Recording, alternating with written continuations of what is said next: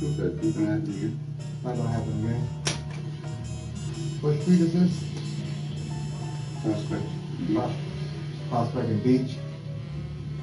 Oh,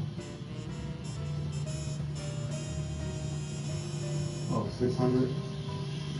What's this? Prospect? This is beach. Oh, this Beach right here. Yeah, that's So Prospect. 600 Beach. This is 600 Beach. Oh. What part of Scranton is it? Southside. Huh? Southside. Southside? You ever had fried pickles? No, never. Sometimes I get them delivered to me. Mm-hmm. I'll probably get some delivered here. You ever want to try some?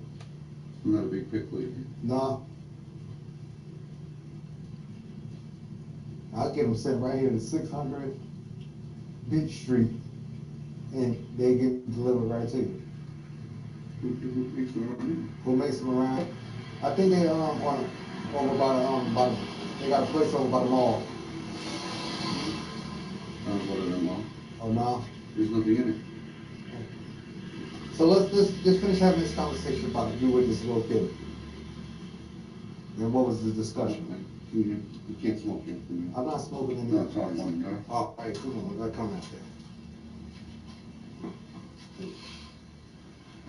No, if you're recording shit, I'm not saying nothing. What happened? No, I'm not saying nothing. You want me to call the cops? No. Huh? Then you want to talk to me then? Oh, good. I do that. I record for your safety and my own safety. You understand what I'm saying? All right then. So let's you ready to continue? Yes. So what was go down tonight? Just jerking off if you wanted to. Just for him to jerk off on you, and you was gonna pay this little kid to jerk off for you. Feel like.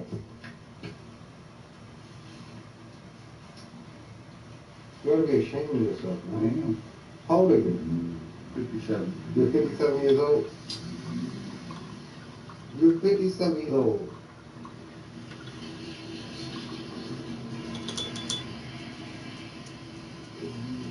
Yeah, my goodness. What's up, y'all?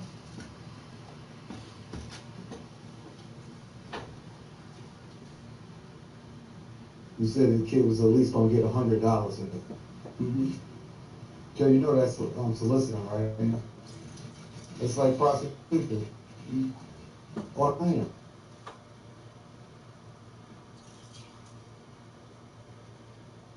Right there, I'm not here to hurt you. Anything like that.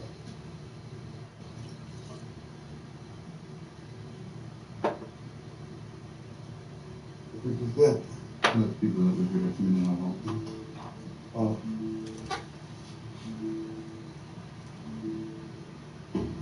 See that light again? What's that? You see that light again?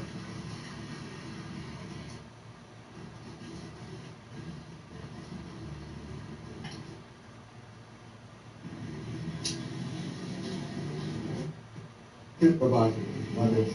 I told you so much. But why would you take that chance then? You know all these things can happen with you too. What if I was a But certain politicians got paid. Certain. Larry Silverstein, we'll start with him, who placed insurance on the Twin Towers. Coincidentally, within a few months of the bombing, he put in the insurance policy acts of terrorism to be covered. You know, like you have flood insurance, you have earthquake insurance. He put acts of terrorism in the insurance policy just a few months prior to the bombing, and therefore he purchased the building for a little over $3 billion. But it was heavily contaminated with asbestos, so much so to where it was deemed uninhabitable. So why would you allow people to inhabit that building? He purchased it, put acts of terrorism in the insurance policy. Once the buildings got hit, he got a major insurance payout of over $4.2 billion. So he made over $1 billion on top of what he already spent as an investment initially. When I say 9/11 is a major conspiracy, not theory, but conspiracy fact, it is well documented. Bombing of the Twin Towers was heavily sponsored.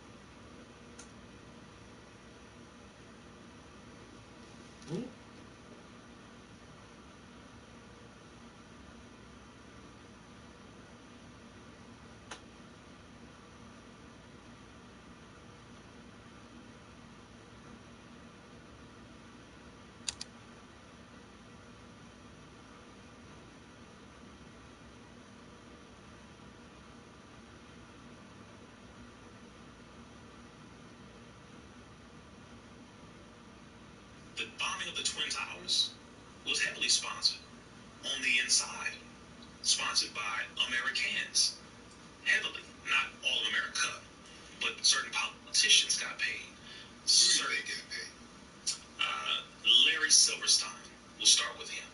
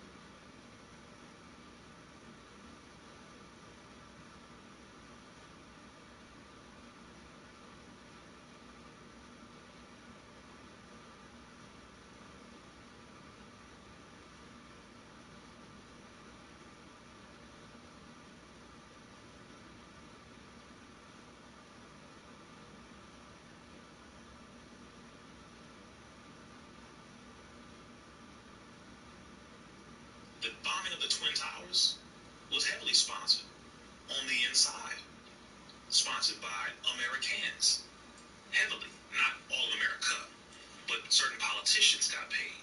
Certain got paid. Larry Silverstein. We'll start with him.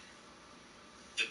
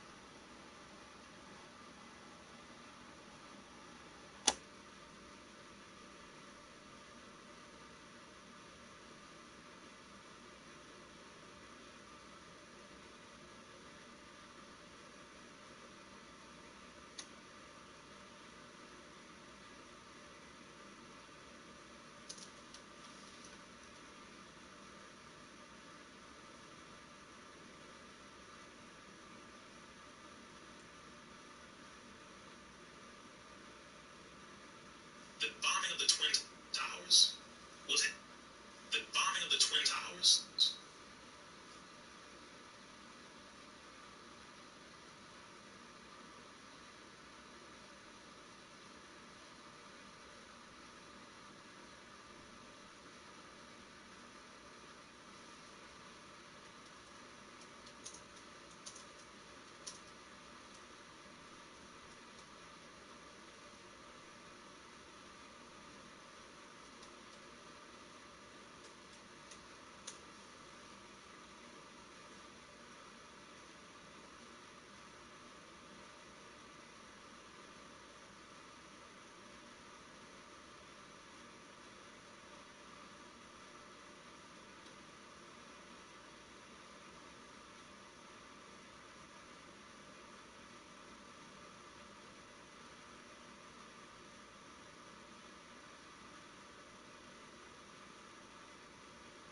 Damn, how come I can't find this shit on goddamn YouTube or somewhere else to watch the whole interview?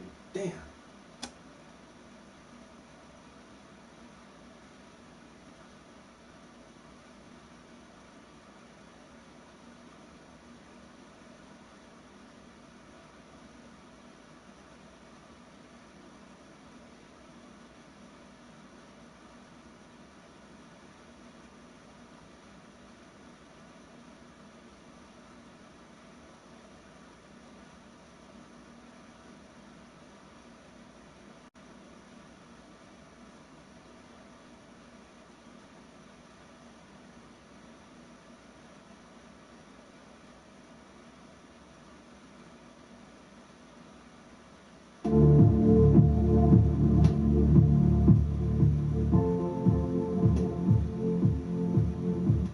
What's up, heathens? How ya doing? I'm the Godless Engineer, and I critically...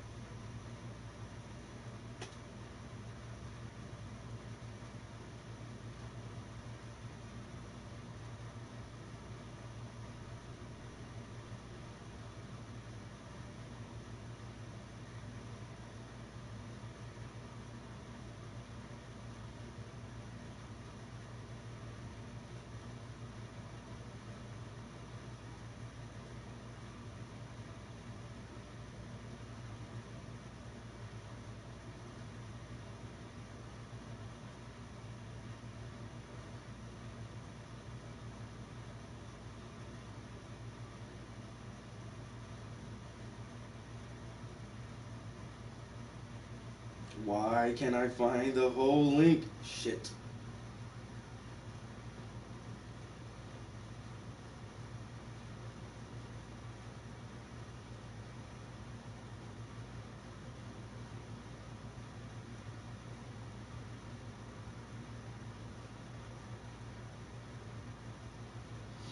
Oh well.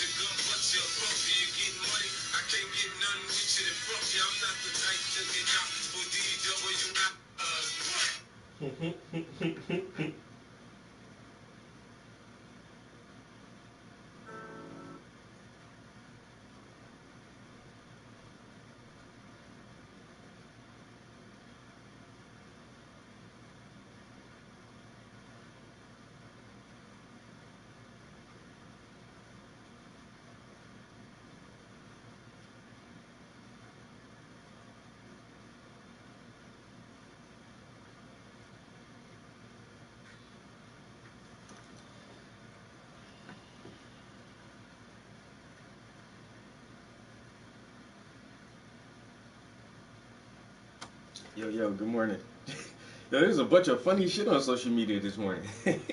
I mean, I just started looking through Facebook, and it's just like funny shit after funny shit.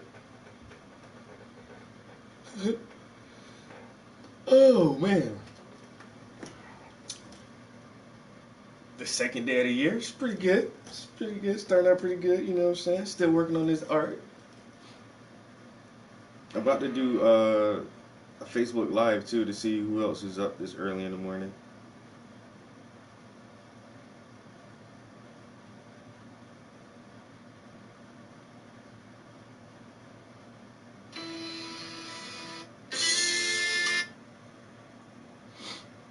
See if anyone else is trying to be up and productive. I just got I might have another mural contract coming up. So somebody contacted me yesterday saying that, what her name is, Sherelle. There she goes. Yeah, so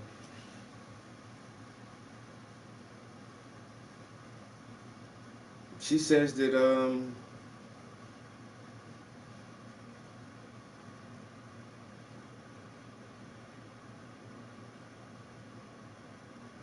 she's opening up a restaurant.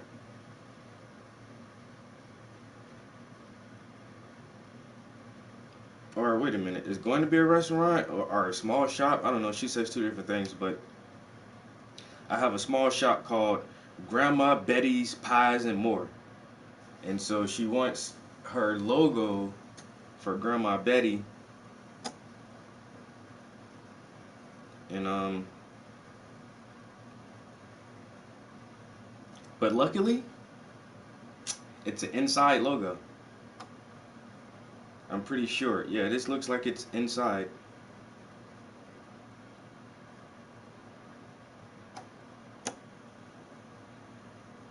So I'm almost thinking like, this might be something I can do by myself over the course of a couple weekends.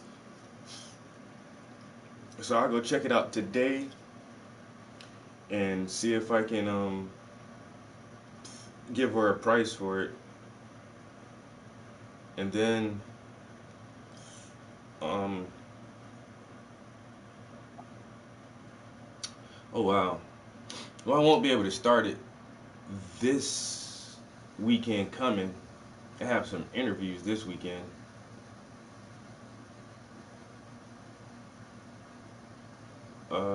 So I can probably look at it today, and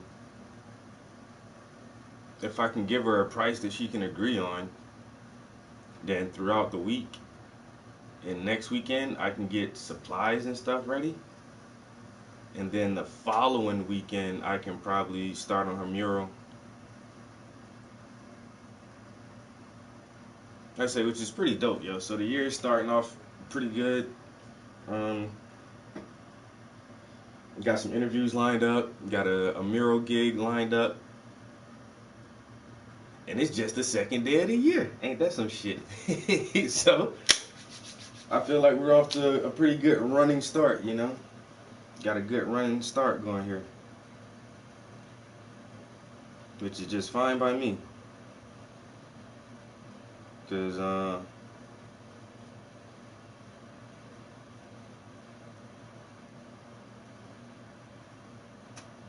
I actually just purchased a brand new digital projector just for this reason.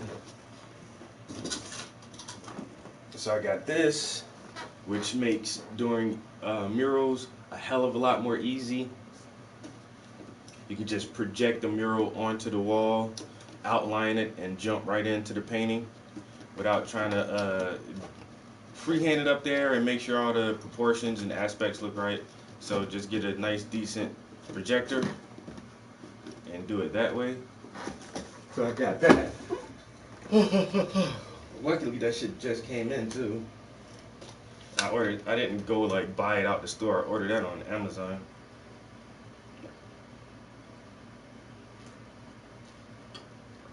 But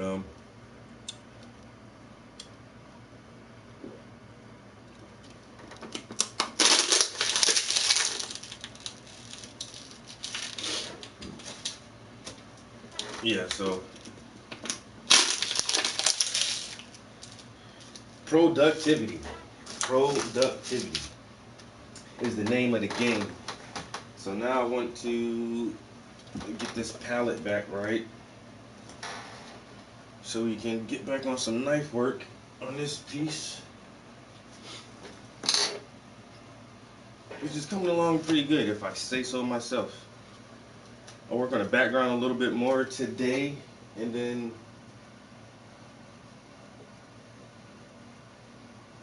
I don't know, I may start working on the skin, or I could put it to the side for a couple days while the background dries and work on one of my still lifes, which I'm super excited to get to.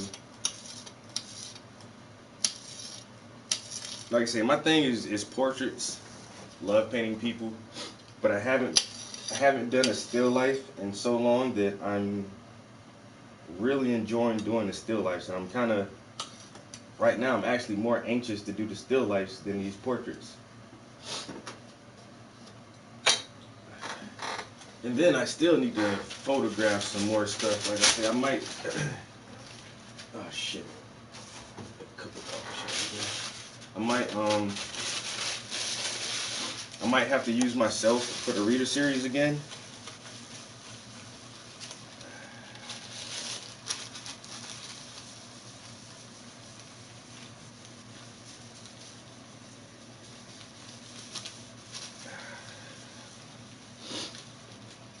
Oh damn! Trying to clean off the palette and messing it up more. You know what? That's what I might put a call out for models. I do it all the time. Swear to God, I put calls out for models all the time and get nothing. It's kind of disappointing sometimes, but it's just like a reality check at the same time too that, bro, everybody don't fuck with you in your art, man. And it's cool. Yeah, that's cool. Everybody ain't gotta fuck with me in my art. But when the rest of the world do start fucking with me in my art, don't come running up be like, oh, I knew Trap when he was on YouTube. I remember you when you was still on YouTube. Now look at you. You at the Smithsonian. You at the African American National Museum of Art. And all that shit. And I'd be like, yeah. And didn't I ask you to model for me? And you didn't? And see, then I get into this thing of like asking the same people to model for me again, which isn't bad, you know. I've painted the same person several times, and that's okay, because those are the people who are willing to be a part of my art. I want to do some more foot paintings. I asked a friend, well, not a friend, an acquaintance, if she would do some foot modeling for me because she has like pretty brown skin. Never really got back to me.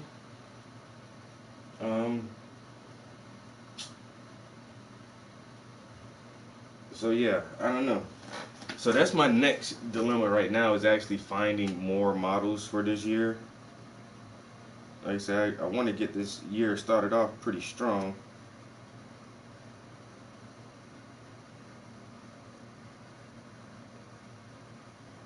I walked in the Cheesecake Factory with a Make America Great again.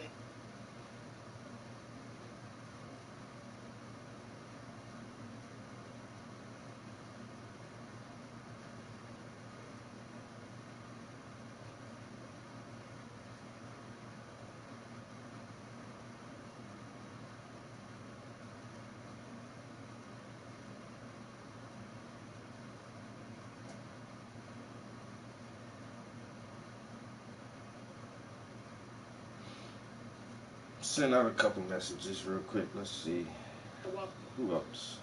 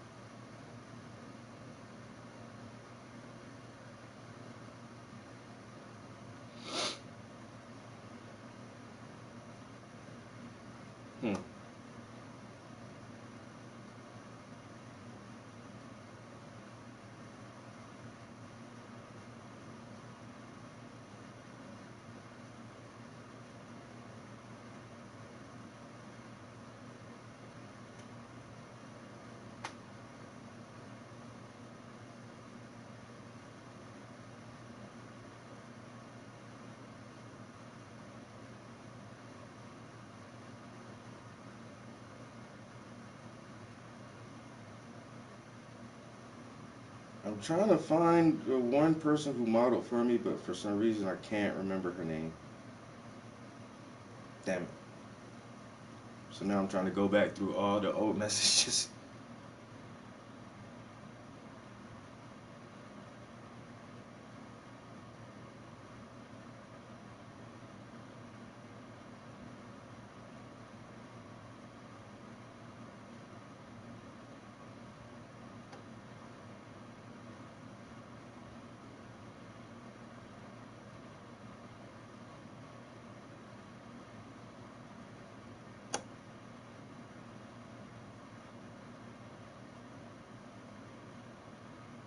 No?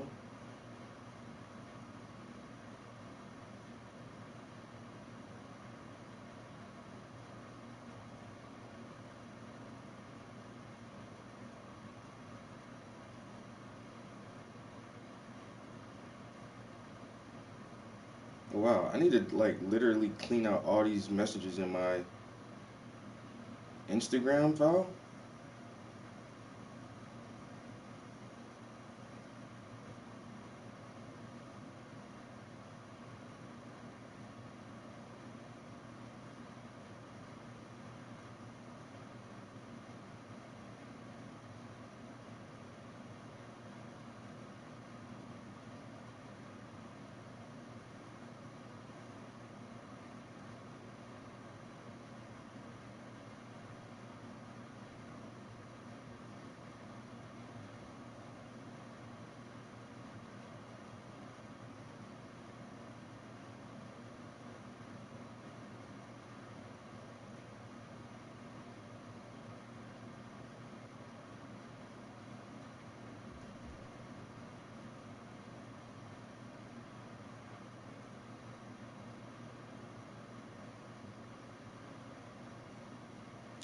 Alright.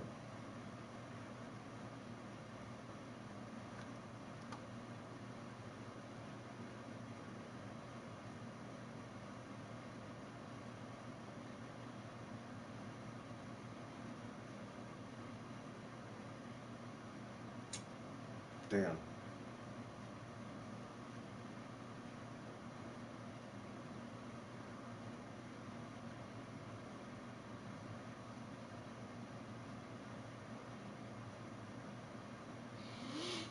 Oh well. I can't remember her Instagram tag.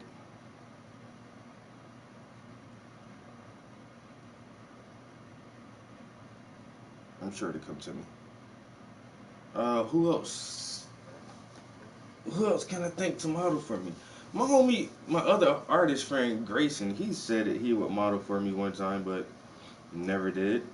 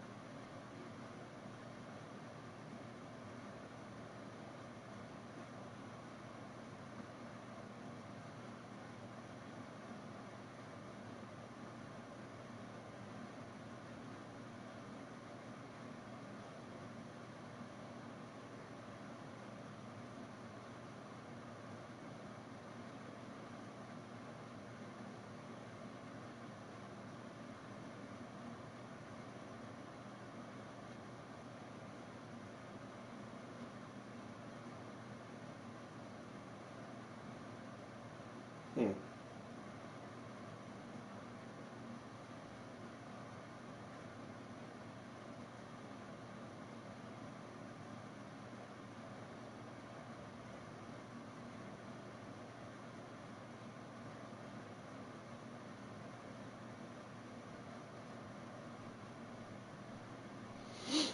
Well,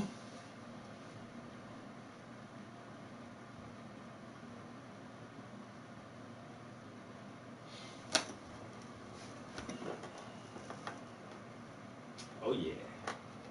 So this is gonna be wet for days on end. For days at a time. This is old. Yeah.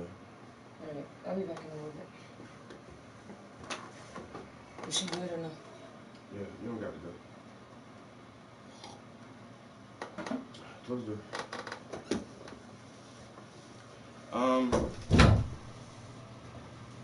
I'll be down to talk to you in a minute. I really, really, really need some motherfucking models, yo. Like, this shit is ridiculous, man. And I say, man, I'm to the point where I don't like asking people to help me with my art. I don't know. Because I ask and ask and ask and ask and ask some more. And then, like, nobody ever really pulls up, man.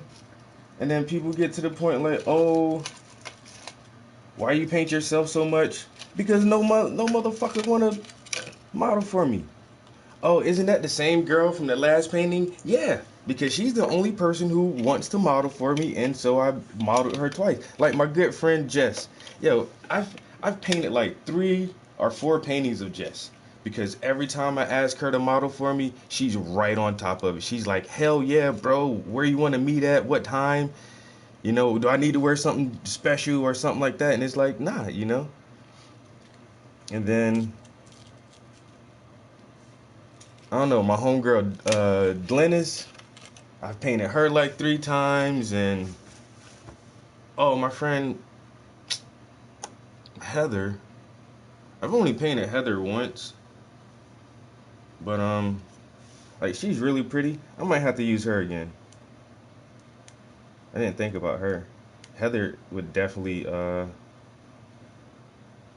but honestly, I need a dude, yo. I haven't painted a man in so long. Like, I swear, like the last 7 or 8 paintings I've done have been women.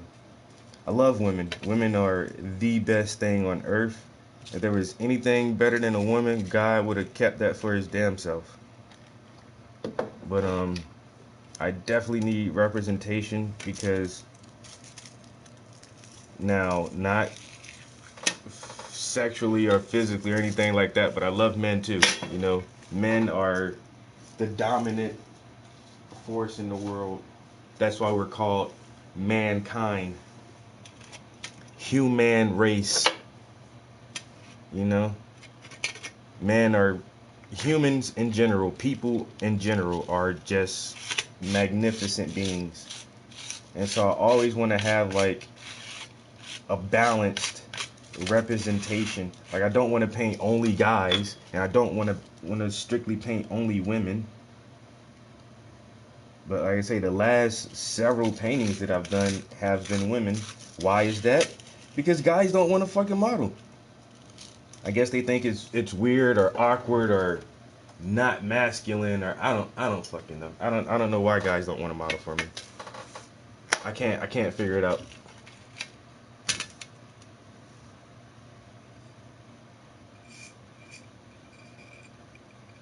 So it is what it is.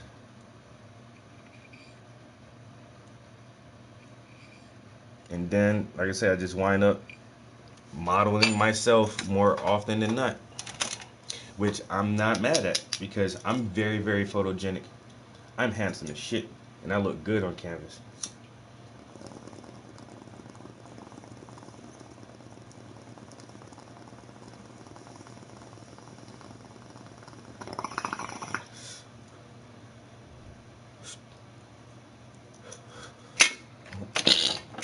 But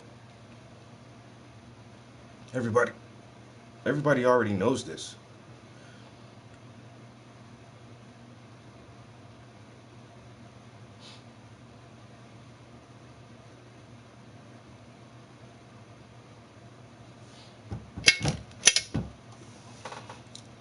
That's why I still don't get it. Still don't get it.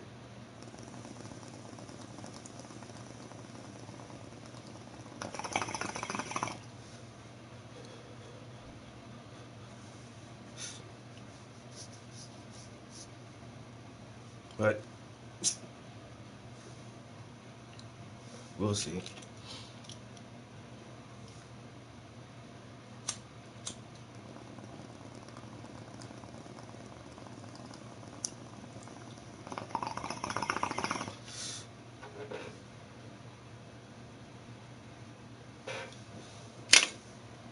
Yo, what's good?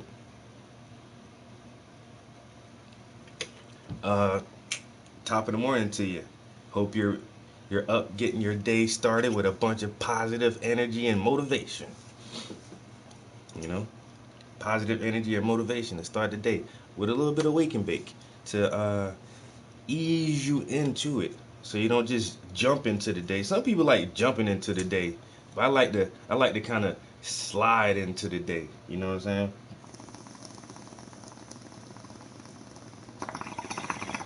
Got to slide into it. You got any plans on this big Sunday morning? What are you getting into? Cause me, I am already in the studio. This is my comfort zone. This is my zen spot. And it is, my clock says it's 6:21, but I'm live on YouTube. Yo, if you're not subscribed to my YouTube channel, could you please go subscribe to my channel? I need more subscribers. It's just my regular name. My name is Travis Prince. So if you just go to YouTube and type in Travis Prince, my channel should pop up. And actually, I'm on air right now, live on YouTube, and I've been in here for 41 minutes. So I've been up for a while. So I've been up for a few minutes before I came in the studio. Then I've just been like literally just sitting in here for like 40 minutes. Like I said, you gotta ease into the day. You just can't go and run in the studio and grab a brush and start slinging paint and shit. It don't work like that. Not for me personally. For me, it don't. I gotta ease into it, man. Look, I need a cup of Joe. I gotta try to get things organized. So what I have done this morning. So I did swap out my thinners and I got some cleaner thinner in there, so that's good. I did get most of the palette clean, so that's good. I can now just apply some more white paint to the palette, so I got that squared away. And I had coffee. So yeah, so I've accomplished 3 things this morning already. So I changed out my thinner, I cleaned off my palette, I'm drinking coffee. That took me 42 minutes. That's 42 minutes of being in the studio. But hey, that's how it is. As long as I'm in the studio, I feel like I'm being productive because I'm not doing other shit. You know? I am in the studio. No matter how little gets done, it's getting done. And progress is in increments. So each little thing you do always adds up to getting you towards achieving your goal.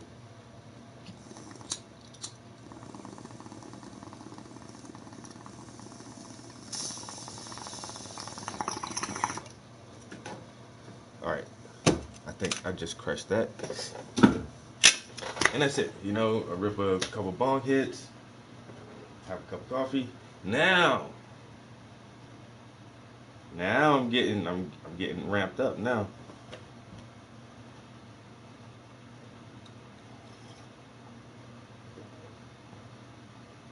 Hands, and this is a very, very old issue for a long time, like hands and feet. And that's why the French Renaissance was amazing because they purposely did all of these extra hand gestures and had the prominent feet placements because it is so difficult because there are so many facets and surfaces to the fucking phalanges, and they're amazing because we can do this and no, we have an opposable thumb. Like, our hands are fucking amazing, but with so many facets and surfaces and lights, and how the palm of the hand, the skin is actually somewhat translucent depending on the shading of the actual skin tones. Like, hands are hard, very like fine wrinkles and everything. Like, the hands are an amazing thing, and for me being an artist, like, I really try to protect my hands and my eyes because without my hands and my eyes, I can't do my art. But I've always been fascinated with the hands, and if you notice, a lot of people, a lot of artists stray away from painting hands and feet. They will frame the image in such that you don't see the hands and feet.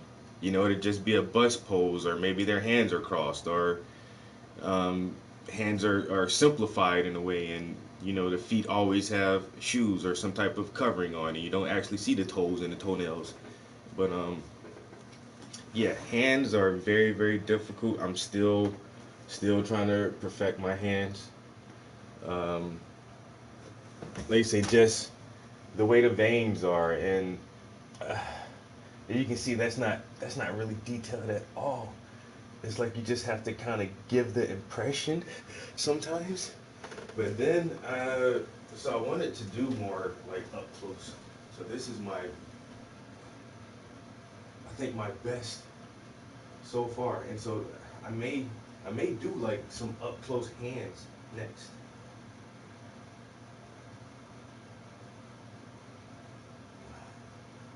But yeah, hands and feet are they're not easy at all. They're not easy to paint. They're not easy to draw. But they're fucking fun. It's fun as hell. See? No hands.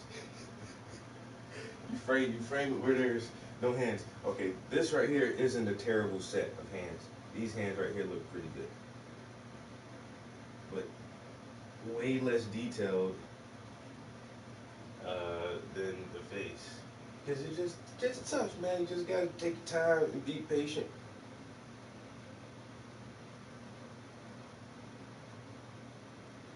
Take time, be patient with yourself, and then do that shit over and over and over and over and over. And practice doesn't make perfect. Practice makes you better. That's it. You just keep doing that shit, yo. I don't think I've really done like a really strong set of hands yet. Like I say, because I like full frame a lot. I like either I'm gonna go full frame or real tight with the portraits. But I don't really just focus. See how tight that one is. But then the hand isn't really still the focal point. But I literally saw this other. I think he's an Italian artist, but he did like a hand, a Caucasian hand, but it's in a black room, and he has a candle, like a long white candlestick that's burning, and that's the light source for the hand.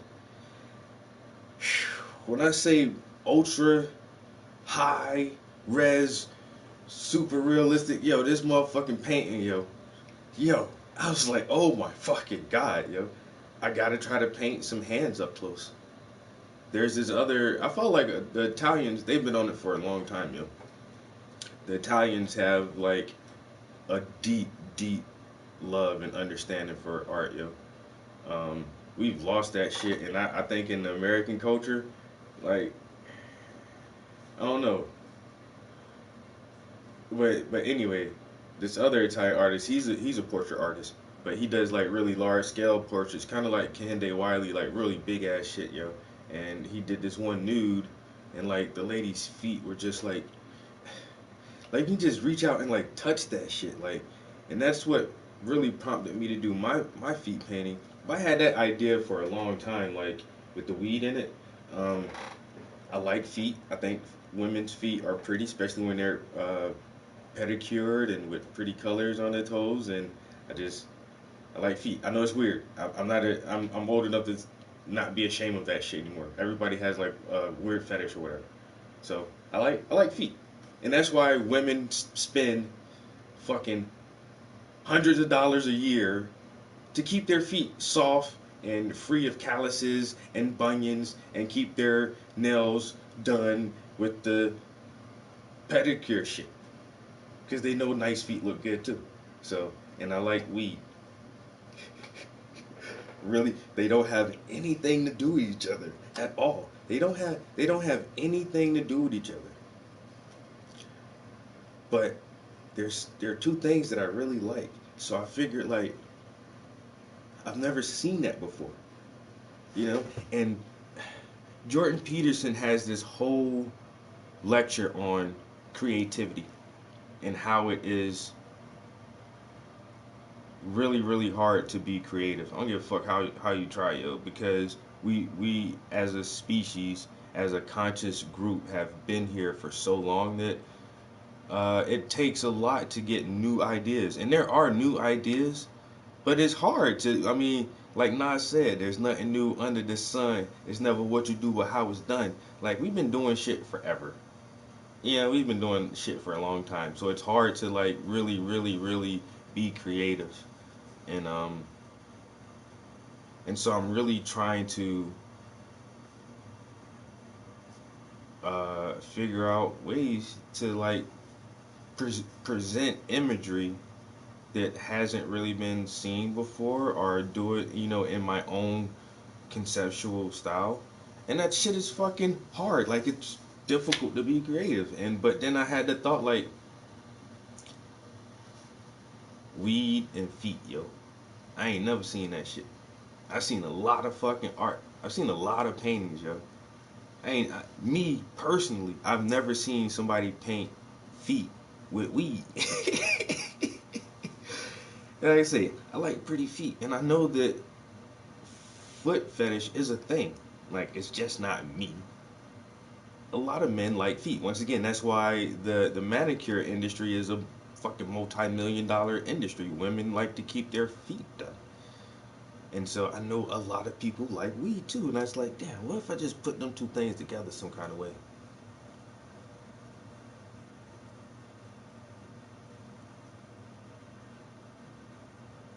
Yeah, that Da Vinci shit, yo. so, so like that, like I'm saying.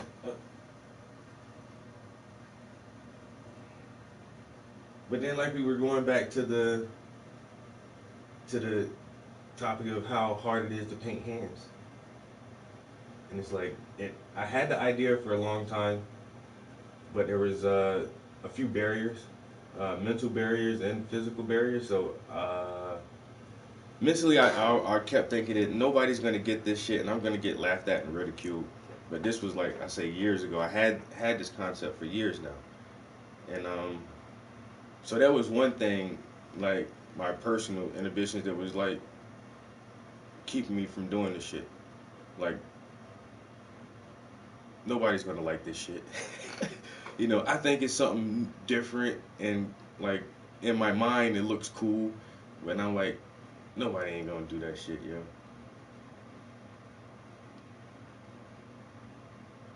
Hand and feet, like, oh, I already got a pose. Soon as I read that shit, I got a pose in my mind already. Like, talk to my man on YouTube. Um, but yeah, so just playing around with that idea for a while, and then I don't know, like recently, like last year, I really just got to the point where I'm like, I think people take me serious enough as an artist that my work is somewhat respected.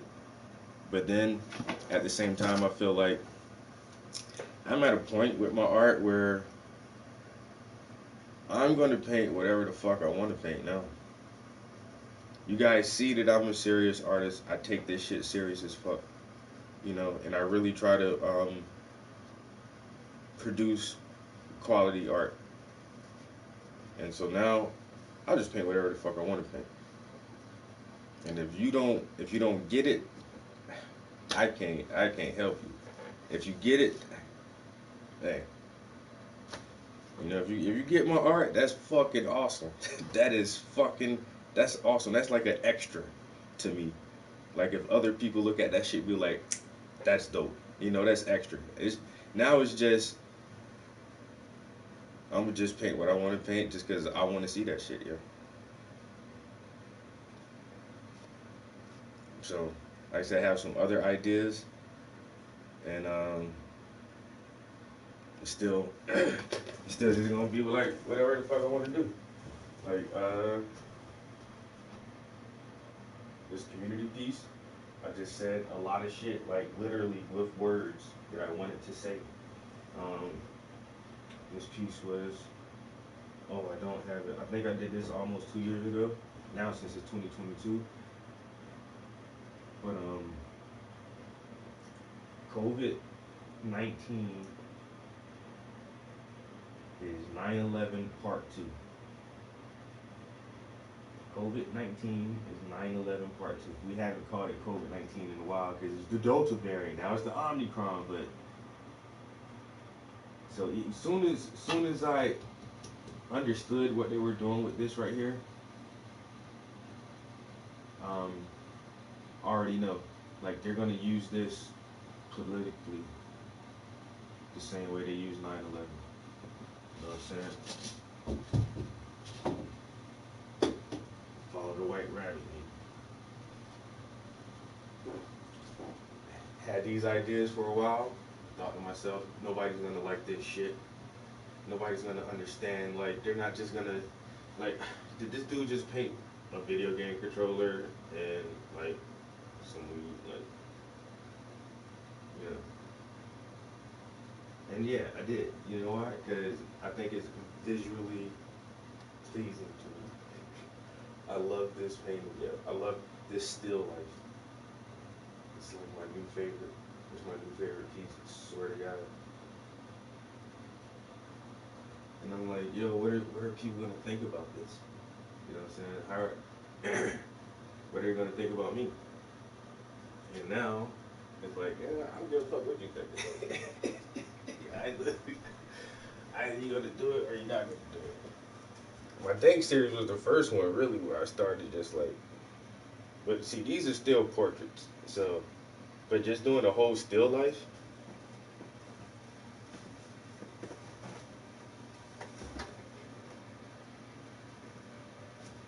Mm-hmm. The Think series, the Reader series. I got several different series, man. And now the Still Life series.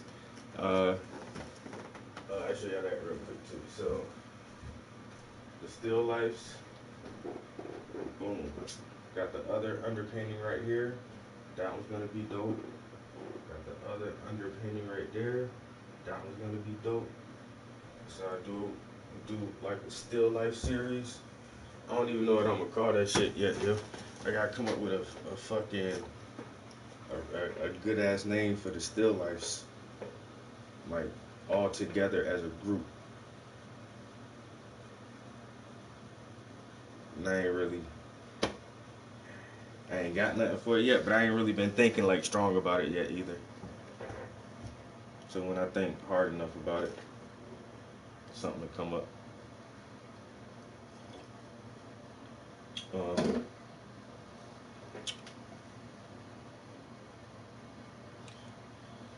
But yeah. Oh, and this piece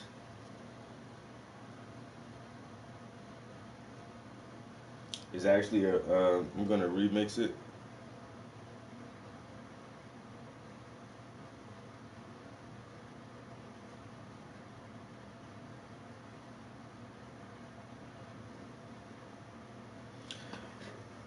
Smart, bro. Well, I'm going for a grant right now, yo. If I get this grant, Ain't no telling what I'll be able to do with that shit, yo. When I already painted this image one time before, yo. I already painted this shit, yo. But then I sold it. I gave the guy who bought it like a little discount too, man. And it's like part of the Reader series. And it's like it was literally one of my favorite pieces from the Reader series. And then on top of that, like, that motherfucker brought that shit early. Like, I only had that shit for like a couple months after I finished that shit, yo. And then I think I had it in 2 shows. I showed it one place, like soon as it was dry and able to get out the house. I showed it at this one place, and then like a couple months later, I showed it at this other place. So the second time I showed that shit, well, somebody bought that bitch, bro. I'm like, damn. That's cool, cause the guy who bought it, he's like a real art collector. This motherfucker collect art, yo, and he has an amazing collection of art, yo.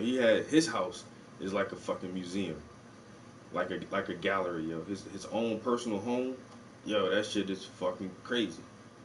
This motherfucker got all kind of art, but he buy like the best art from like local artists and shit. And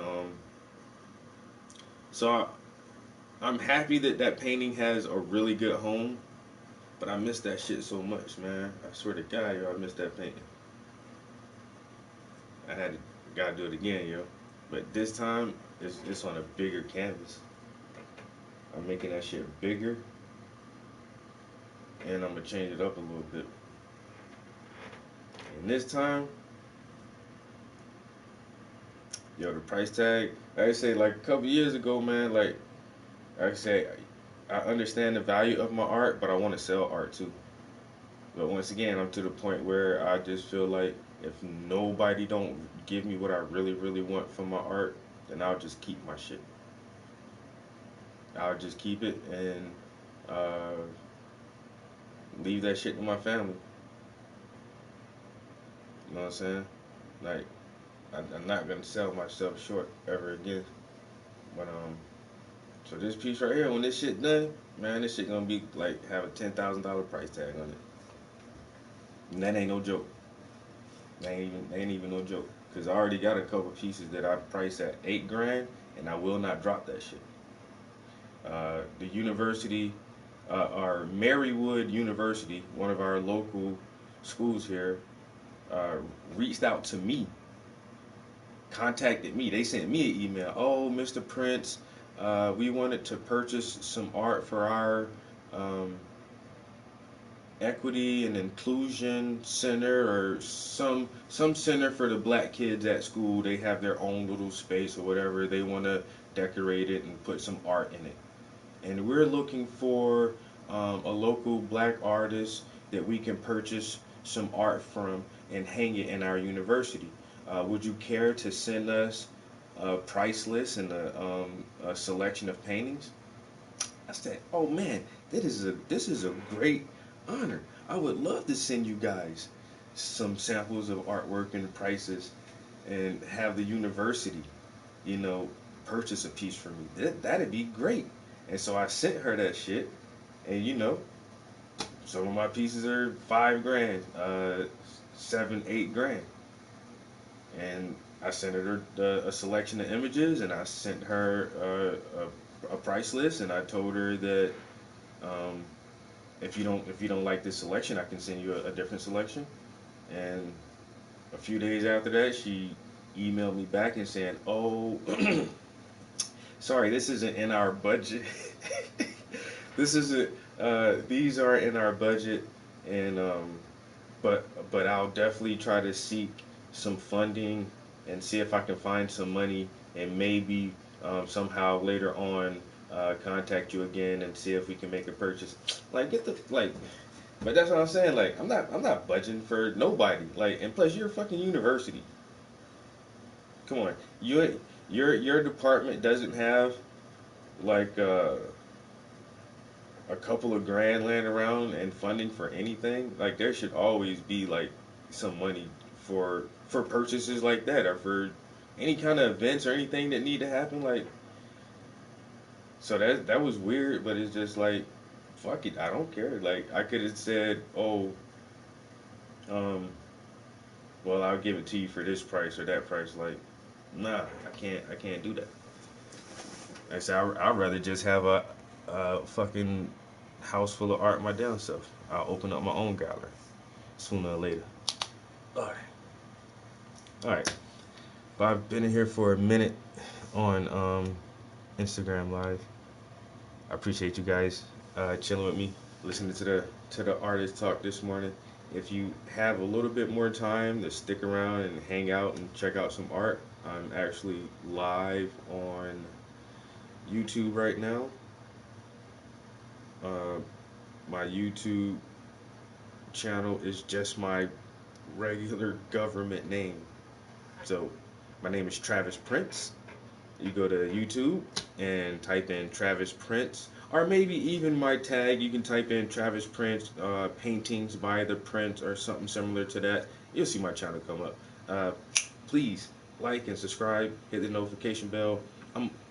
I'm normally live in the studio to have conversations, to share the art, to share the process. And so I enjoy doing that, kind of like the Black Bob Ross. I really, if you go to my channel, I literally have thousands of videos. No lie, like I have over 1,000 videos because I'm always in the studio and I'm always willing to share my studio with people interested in art. So thanks again for hanging out with me. And like I say, I will be on YouTube for a couple more hours. Hope to see you over there. Peace.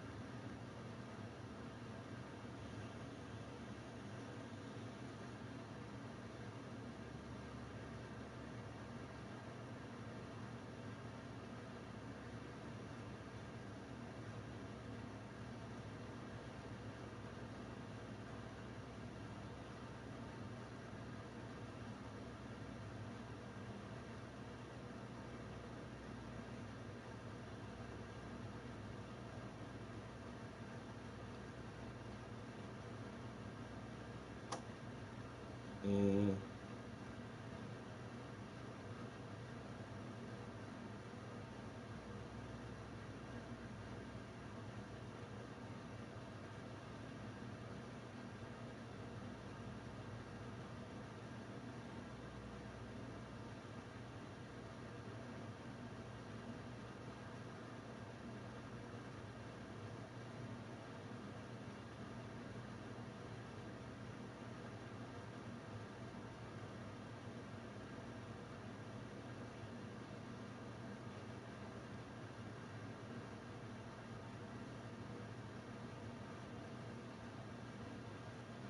All right.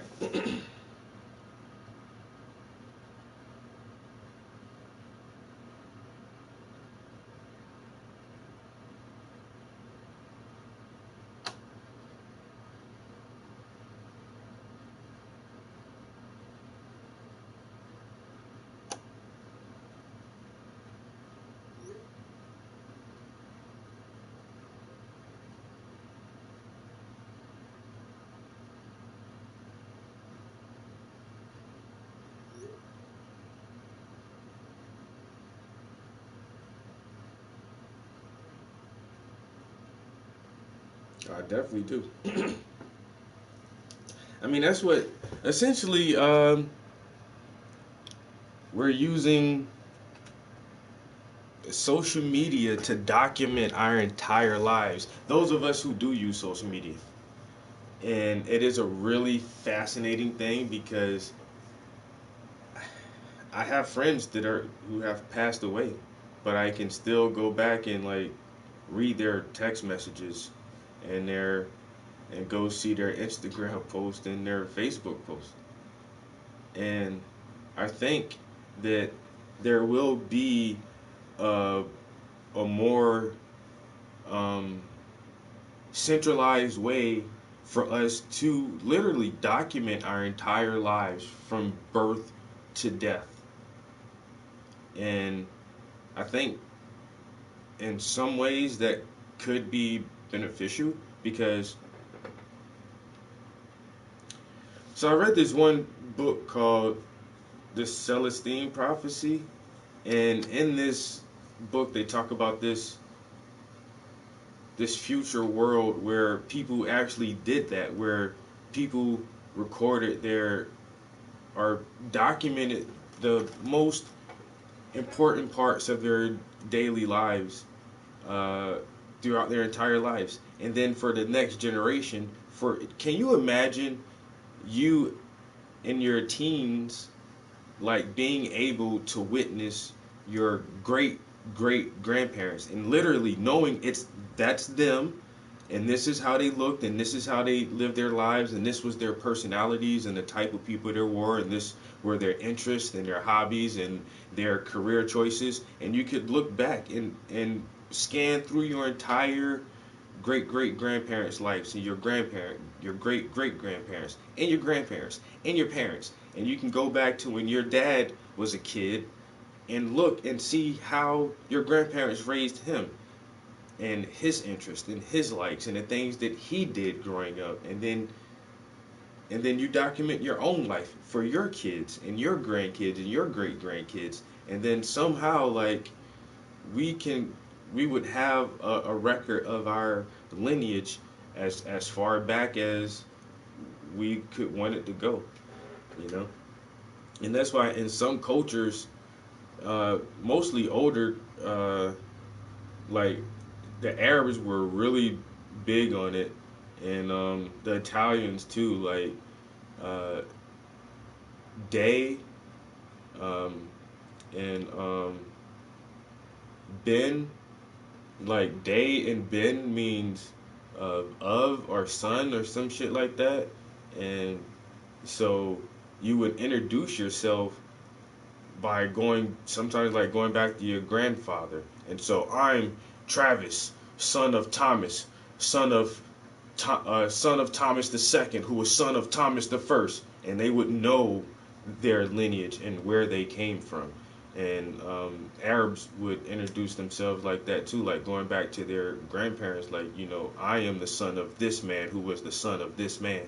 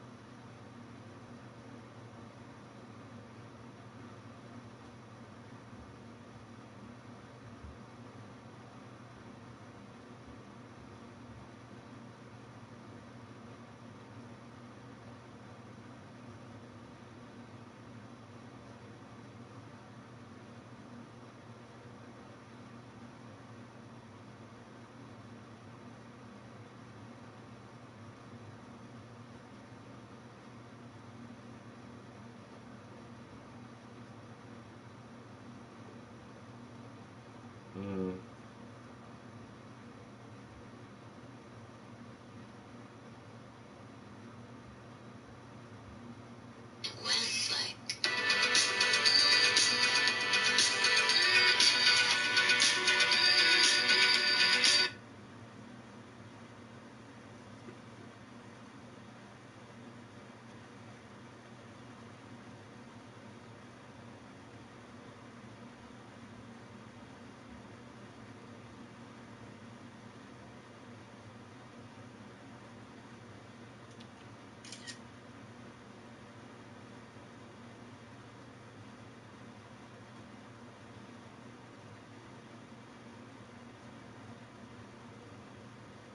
Alright, I really gotta start painting.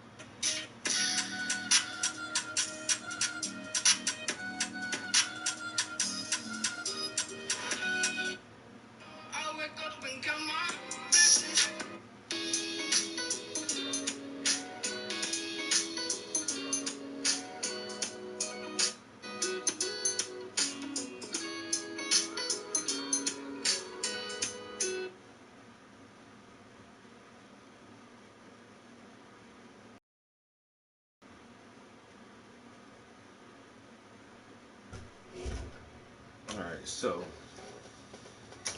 put out a call for models.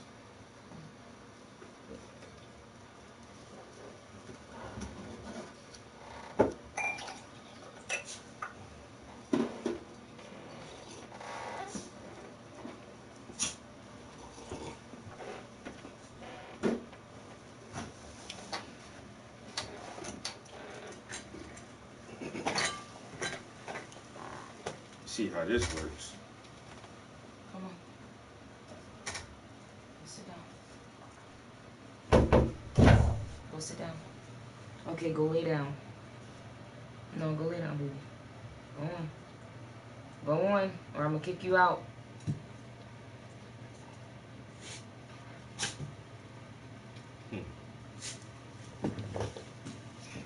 What?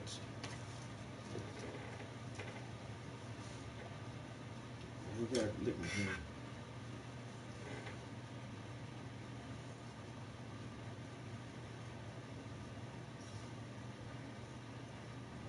Bombing.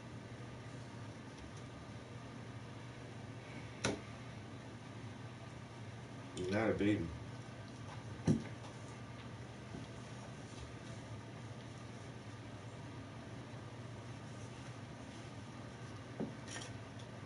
Alright, you're gonna get hair all over me. Look.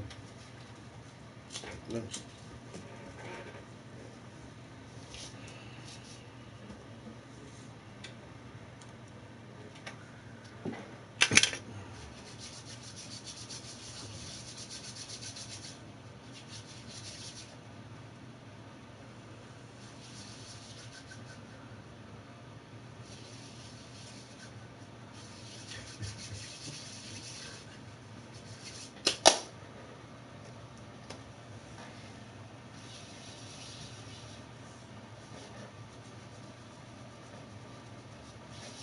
One of my homeboys who owns a clothing store. He likes to keep my art hanging in his store.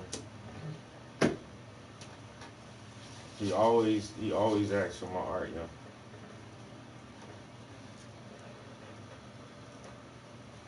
But barbershop, never thought about that. This other artist I follow, he did this dope ass barbershop painting. That shit look good as fuck, yo. It's something easily relatable, you know what I'm saying?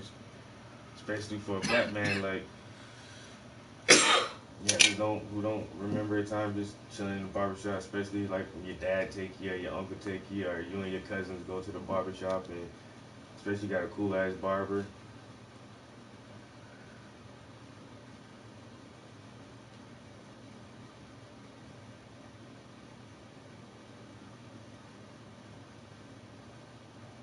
Y'all follow so few people on Instagram, like when I refresh my page, nothing new pop up.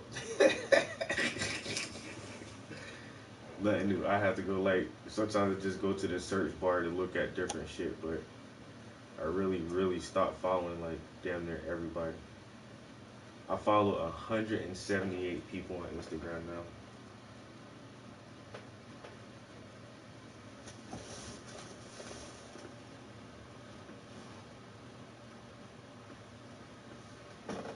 You gotta coordinate. Did you know your daddy got on a mushroom belt?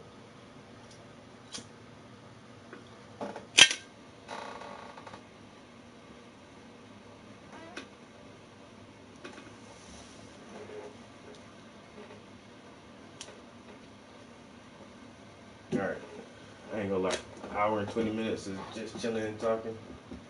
Let me get something done. Let me get something done. I said I did a little bit, but now let's see. I really just want to work on this shadow behind his head. I gotta come back to all of that. And I said, there ain't really much I can do until a lot of the white dries with the background anyway. But so I might actually get some skin tone. No, I might actually get the pinks out and do his shirt is what I might work on. I didn't think about that. And this would be a good time lapse for a good reel, yo. My reels get numbers now, yo. Like, just still trying to find the right time to publish them shits. Like, I was publishing them like early in the morning, like 5 o'clock, and they were getting numbers, but then it stopped. But then I I published think it's the tags too. I've realized that. the tags on it. Yeah, because certain tags, like I've realized, I change them every time, and now we need to like copy and paste on our most popular ones and see if that like transitions But over. I heard that you're not supposed to use the same tags all the time. And I generally don't, but And so sometimes I always put my 2 tags. Paintings by the Prince, I mean that makes sense. art and education. And then Juice put that. and then it's just, sometimes I don't know what to tag after that. Yeah, I know. And I always do like the regular ones, Instagram, Instagood, because those are popular, but that's the thing, sometimes they I don't put do well. reels on there sometimes. The good when I do Insta Good Reels. Morning, that one actually did pretty well. Like on this post, I only got like 300 views on this, but I'm talking about like in a short amount of time, like just in like less than an hour, and I put Good Morning on that. But I have to see my most viewed reel. You got a lot more followers than me. That's what I think. That's what I'm saying, yo. It's not even your followers, yo. It gets in the regular rotations. Yeah, and like this one got the most views, our anniversary video, and I didn't put any hashtags on it at all. But that's what I'm saying. How do you get it in the normal reel rotation? Because I go through my reels and I don't follow or know half of And you these know what else? motherfuckers. You know what else that I realized too? The song. If you look at the song, And that's what at I the try top, to do. I try to it'll do a be like popular 6,000. Yeah, 6,000 views. But if you see something that has like 100,000 or more views, then it's something that's trending, and people are gonna be more likely to listen to. So it's almost like following the trends, and that's what I've realized. It's the song, the hashtags, and the time of the day. So like if you normally post art at 5:30 in the morning, then post art at 5:30 in the morning, and then if you normally post other shit at a different time, then post other shit at a different time. Okay, so the last 2 posts I just put hashtag art education painted by the Prince. And this post I put It's random too. Like I said, like maybe some videos are just more interesting to people than others. Okay, on this one I put still the 2 things I haven't really tagged is still lifes because I haven't been doing those, but I tagged still life, and in this one I tagged 2022, and that shit got Definitely you need over to 1,000 views. Every time I put Reels or Reels Instagram, I always get 1,000 views. Those 2 combinations. The first reel that I put up was that reel of us together on vacation, and I just put Reels of Instagram, and that shit has over 1,000 views. And I'm pretty sure. Yep. Okay. All right. I'm seeing something now. So this right here is tagged Reels, oil painting, and still life, and that shit got 2,900 views. I'm telling you, With the Reels and then there. Reels Instagram. I'm looking at my shit now too. Like all my shit that's over 1,000 has the Reels and Reels of Instagram right next to it. But see, this one right here is over 1,000, and it's just art and education, paintings by the Prince, art studio, and I mean, I'm not saying that it student of can't. life. It can't, because like I said, our anniversary video, in this video here, I didn't put any hashtag or any caption at all, and it still got like 1,000 views. But generally speaking, I think the Reels and Reels of Instagram. And now I'm gonna have to go do some research and see what's the best hashtags for artists to use. Yeah, in a way. Yeah, I mean, kind of in a way. This vlogging was podcasting before podcasting.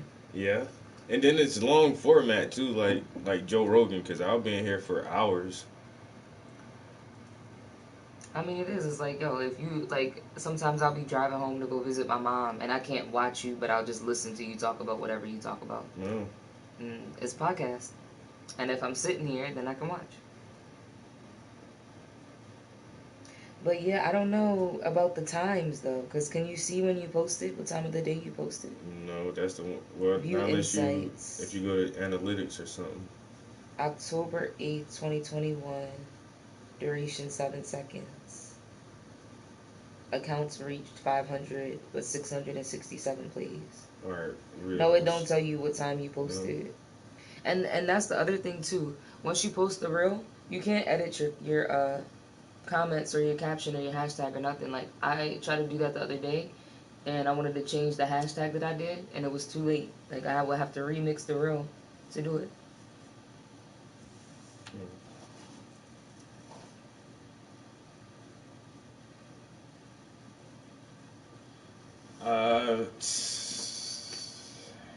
I go live like at least 5 days a week, yo. 6 days a week. That's average. Sometimes I go live twice a fucking day. Especially on my days off. It's very rare that I don't turn the camera on when I'm in here, even if nobody watches this shit. Like I said, it's like documenting myself, and I'm cool with that. Like nobody don't have to watch, but if you want to watch, hey, you're more than welcome. But but almost every day. The only time I don't turn the camera on is when I don't want to get distracted by anything. Like now, we've been in here for an hour and a half. I really haven't touched the canvas yet, and I know I can do that. I don't mind talking for a little while, especially when it's a good conversation. So I don't mind doing this, and I know that. But if I really like, if I feel like, oh, I need to get to this point today, and I'm only going to be in the studio for 2 hours, then I'm not going to turn the camera on because I know I'll waste an hour just talking. Like there was a couple times when I was working on that cane that I did not turn the camera on. I needed to get it done, and that. Oh shit! I still got that cane. I gotta tell Eric. Let me check that shit, man. Tell him to come get this shit. Well, it won't be Christmas. It'll be a New Year's gift. Oh, I told him, man, like that shit might not be dry by Christmas time, bro. Yeah, he said if you can, but if you can't, okay. I might varnish this shit one more time.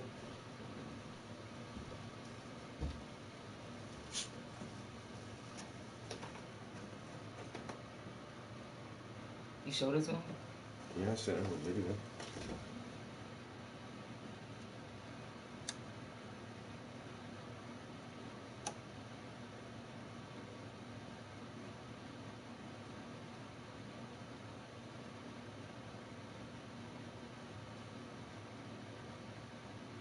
Does look cool with the contrast. Kept thinking about putting color on it, but I was like, nah. And this is, I don't know, a very conflicting project for me because I feel like I wanted to do more, but doing putting more into this project would really, because there was no guidelines, and I don't like that. I don't I don't like to not have guidelines if I'm doing a commission. That means if you don't tell me what to do, that means I have to come up with the idea. I don't like selling my ideas for cheap. And, period, point blank. Like if I have to come up with something myself, I'm gonna charge you a lot for that shit. You want me to use my imagination? This isn't something that you already had in mind and you got a image set up for it and everything. I have to use my imagination. I need thousands of dollars for my imagination. I need thousands of dollars to use my creativity and let you own that shit. Let you own my idea. And so I felt like I could have did more to this, but honestly, like I'm not gonna charge my homie like $800-900 for a fucking stick. So I'm just like, this is it, bro. Because if I keep doing any more, bro, I'm gonna want way more for that shit. And I already got three cool ideas on here. Like the dude last name is Lion, so I put a lion on it. And he likes bulldog, so I put a bulldog on it. And then the stick was actually very cracked and fractured, so I had the cool idea of like I could have patched it up with like wood putty and sanded it and made it smooth and wouldn't look like there are any cracks in the stick at all. I said, what if it's a gold vein like running down the stick like a magical staff or some shit, like some crazy wizard staff, and like it had, I don't know. So I was like, I'll just pack it with gold, yo. I don't know why, but I really love that part of it. I think that's my favorite part. Is that like, yo, is that a gold vein? I didn't even see that till just now. The shit got gold coming out of it.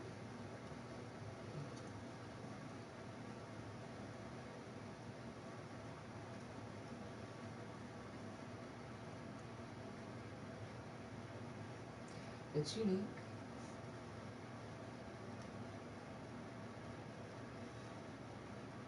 Could have wrote his name like there. But that's what I'm saying. Like then I got to keep thinking about more shit. I mean, you could put his name on that. It's done. It's done. And on top of that, I told him like we agreed on the price. I was like, I'll even take $50 extra off, but just give me this, cause. And then it's weird to paint around. I don't like that. Sure, that's hard. It's weird as shit. I'm not doing this. I'm doing this. Like, I don't like that. I ain't gonna lie. That shit is awkward. That's not a sticker that you just. I had to like go around. Like, bro. I'm done. I'm done. Give me this amount, and I hope you like it, cause it's one of a kind, and it is very unique in a way. But it's just a white stick now.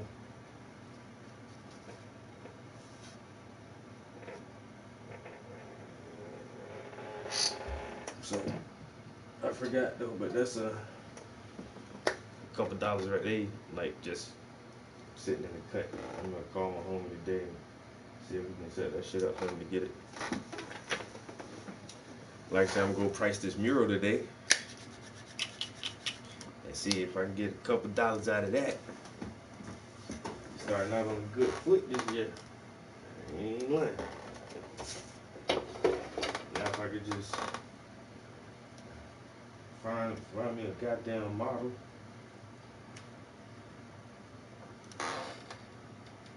I want to do it like,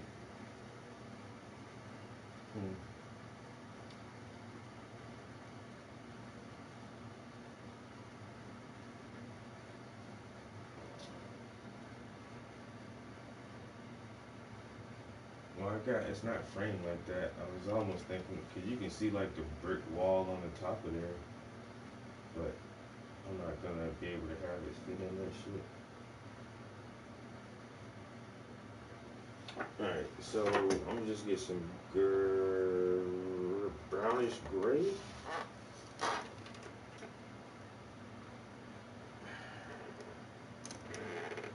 Could we do that? No?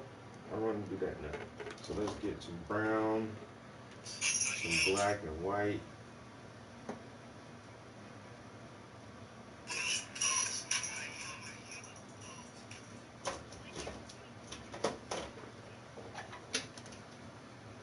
Well, I better not add too much because like I said, I only got this one small section, so let me see if I can get away with just this smidget of this paint.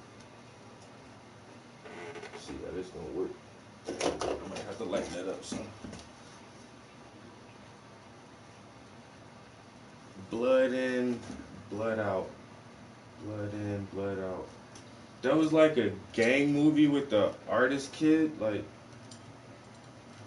the one kid was an artist or something. What the fuck I do with my phone?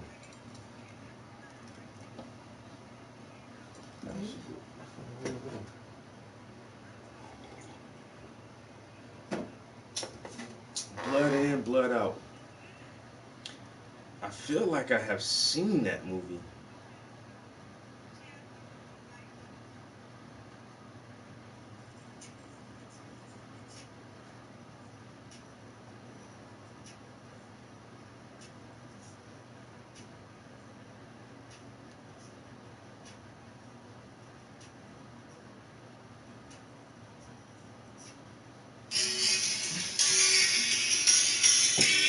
In the heart of the city, In the heart of the city. in the soul of its people, No, I don't think I've there's a seen this. power stronger than law. I have never been so proud of my life as today. A force deeper than friendship. I don't forget where I come from or who I am. That's what keeps me going every day. A passion greater than life. Who are you fighting? You're just fighting yourself. Los Americanos are my family. I'm your family. It's the tie that bound them together in their youth. Let me see the color inside you. And now will drive them apart. This is the epic story of three brothers. Run, now run! Fuck those locals forever, now let's go! One searched for truth and the law. You kill your own people, no! One expressed his passion through art. Yo, I did I did see this movie. Why don't I remember like all those first scenes? No one can stop us. I don't know, it's been so long, like I kinda remember it, but Blood in, blood out, I thought it was like a gang or something, and then one dude was like a painter. Yeah, and the other dude was like a cop or some shit. Like I kinda remember that shit, yo.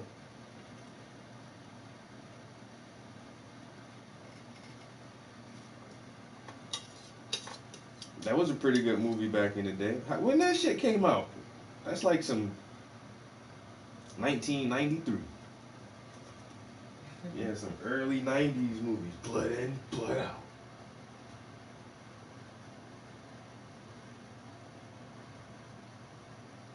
You know what? Not gonna lie. My art teacher told me to watch that shit on the low.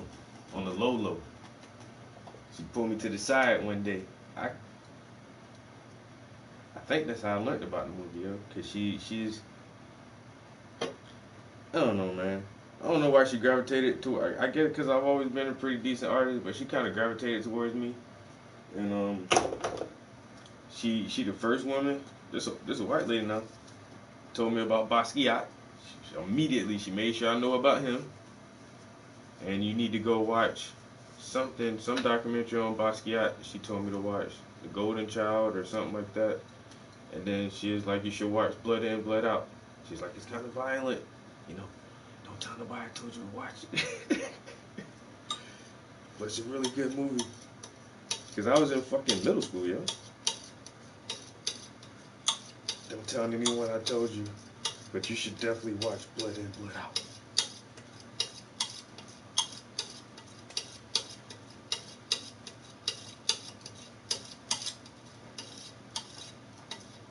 Alright. Is that it? It might be it.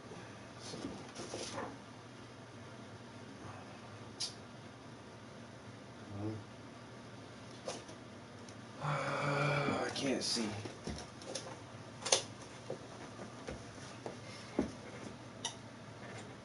Alright. That's why I'm trying to do that shit in the fucking dark.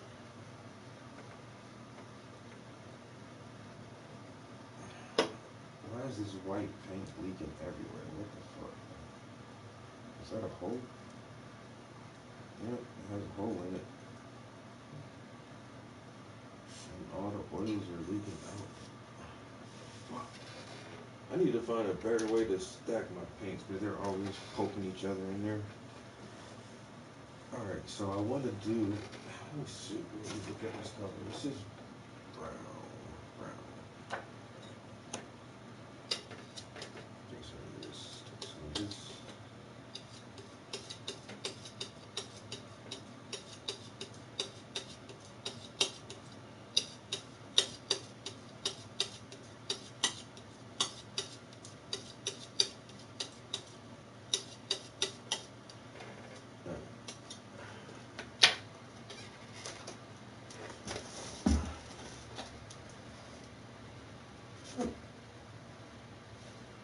Analyze apologist claims give you the best arguments and information so that you can stand up and use your voice. Today, we are going to be looking at 5 shocking proofs of Jesus' resurrection. Shocking proofs like this. Reason number 5 was that the living body of Jesus Christ was never found. If Jesus never rose from the dead, then that means that his body would have still been in the grave, which means that all the Romans needed to do was simply reproduce the body of Jesus Christ. So the made-up stories, commonly called the Gospels, prove that Jesus was entombed and resurrected. And so we're just going to ignore the timeline of when and how there's the no Gospels body. were written, meaning that Gospels are not eyewitness accounts and were written way too late to convey any useful information about Jesus. I mean, they never even cite a historical source. All of their sources are just scripture.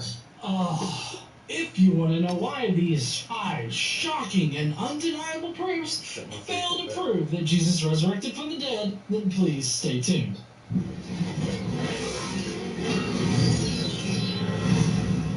Got that email? Today we want to ask the question, how can we know for sure that Jesus Christ really did rise from the dead? I mean, is this just some myth or some clever fable that a group of people made up that has trickled down throughout history that we have just been told to believe? Or is there some evidence or some proof that this is really indeed the truth? Oh, it would be great if there was any evidence that the Gospels or any of Paul's statements were true. But there isn't any evidence. You see, the Gospels attempt to place Jesus in history. Damn, this shit is so Typically, nice. this is known as euhemerization. The Gospels are not historical documents that tell us about the life of Jesus. They were written 40 or more years after Jesus supposedly died, and the authors didn't even cite any historical sources. They only cite scripture. This is simply not how ancient histories are written.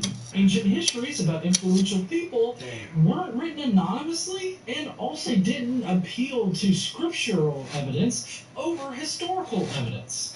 Paul is the closest thing that you can get to a contemporary witness of this Jesus person, but all he records is just the general Christian message. Namely, that he died and resurrected all for our sins. You guys made Jesus kill himself! Kinda. You see, Paul couldn't have appealed to any kind of historical information because that would have invalidated his knowledge about Jesus. He specifically only relies on scripture and his hallucinations of Jesus when he's communicating his information about Jesus. So today I want to give you 5 undeniable reasons why you must believe in the resurrection of Jesus Christ. Reason number 1 is because of the precautions of the Romans. Now you must understand that the Romans started hearing rumors that the disciples were going to come and steal the body of Jesus Christ away and say that he rose from the dead. Well, this is an apologetic that doesn't appear until the mid-80s of the late 1st century. It was made up precisely to respond to the idea that the disciples could have just easily stolen the body. And this particular apologetic only appears in Matthew. Our earliest account, which by historical sourcing methods would have been the most accurate account if they were recording historical information, is Mark. And Mark doesn't even record guards being at the tomb. Also, even if you were able to prove that Jesus was seen alive after he was supposedly killed, doesn't mean that we must believe in the resurrection, at least as it's told in the theology of Christianity. I also take it that these 5 undeniable reasons for believing in the resurrection, they're not just for Christians, right? They're for people that don't already believe in the theology. right? And so in order to prevent this from happening, they did three things. First of all, they put what's called a guard around the tomb. And a guard was nothing more than a group of 10 to 30 soldiers who were highly trained to I honestly protect sent the it to you when I tomb first and looked guard them it up. with their lives. Can I get a I know, citation just on this? never got it. Because I've not been able to find it anywhere on the internet. All of the commentaries that I've read claim that max there could have been 4 guards. Also, the Roman legion wasn't structured in a way that would allow for a 10 to 30 guard squad Maybe I have to to have be their- dispatched they- anywhere. I get a The smallest fucking organizational group notice in the every Roman other legion day was about, called sign a up for your contubernia. This is subscription basically or a squad of the about annual 8 Roman soldiers. thingy Now, or if some you were to shit. group, Might have to say, have that 10 shit. contubernia into a much larger group, you would have a Get all the centurion. benefits and then full the next level reporting above and this that and is that. the When legion. our annual is like, no, I It's just simply want to not fucking an the free shit, organizational bro. unit of the Roman army. The only debate that seems to exist around these particular passages is whether or not these were Roman guards, because they could have been Jewish temple guards. I highly doubt it was Jewish temple guards, but regardless of that, it definitely wasn't 10 to 30 guards. The second thing they did was they put a stone around the opening of the tomb, and this stone weighed somewhere close to 3,000 or 4,000 pounds. And so this hindered anybody who wanted to come in or get out. Well, first of all, you're using the Gospels as accurate historical accounts of what happened to Jesus in the first century. Which makes no sense. Scripture.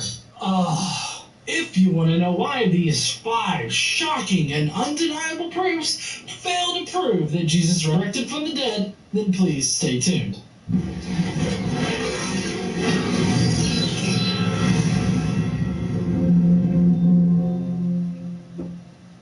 Today we want to ask the question, how can we know for sure that Jesus Christ really did rise from the dead? I mean, is this just some myth or some clever fable that a group of people made up and Should I has make trickled people down listen to this throughout on Sunday? history that we have just been told to believe? Or is there some evidence or some proof that this is really indeed the truth?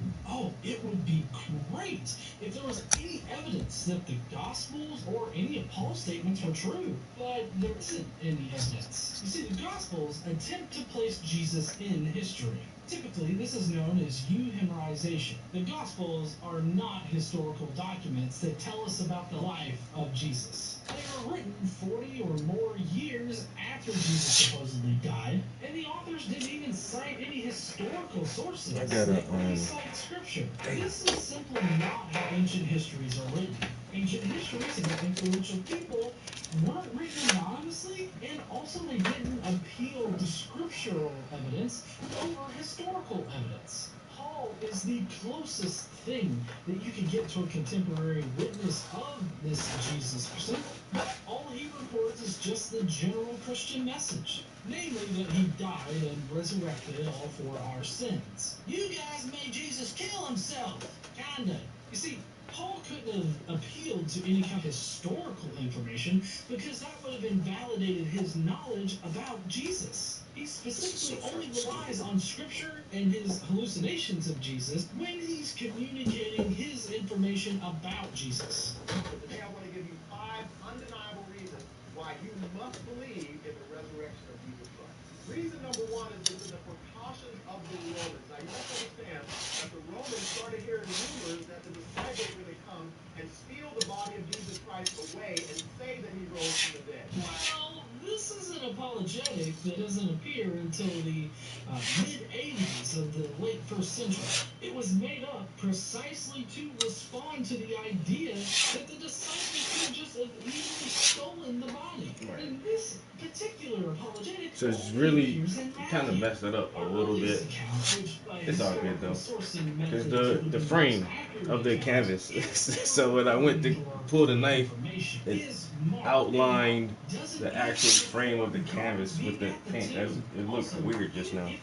So I had to put something back there so that the canvas isn't touching the wood frame. Doesn't mean that we must believe in the resurrection. Let's At least see. as it's told in the theology Gonna of need a little bit Christianity. more, just brown. These 5 undeniable reasons for believing in the resurrection, they're not just for Christians, right? They're for people that don't already believe in the theology. And now it's gonna be prevent Here this as from well. happening, they did three things. First of all, they put what's called a guard around the tomb, and a guard was nothing more than a group of 10, 30 soldiers who were highly trained to protect the tomb and guard it with Damn, this their is where lives. the shit. Can I get a citation on this? Because I've not been able to find it anywhere on the internet. All the commentaries that I've read claim that at max there could have been 4 guards. Also, the Roman legion wasn't structured in a way that would allow for a 10 to 30 guard squad to be dispatched anywhere.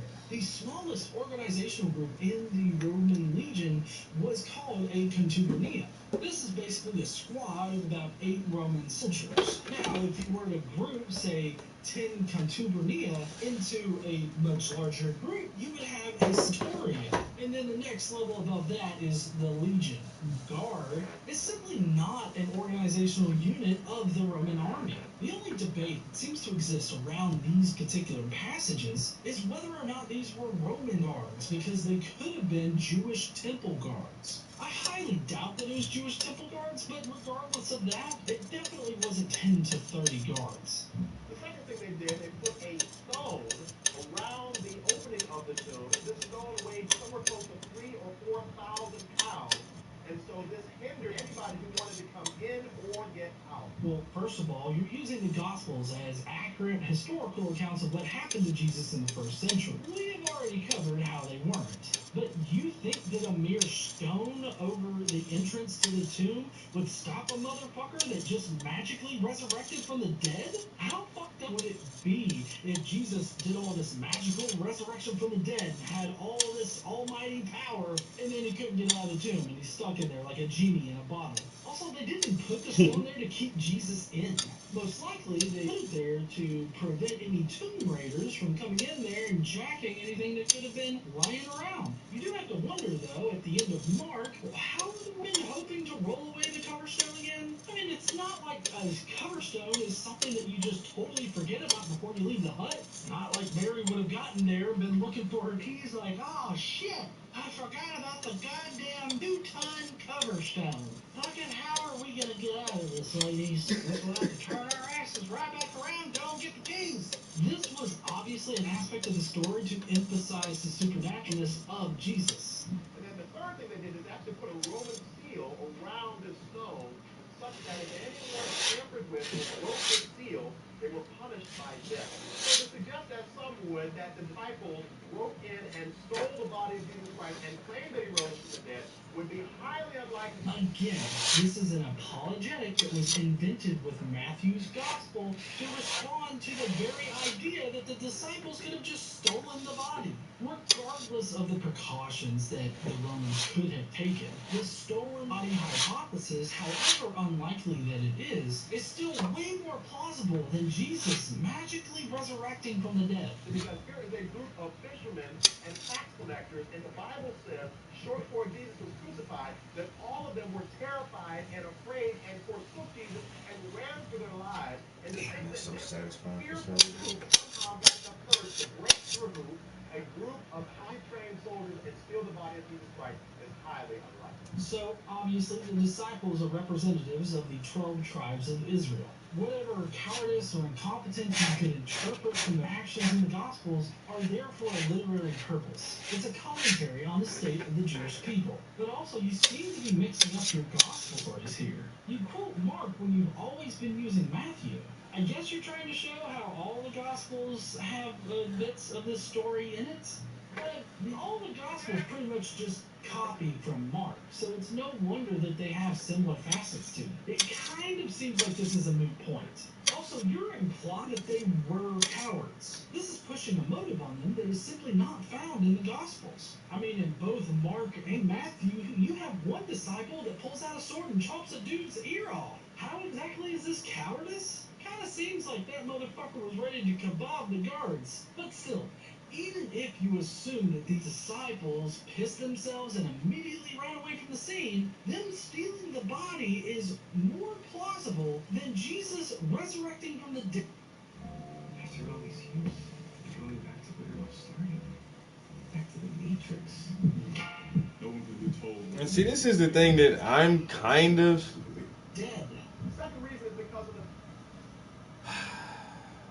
I don't know. People say that there may have been a Jesus type figure that existed, but he would be synonymous with fucking Santa Claus, yeah. It's just like, okay, was Saint Nicholas a real person? Like, yeah. And then it's putting candy in the kids' little shoes. yeah. So Saint Nicholas was like that's a real dude, and Santa Claus is based on him. You know, but there's no guy who flies around with reindeer and goes to every house and comes down the chimney. That's just not true. But you know, it's based on something that we can document as being a true figure, or maybe even. That's why I'm not totally anti-Christmas. I just hate when they always make it like the nativity sets and like, oh, Jesus' birthday, because I'm like, isn't Jesus' birthday like in the spring? His real birthday? But that's what I don't understand. Like Easter, right? But Easter Right. is like when he's resurrected. Right. So but that's not really like his birthday, but that's like his like special birthday, like Yeah. how they make it about Christmas, right?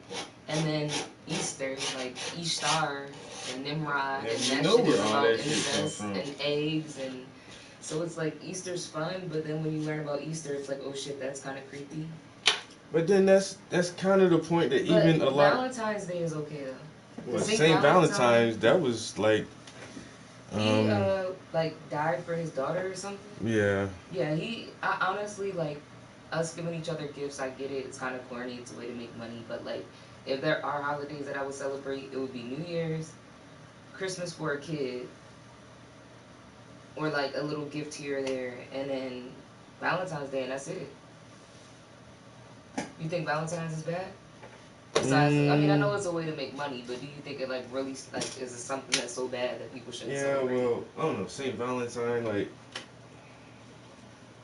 Honestly, I can't even remember that story about him. Like you say, he sacrificed something, right? Yeah, I'm pretty sure he died for his daughter. His daughter? But he was like apparently like a nice guy. Yeah, yeah.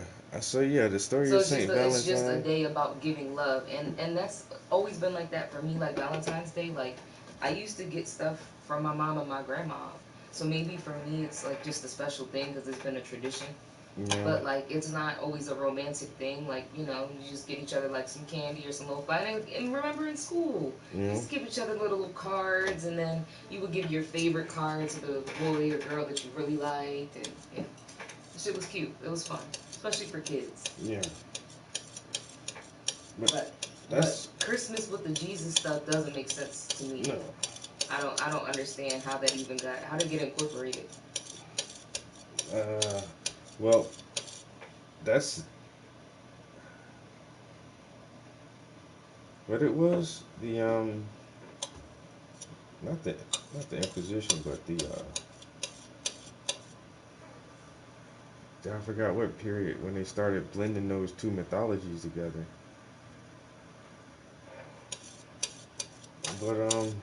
But that's the whole thing with the Jesus character too. Like, could this dude been based on like a real rabbi, or maybe a collection of people out at that time who kind of got rolled into this one character? Right. Maybe. An almighty Jesus that can walk on water. Like the idea of Jesus himself, like when you think about the Bible, God sounds like an asshole, and Jesus sounds like this cool guy that's just here to try to fix all God's shit. In my opinion. Well, that's the Bible tells you that Jesus and God is the same person. But most people don't see it that way. You know that. Like God is the spirit, but some people think Jesus is a physical figure that's coming back. God in the flesh is what he was supposed to be. God in the flesh. I am man and God. I don't know. Whenever I went to church, I just viewed it differently. I don't know.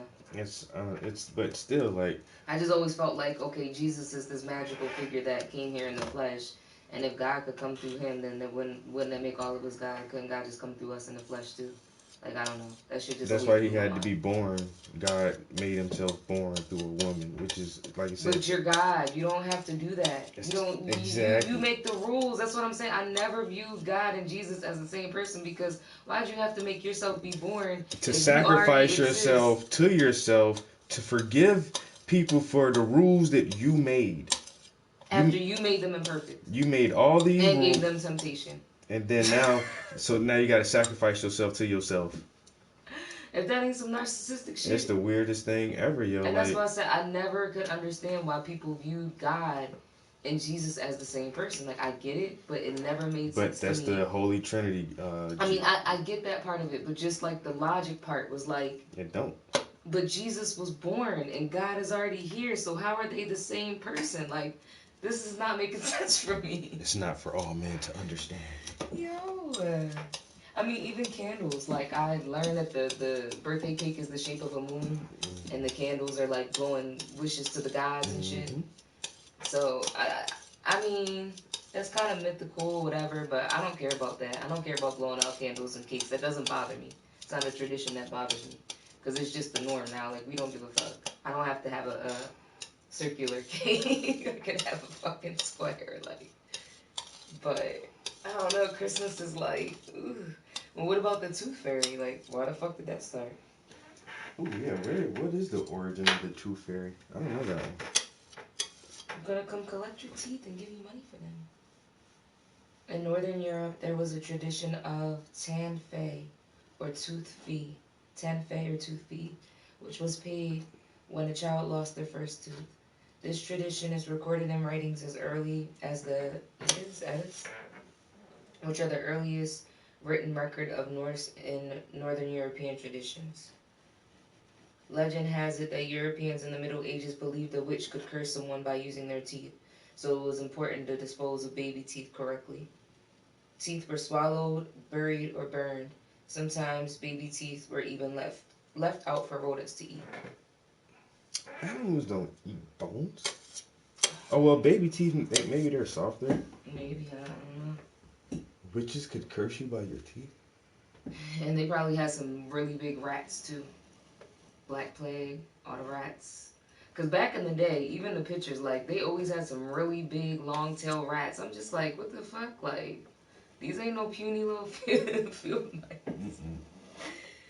Oh my god. But it says it's possible that the Tooth Fairy tradition traces its roots back nearly a millennium to the 10th century Norse people of Europe. Norse mythology.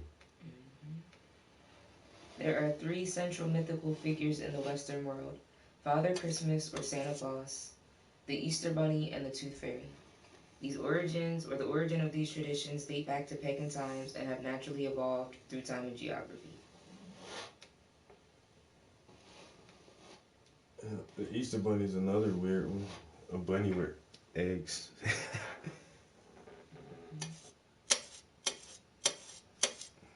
Rabbits don't lay eggs, man. What are you doing all these eggs, Mr. Rabbit? And you know, celebrating Easter all these years, that never clicked for me till I was a teenager. Like, It's all fertility. That's why they say, oh, Right. you hump like rabbits. Or, fuck and, like rabbits, yeah, and you jackrabbits. and you know chickens lay eggs every day. Every day. It's all about fertility and rebirth.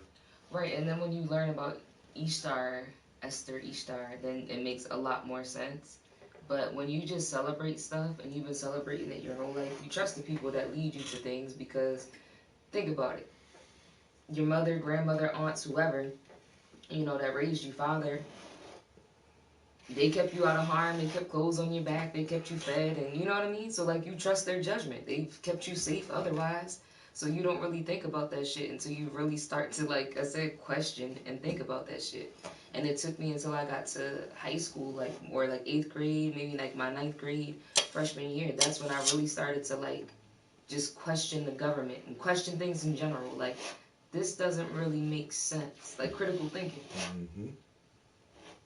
It's not that I was very intelligent on paper, but I just lived in my own world. I'm just like, okay, this feels right, this feels right, this feels right. But religion, I've always kind of questioned because it's just like, oh, it's a test, oh, it's a test, oh, it's a test. Like, I get tired of hearing that shit. Every time something bad happens, it's a test. You know, sometimes shit just happens. And I mean, I get that logic, like, yo, whatever don't kill you make you stronger. It's a test. Get through it, move on. Either shit works out or it doesn't. Either way, it works out.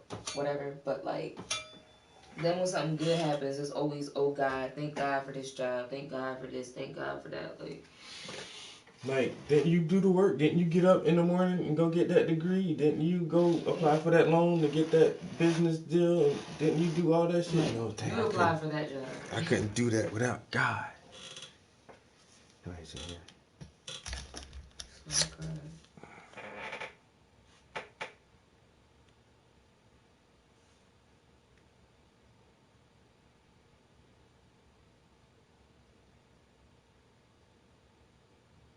It's too early for people. Well, it's almost 8 o'clock.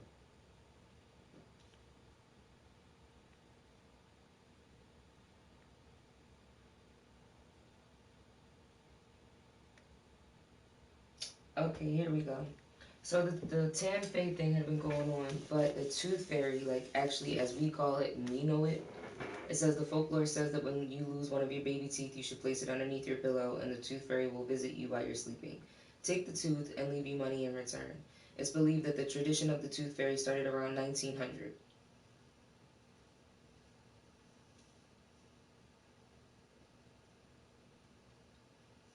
And it says in Spanish-speaking countries, they call it Perez the mouse or the tooth mouse. The tooth mouse. Mm-hmm. It's literally a thing here that says like, is it a mythical creature or whatever, and it's like it's not a witch or a mouse.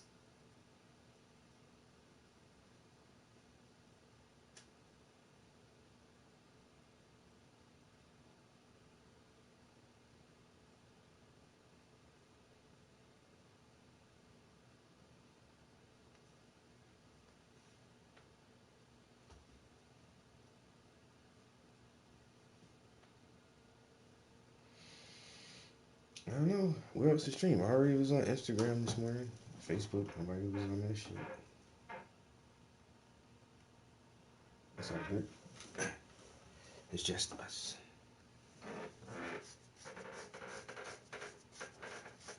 Somebody said are fairies real, yes or no? Who? Of the disciples. He had to be the ones to It's get literally a invited thing on to be Google. crucified.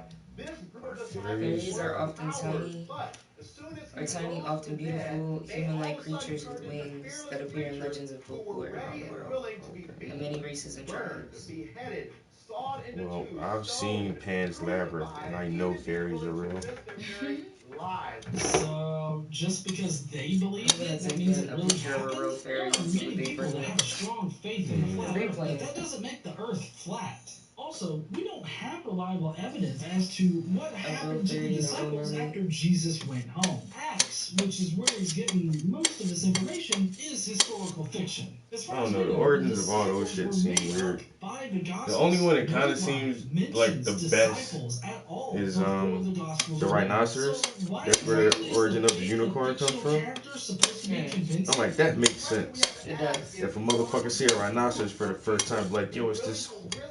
Well, no, it don't really look like a horse, though, kinda. But it's like a horse, but not really. But it has a horn on its head. Because And it then was we just written started into the making them story? white with I mean, purple when hair you're to make making up them shit, look you can do Yeah. more anything, appeasing to really. kids. Now you got fucking unicorns. I don't mind unicorns, but That's the. I think the scientific term is rhino unicornus or something. Well, that depends on which account in the Bible you read. In Luke and Mark, Jesus was only around for less than a day after his resurrection. In John, it Real was fairies less caught than on 8 tape. days. Stop. And Acts actually I has gotta two see this. different time periods. One is just an ambiguous reference I didn't to even a click on long it. period I'm of about to time, watch it though. while I guess. another specifically says 40 days. Also, Mark doesn't even have post-resurrection appearances, so you're not even relaying accurate information as to what your own theology tells us about Jesus' resurrection. The Apostle Paul goes on to say that at one time Jesus appeared to over 500 people at one time, so much so that when he was writing this letter, he essentially told his readers, hey, if you don't believe me, you don't have to take my word for it. Go and speak to the people who saw them for themselves, because most of them are still alive today. How exactly were they supposed to find these people? Paul didn't tell his readers where they were or who they were. It's an ambiguous anecdotal claim that 500 unknown persons saw Jesus resurrect from the dead. Again, I ask, How was anybody supposed to find one of these witnesses? And if you were unable to find one of these witnesses, does that mean that it didn't happen? So to say that Jesus really didn't rise from the dead would suggest that all of these hundreds of people were either crazy or hallucinating, which is highly unlikely. However unlikely that particular position is, it's still vastly more plausible than Jesus magically resurrecting from the dead. Group hallucinations are a thing that happens, and most importantly, it's a natural occurrence. Anything supernatural will always be superseded by a natural explanation. This is also basically an ad populum argument. All these people believe that they saw Jesus resurrect, so therefore Jesus did in fact resurrect. That's not good evidence, dipshit. Reason number 4 is that secular history confirms it. Now, it would be one thing if the Bible was the only book that recorded miracle of the resurrection. But other secular history books record the same thing. First of all, it's recorded by a man named Josephus, who was a Jewish Venezuelan non-Christian historian. Second of all, it was recorded by a man named Thomas Arnold, who wrote The History of Rome. What makes these testimonies even stronger is that they were written by non-Christians who, simply speaking, was a were mod, so I credible guess and it can't really trustworthy be nothing to historians, which means they had to report the truth, whether they liked it or not. Well, Yeah, first why of the all, fuck the you got little Josephus combs text just is sticking most out for definitely a eyebrows? forged entry. There are scholarly journal articles Oh, what? that Oh, that one exist is yellow all and over something the at the place that bottom. rip this particular passage in Josephus They're apart. like If you white wanna and understand gold. My how favorite the moth is Flavion obviously is a like forged one of the entry in Josephus, the most you might common check out moths, my but the Crestus Luna app. moth, I'm like them preparing a shit's really just big big as fuck update, and they're like so pretty definitely green. go and get it. But I think they're back to your prettier than point, I don't butterflies. even know why you're including Thomas Arnold in But look this. at this He's a guy. 19th century A rosy historian maple that moth. definitely was a Christian. I'm I not had one of exactly those sure in why my I thought he was a book collection. non-Christian. I've never Regardless seen of one that, before. a 19th Yeah. century historian is not going to have access to better evidence than Paul did. Yeah, I'm not Finally, it gonna lie, doesn't if that mean landed that on they me, have to I don't report even the know what I would truth do. whether they like it or not. They could might not do report the anything. alternative truth. I just don't and like when say bugs that are it is fuzzy. the I'm like, truth. alright. This is kind of a pointless claim to make. Guess it's better More than them recently, being all like scaly Frank and hard. Morrison, Lee Strobel, and Josh McDowell, all Like, why do they professed have all the atheists, extra, this sought out extra to patch of fuzz and disprove fur? Yeah, like I don't get that with. thus proving that Do they eat? Christianity was nothing Is more that for than a pollen false collection religion or? based on a I myth. don't know. But as they Yeah, dug into it I and researched had caught one of it those. more, they found that it was the undeniable truth, and eventually all of Oh, them they already made a whole turned character over out of to this shit and everything. So, No damn. just because some dipshits out there were converted to Yeah, there's this Christianity, one, that means that we should guy I follow, believe in or well, it's a Christianity, page, or but we they do a should lot be of those, convinced like by taking the same wolves dumb and dogs and arguments. elephants and. Music's pretty This because is it's like, normal it reminds you of a ad praying hominem mantis mixed with a Nobody butterfly. should Yo, be the Luna convinced by moth, this. that shit And is reason fucking number 5 so was that the pretty. missing I caught one of them body once. Christ was never found. If Jesus Yeah, never that's rose pretty from the dead, decent. then that means that his body would have Big still been in the green. grave. Yo, I was still working at the plant, yo. That shit flew in the goddamn plant. And then they would have settled the lie that And that shit was just flying around in there. I was like, oh shit, yo. I'm about to catch that shit This early in the just morning. assumes that Jesus was crucified. It's just to their begin little with. bodies There that's like, is no ugh. evidence But that their Jesus wings. was Same crucified. thing with other caterpillars, than they're all the furry and anecdotal shit. evidence of Paul. Let me be clear, that would be a strong indication If that a he caterpillar was in touched fact me, I'd scream. crucified. But if a butterfly he landed had on me, I'd just be sourced like, his stuff with oh, okay. historical things and not scripture. So the Romans never producing a body is not really a surprise. Yeah, But the look at very this fact one. that they could not reproduce the body is proof in and of itself. That's the that perfect this shade of green, miraculous honestly. event I swear, did yo, they're occur just so in pretty. history. And that's like an average size one, but they can get big, yo. They can get as big And as he's like. just in a chilling. fictional story about some How you guy getting that to do that? supposedly They're lived. not chill. very, yeah, they're They not very cannot fearful, prove yo. that plot point happened in history. Like the one I caught, I just caught it. It didn't even try to fly away.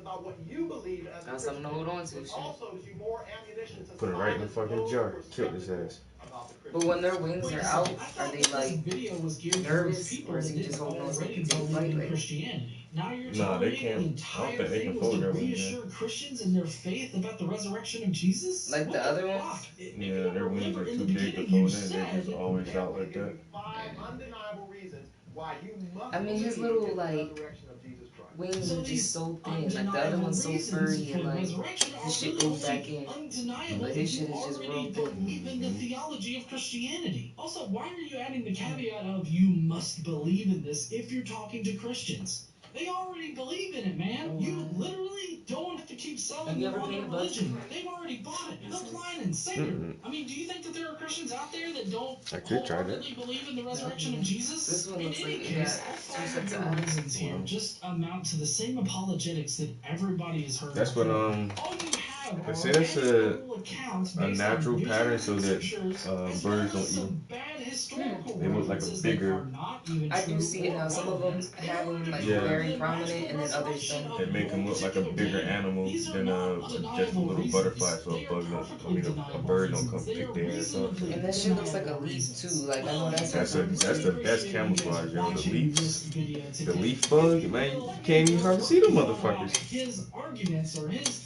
reasons down in the comments below. Hey, while you're The down there, leaf why don't you bug and the smash walking that like stick, button like, and man, that shit, subscribe when they stand if still, you them like bitches this like kind of content. camouflage. Don't forget to stand up and use your voice. I only Bye, seen a walking humans. stick one time, and that was at a university. They had a bug collection there. A Chinese lemon versus the regular one. Oh wow, wow.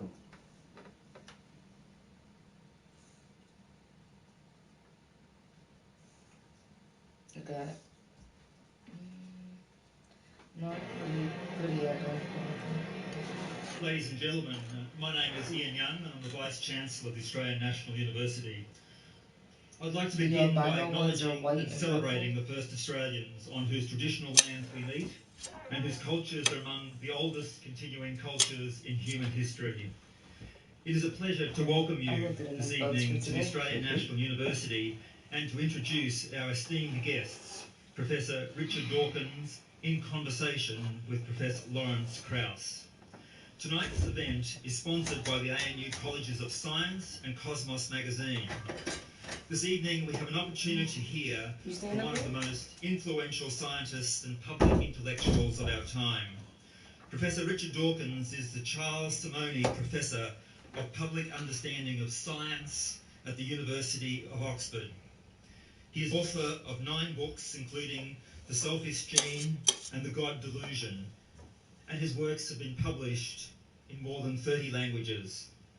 A fellow of both the Royal Society and the Royal Society of Literature, Richard has honorary doctorates of literature as well as science, including an honorary doctorate from ANU. In 2006, he established the Richard Dawkins Foundation for Reason and Science to promote the scientific education, critical thinking and evidence-based understanding of the natural world. Tonight, Richard Dawkins will talk with Professor Lawrence Krauss. Professor Krauss is Foundation Professor in the School of Earth and Space Exploration at Arizona State University. He has also authored a number of best-selling books, including A Universe from Nothing. He is a visiting fellow at ANU and has been a regular visitor over the past few years, and it's a great pleasure to welcome him back here to ANU. Ladies and gentlemen, please join me in welcoming our speakers, Richard Dawkins and Lawrence Krauss.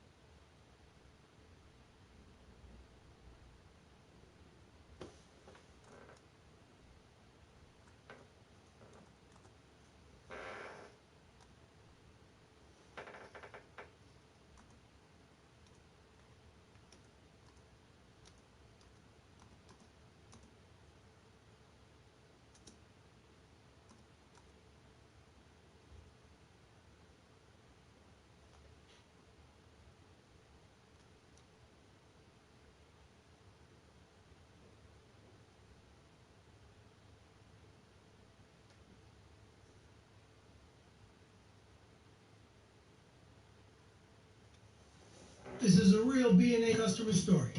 Steph Mandy's came to B&A to take her photography to the next level. She's an artist by choice, pizza maker by birth, and B&H customer for life. Am I missing anything here? Teacher, entrepreneur, product designer, and a photographer. And a restaurateur. I forgot that part. Impressive.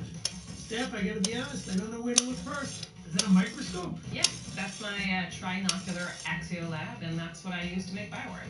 BioArt? What's that? Bioart is where science and art meet.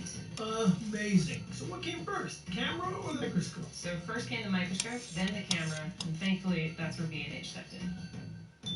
When I first went to B&H trying to find a camera for my microscope, I thought it was a little oddball request, but turns out they've done this before and they knew exactly what I was looking for. What's great about working with people at B&H is that they use the gear that they're selling you. So what are you looking at now? Cheese, peppers, and olives, pizza toppings. I'm sensing a theme here. Yeah, my family started a pizza restaurant in 1960. Whoa, 60 years of pizza. What's the secret? We use cheddar cheese. Huh. Okay. So what's next for you, Steph? I want to take this tiny thing that I've been looking at and blow it up using projectors. I just have to figure out what equipment I need. I like where this is going. So B&H, we're gonna talk again. Steph, we're always here when you need us. Be sure to save me a slice. For your next project, head to the experts at bnh.com. PlayStation's next VR headset is on its way, and we know a lot about it, but there are still some details that we are yet to hear. So here are all the things we know about PSVR 2 so far. We'll be updating and expanding on info we knew back in November last year in our last Everything We Know About PSVR 2 video. Then we'll touch on some predictions, hints, and rumors at the end of this video. First up, PSVR 2 has been officially confirmed by Sony Interactive Entertainment, but it might not be called PSVR 2. Back in February, Sony shared in a PlayStation blog that the headset is in the works. The post didn't once give it a name, but this doesn't mean that PSVR 2 is off the table, as Sony also didn't immediately name the PS5 when it was first announced. Sony also didn't give any launch window, other than it isn't coming this year. We'll get to the rumors and predictions later. Next, we know that PSVR 2 will run on a single wire that will connect the PS5. The current PSVR connects via a jumble of wires and a breakout box, not to mention the PlayStation camera that is thrown into the mix soon. While some people may say one wire is one wire too many, this simplification is a huge relief to many others. As for whether or not Sony will release a wireless version, we will touch on that later. Now to get into the meatier bits of info. Although the headset specs haven't been officially revealed by Sony itself, Upload VR was the first to reveal details thanks to multiple sources. Confirmed to us that it has a resolution of 4000 by 2040 pixels, or 2000 2040 per eye. In simpler terms, it's near 4K. YouTube channel PSVR Without Parole also reported the headset will have about a 10-degree wider field of view, or FOV, compared to the original PSVR, and will use an HDR OLED display, meaning the headset will have a wider range of colors. PSVR 2 will be able to track the direction of your eyes, resulting in better and faster performance. This technique is called foveated rendering. As your eyes are tracked, the headset will only fully render what you're directly looking at, while your peripheral vision will be partially rendered. PSVR 2 will also have a lens separation dial for people to find the clearest image possible. This is already present in headsets like the Quest and Quest to adjust how close the headset is to your face, so it'll create a much more bespoke experience. This is all down to the space between your eyes, officially referred to as interpupillary distance, or IPD. This next point is unique to the PS5 Next Gen VR headset itself. The PSVR 2 will have haptic feedback from within the headset. This won't be the same level of haptic feedback as, say, the new DualSense controllers, and it might be used for comfort over immersion. We're yet to learn what that means exactly, but don't expect your face to be jiggled around as you race cars. Now it's time for the real technical talk. Even if you don't know what any of this means, a quick glance at the comparison of the current PlayStation consoles shows just how powerful the PS5 is when put up against its predecessors. Based on these specs, the PS5 is on the same level as Nvidia's RTX 2070 Super in terms of graphics, and 6 times more powerful than the PS4. What does this mean for the average consumer? It means no more blurry PSVR ports at the very least, which was the main spectacle in our graphics comparisons, as you can see here. In fact, we've already seen evidence of this in PS5 enhanced VR games, such as No Man's Sky. As well as the visuals, load times are close to near instant, which we tested out in our PS5 load time video. This has only been seen in PS5 enhanced PS4 PSVR games, so who knows how much better we're gonna have it when we have PS5 native VR games. Let's talk about the controllers next. Right now, we have the DualShock 4, which is far from a motion controller solution, and the Move controllers, which were already PS3 relics by the time PSVR came out, and the AIM controller, which is an absolute godsend for shooter fans. For the PS5 VR system, Sony has committed to entirely new and dedicated controllers for the headset. The company revealed these babies earlier this year, which we can all agree are huge upgrades.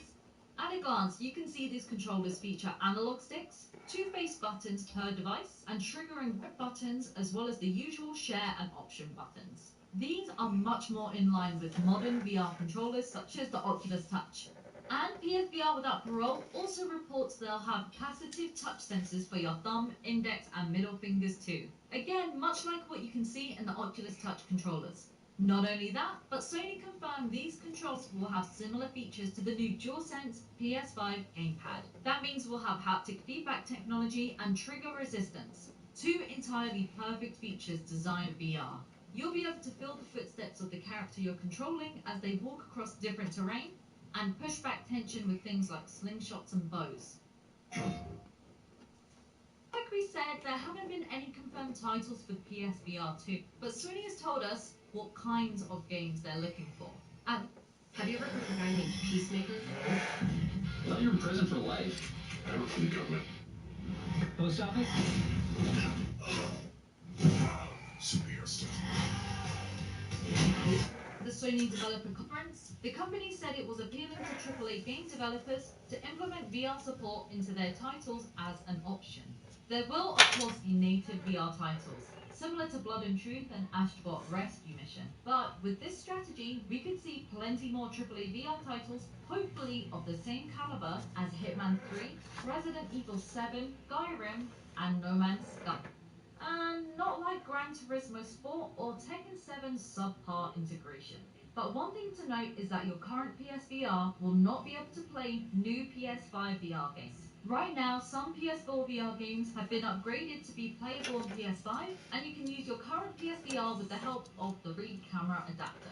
However, while PS5's backwards compatibility is pretty good, you can't use your current PSVR on new PS5 only games. We ran into a bit of confusion late last year with No Man's Sky and Hitman 3, as they released both PS4 and PS5 versions of their games, but you couldn't play them on your PS5 without the PS4 version via backwards compatibility. Now for the predictions, hints and rumours on the PSVR 2, which aren't official and cannot be confirmed right now. First up, we might see first launch information early next year, according to rumours. And Sony is reportedly referring to PSVR 2 as MGVR, or Next Generation VR. And secondly, there might be an optional wireless version of the PSVR 2, according to Sony's VP of R&D, Dominic Allenson. He gave a talk outlining what to expect from the next generation VR headsets. Mallinson said user comfort is incredibly important to getting more people into VR, and sees the cable as a big hurdle and something to solve. He told VentureBeat, you can take the wire and replace it with wireless, and then you can have a range. So you can have an introductory model and a high-end model. That's something we've done with PlayStation 4. We could do that with PSVR. And lastly, GQ had a follow-up interview with Jim Ryan, who hinted that the new PS5 headset will be a completely new format. What he meant by this wasn't entirely clear, but this might link with the idea that this won't be a PSVR 2. It might have a whole new ecosystem and UI on PS5 rather than being an extension of the console.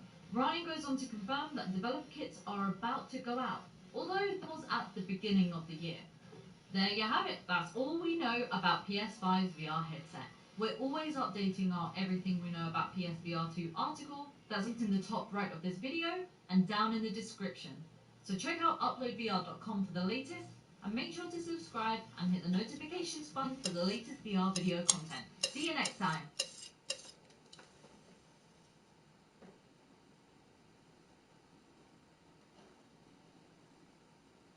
started Noon, I've lost 70 pounds. I've lost 97 pounds with Noon. I lost 92 pounds on Noon.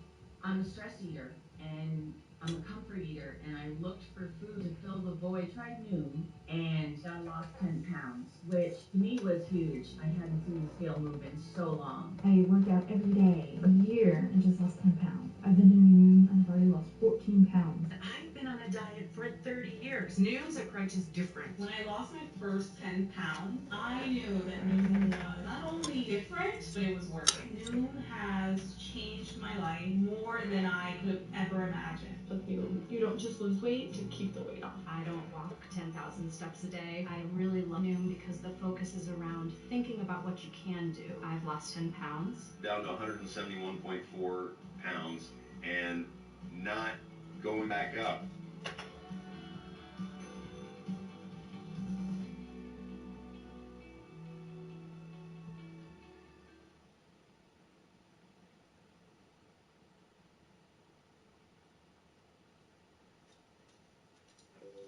To run a growing business is to be on a journey. And the long ride, you'll have many questions, challenges. Decisions. Which one should you pick?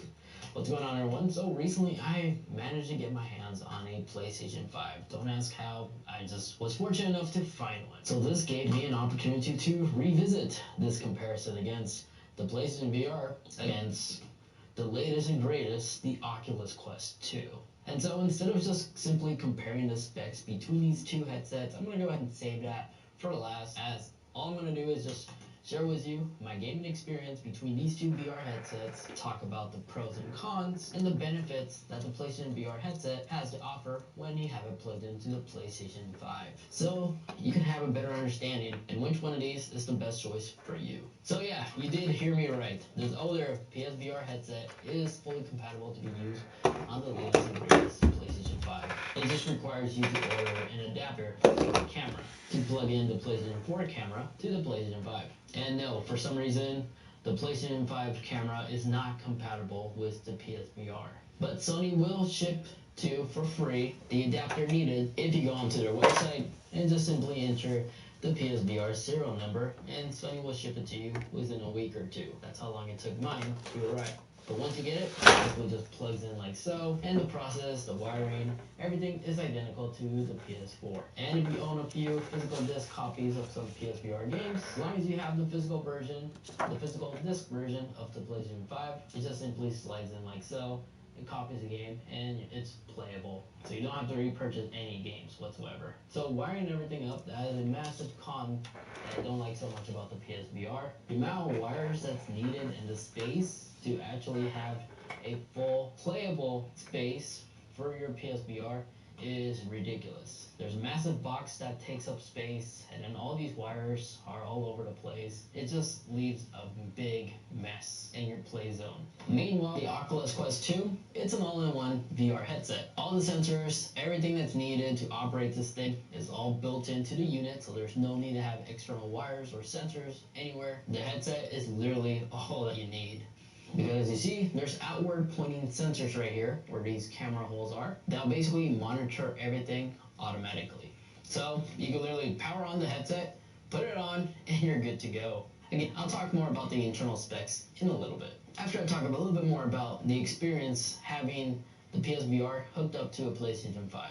Now the biggest improvement that I noticed when gaming with the PSVR on the PlayStation 5 is that the loading time is noticeably quicker. Especially for free roaming games like Skyrim. This quicker load time experience really does make the entire gameplay feel more immersive than ever before.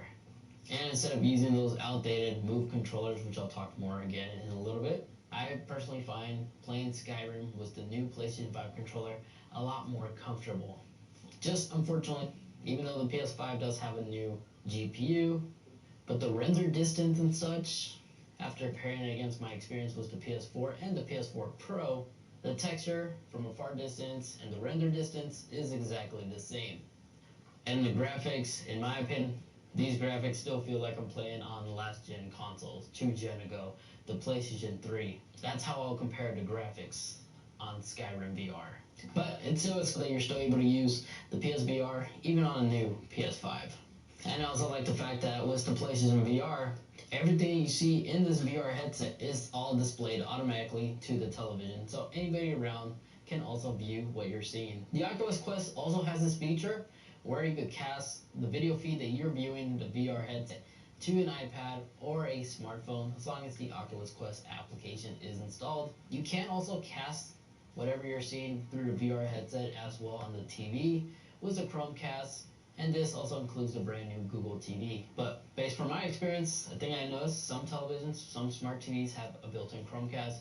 Unfortunately, not all of them are compatible, like mine. Mine is unable to cast this, so I have to buy a separate stick. Now, this being a PlayStation 5 that we're connected to, some PlayStation VR games are actually receiving enhancement updates and improvements in texture. One of these few games that is receiving these updates is Blood and Truth, which if you haven't picked up this game yet and you own a PSVR, you need to. This game is extremely fun. It's honestly one of the few games that actually will take advantage of the PSVR to its all full potential.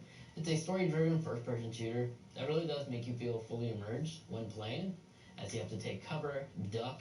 It's just an overall very fun game. But I have noticed the enhancements in not just loading speed, as I previously mentioned, but the texture, the skin tone, even the far distance of certain objects looked good.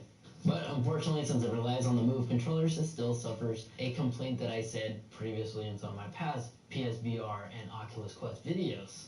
Because the headset itself is okay, it does an excellent job in terms of tracking your head movement. Just the Move controllers, unfortunately, are so outdated. In case you don't know how they work, the quick summary is this. These color balls on top, the camera uses that to track the controller to know the position that it's in. Yes, it does have built-in sensors like a gyroscope and such, but it needs the ball to be always exposed for the camera to track properly. Most of the time, especially when playing these type of first-person shooters, if the controller is being turned by an object or your body, it has an extremely hard time tracking the position that the controller is facing, which makes shooting impossible, and sometimes it just glitches out like so.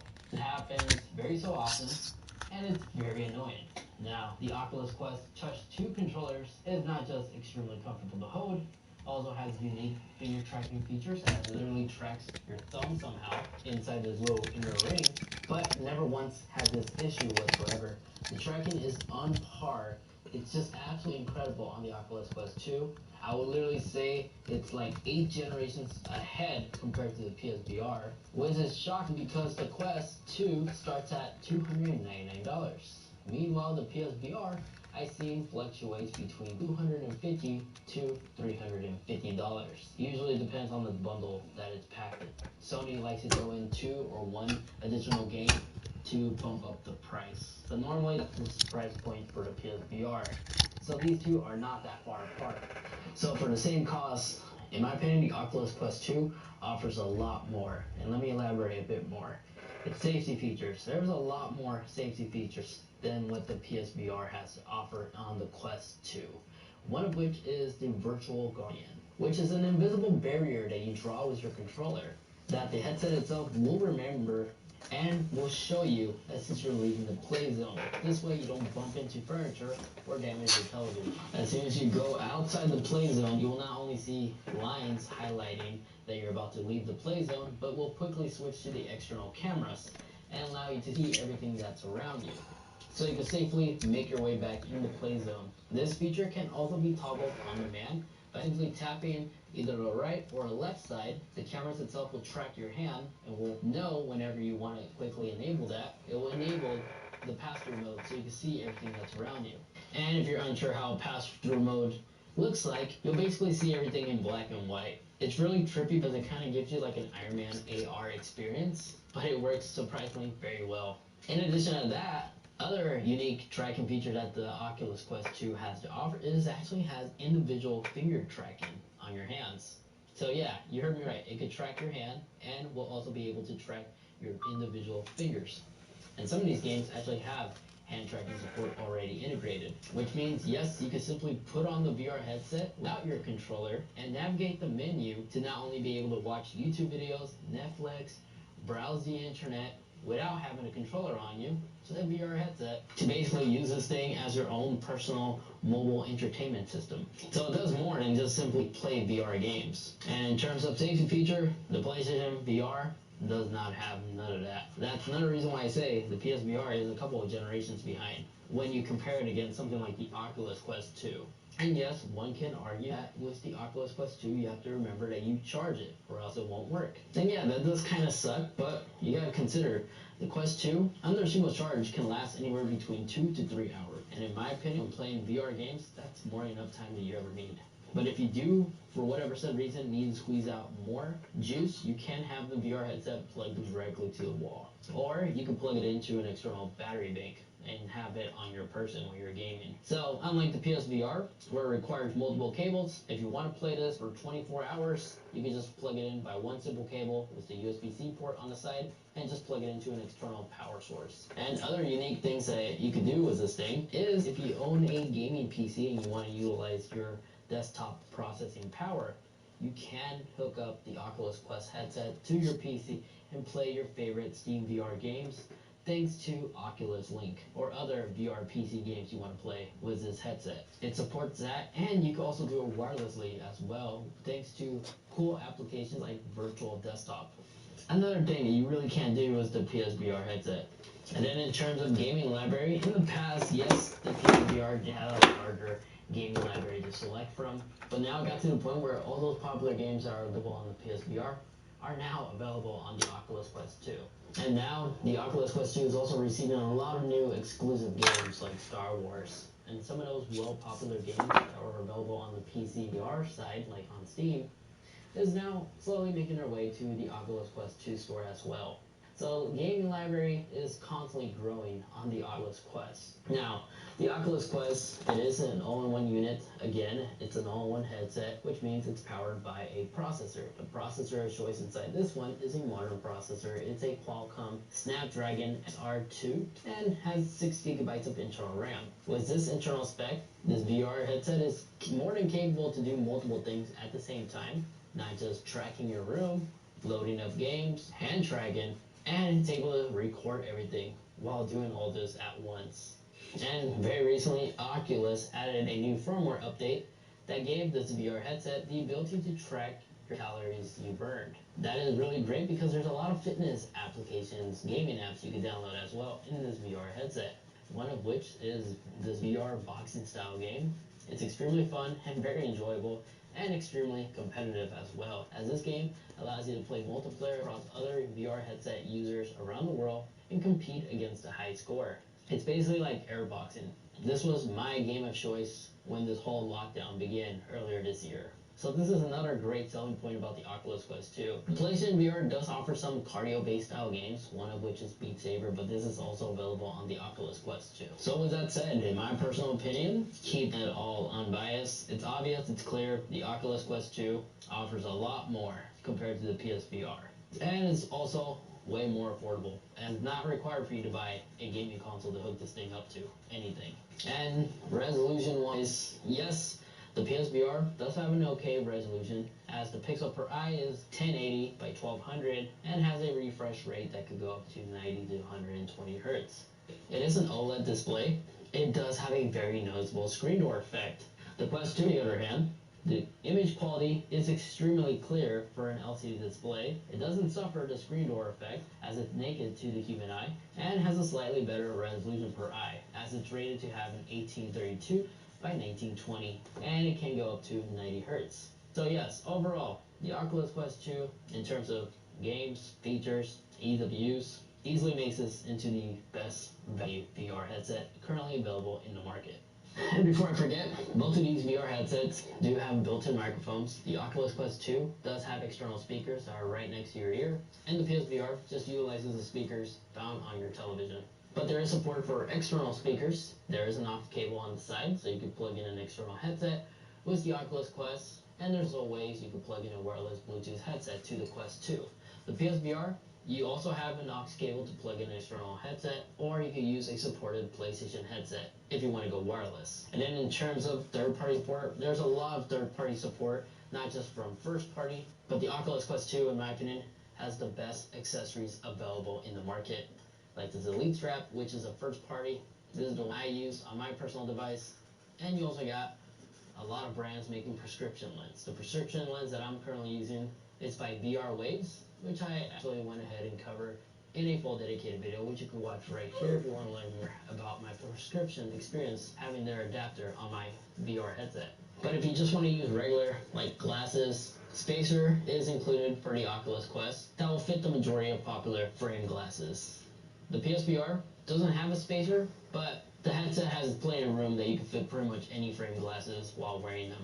So unless you need a portable monitor, which by the way, this can be used as a portable monitor, you play like your single player games like Overwatch or Call of Duty Warzone, and wearing this VR headset, it'll display everything you see on your TV, and the gameplay experience is actually really phenomenal because inside the VR, the screen that you're viewing your gameplay, your game in, it's literally like an 80-inch television. So if you need it for that, the PSVR is a good choice. But in terms of value and the best overall virtual reality experience currently available in the market, hands down, that goes to the Quest 2. There's just so much support for it, and Oculus themselves are constantly developing new features that I would never imagine would be possible for an all-in-one VR headset. So I wouldn't be surprised if later on the Oculus Quest can actually replace your computer or your tablet for just entertainment needs. So the best overall value, Oculus Quest easily takes this award in terms of this video comparison.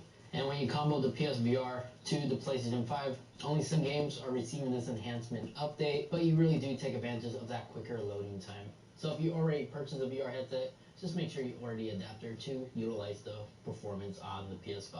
But again, the wires just kill the fun for me. There you guys have it. That is the in-depth review between the Oculus Quest 2 against the PSVR hooked up to the PlayStation 5. Until PlayStation releases the next generation PSVR, this is what we're stuck with, and those are the two choices. If you enjoyed and got some good use out of this video, don't just simply hit subscribe and hit that like button, but feel free to watch this video over here as I go through my favorite accessories for the Oculus Quest. And in that video over there, that's just a video that YouTube is recommending specifically for you. Thanks so much for watching, take care, and I will catch you all in the next one. See ya. Finally getting there is the best. But with Febreze freshness in your car, driving there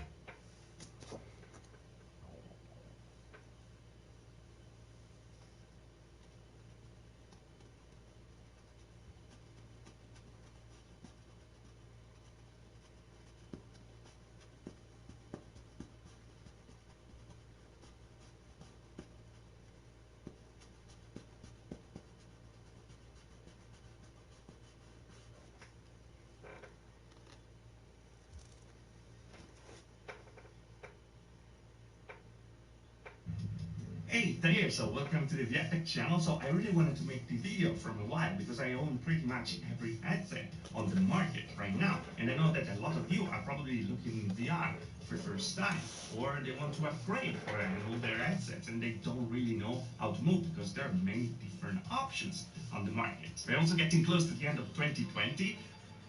Wow, that took a while. And after many new announcements and released this year, well, I figured it was the best moment to actually do a big recap and understand together which one is the best headset to get in 2020 or 2021. We're gonna see together if you should consider a used headset or just a new one. What are the top 3 choices and what is my favorite pick over there in this definitive VR guide. So buckle up and get ready for a lot of information.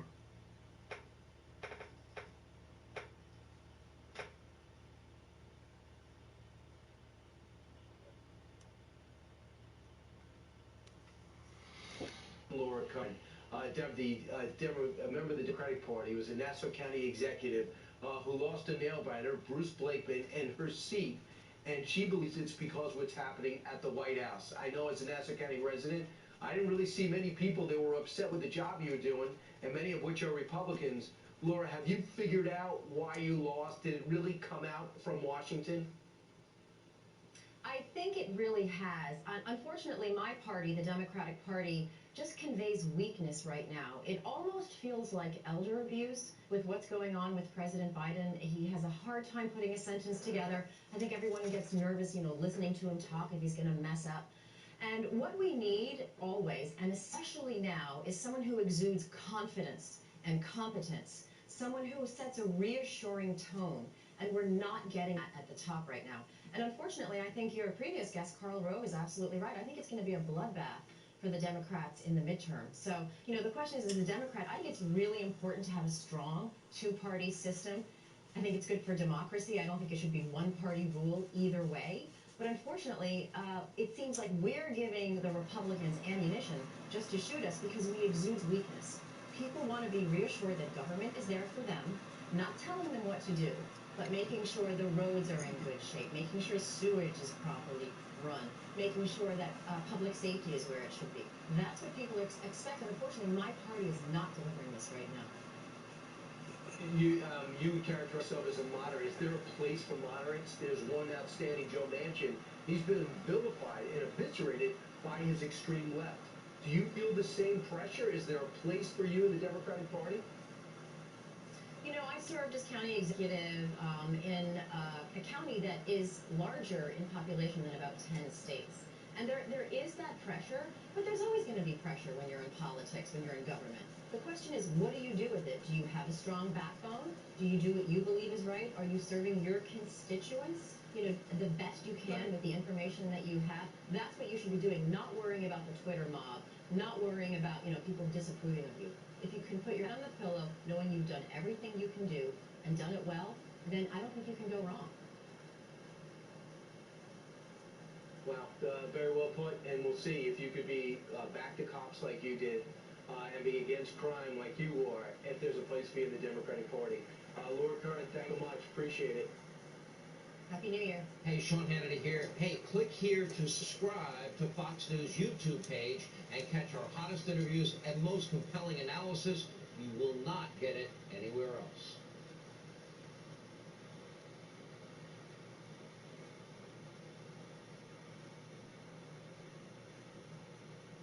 I keep seeing all these guys use this soap, and well, okay, that is really good. I was able to get their famous bar soap for $39, and that's for like a huge pack of 6. But if you were to get it right now because of the crazy holiday sale, it's like up to 40% off, and that's insane. The first bar lasted me weeks, so yeah, it'll last a while. And the way this makes your skin feel in the shower is so different than gel. Gel will make me feel like I rinse my body, no exfoliation, the smell won't stick. But with this bar, the smell can actually stick on. Okay, people, I get it. The hype is legit. Welcome to our New Year's special. What a wild...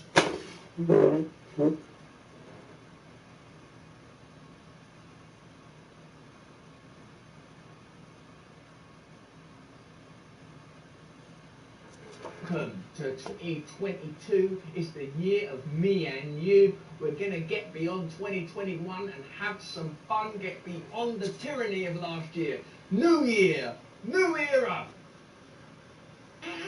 Happy New Year, you 4.5 million wonders. This is a new start. We're going to do it differently this time. We're going to come together. We're not going to be distracted by the bombardment of separating, conflict-creating narratives sent down the powerful like toxic rain upon us. We are going to connect to the ulterior selves, to the deeper realms. We're going to get beyond their hysteria and lies and create new myths, new glory, new resources from within. Because 2021...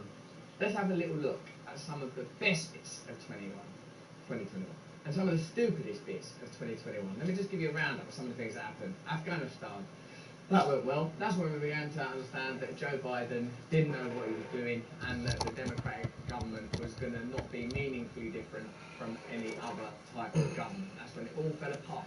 That's when we realised that the whole point of the Afghanistan war was not to win it, but to keep it going so that money could be taken from American folk and given to Boeing, Lockheed Martin, that one was called something like Rangenbor or Raytheon, you know, they've all got really crazy evil names.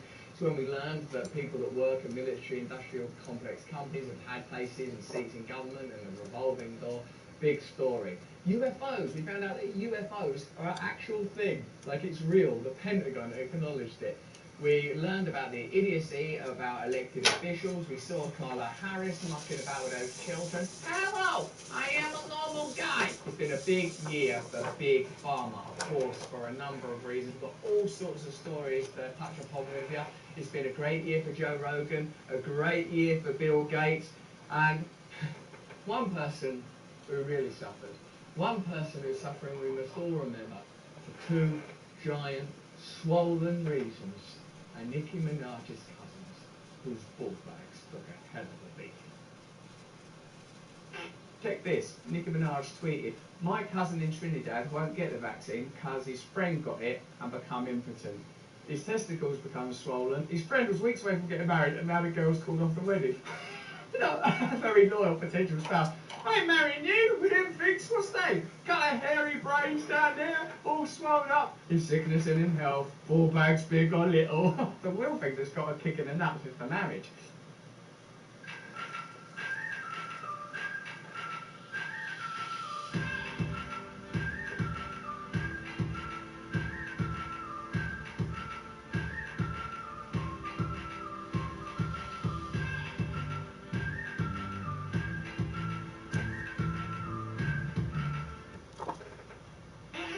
It was also the year that we learned that Australia, which I used to think of as like, "You want to put another shrimp on the barbie? Scott, Charlene, what's going on?" Like just fun in sun Australia, one of the greatest countries on earth, glorious people. Alright, let's like try to look beyond the terrible treatment of indigenous people, but what anglophonic country does not share that curse? And obviously we the British have to take some responsibility for that. But Australia sort of like started as a prison colony. It's gone back to its roots as a prison colony. What a mental year. And it's somewhat due to political rhetoric like this.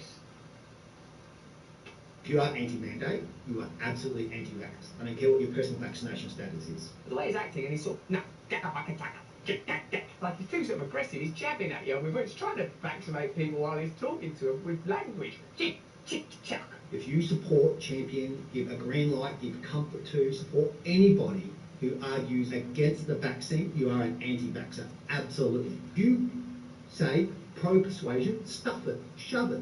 We are absolutely going to make sure as many territories as possible are vaccinated. He's actually got too much spit in his mouth there. He's gotten himself so angry about the possibility that you could be a vaccinated person who doesn't agree with mandating vaccinations. It's actually made his saliva drag up. Oh, shit, I believe it's so bad. Your personal vaccination status is utterly irrelevant. And if you are out there in any way, shape or form campaigning against this mandate, you are absolutely anti-vax. I can't handle this, geezer, can you? That level of intensity. Is he in your government? Because if he is, no wonder shit's gone crazy over there. Right, what are we doing today? Look, I've had parking tickets. Right. If you want parking ticket, I'll stick it on your fucking window. Right? Due to the pandemic and the laws around it and all the curious cultural wars ever ongoing, conflagrations continually fueled by media madness, many people started to think about off-grid living. Is that what you're thinking about? Are you thinking about building new communities? What will your new community be like? Embrace nature, embrace one another, true democracy, where we learn to use tech to create a post-work utopia, where we relax, connect with God, working only to make each other and the world better. Or would you rather live in an underground bunker? His clients believe America's approaching collapse, and when it does, they'll need somewhere to hide from crowds of desperate people. It's got everything a house does, it's just 20 feet underground. Well, what about a tree or a window that's not looking at some worms? I mean, that's one of the main things I like about my house, is it's not 20 feet underground. That's like saying it does everything a leg does, except it's been chopped up and it's floating down the sea. It was a year when we lost faith in politicians. It was a year when we had to accept many of the news narratives we've been given around things like Russiagate were untrue. That the war between goodies and baddies had been more complex than we previously believed. It was a year when Hillary Clinton got honoured by an Irish university. A little kid had to be her kind of like little tiny mini-me page boy type thing and probably suffered as a result of some of the heckling from many of the people that would like Hillary to answer for what they believe are war crimes.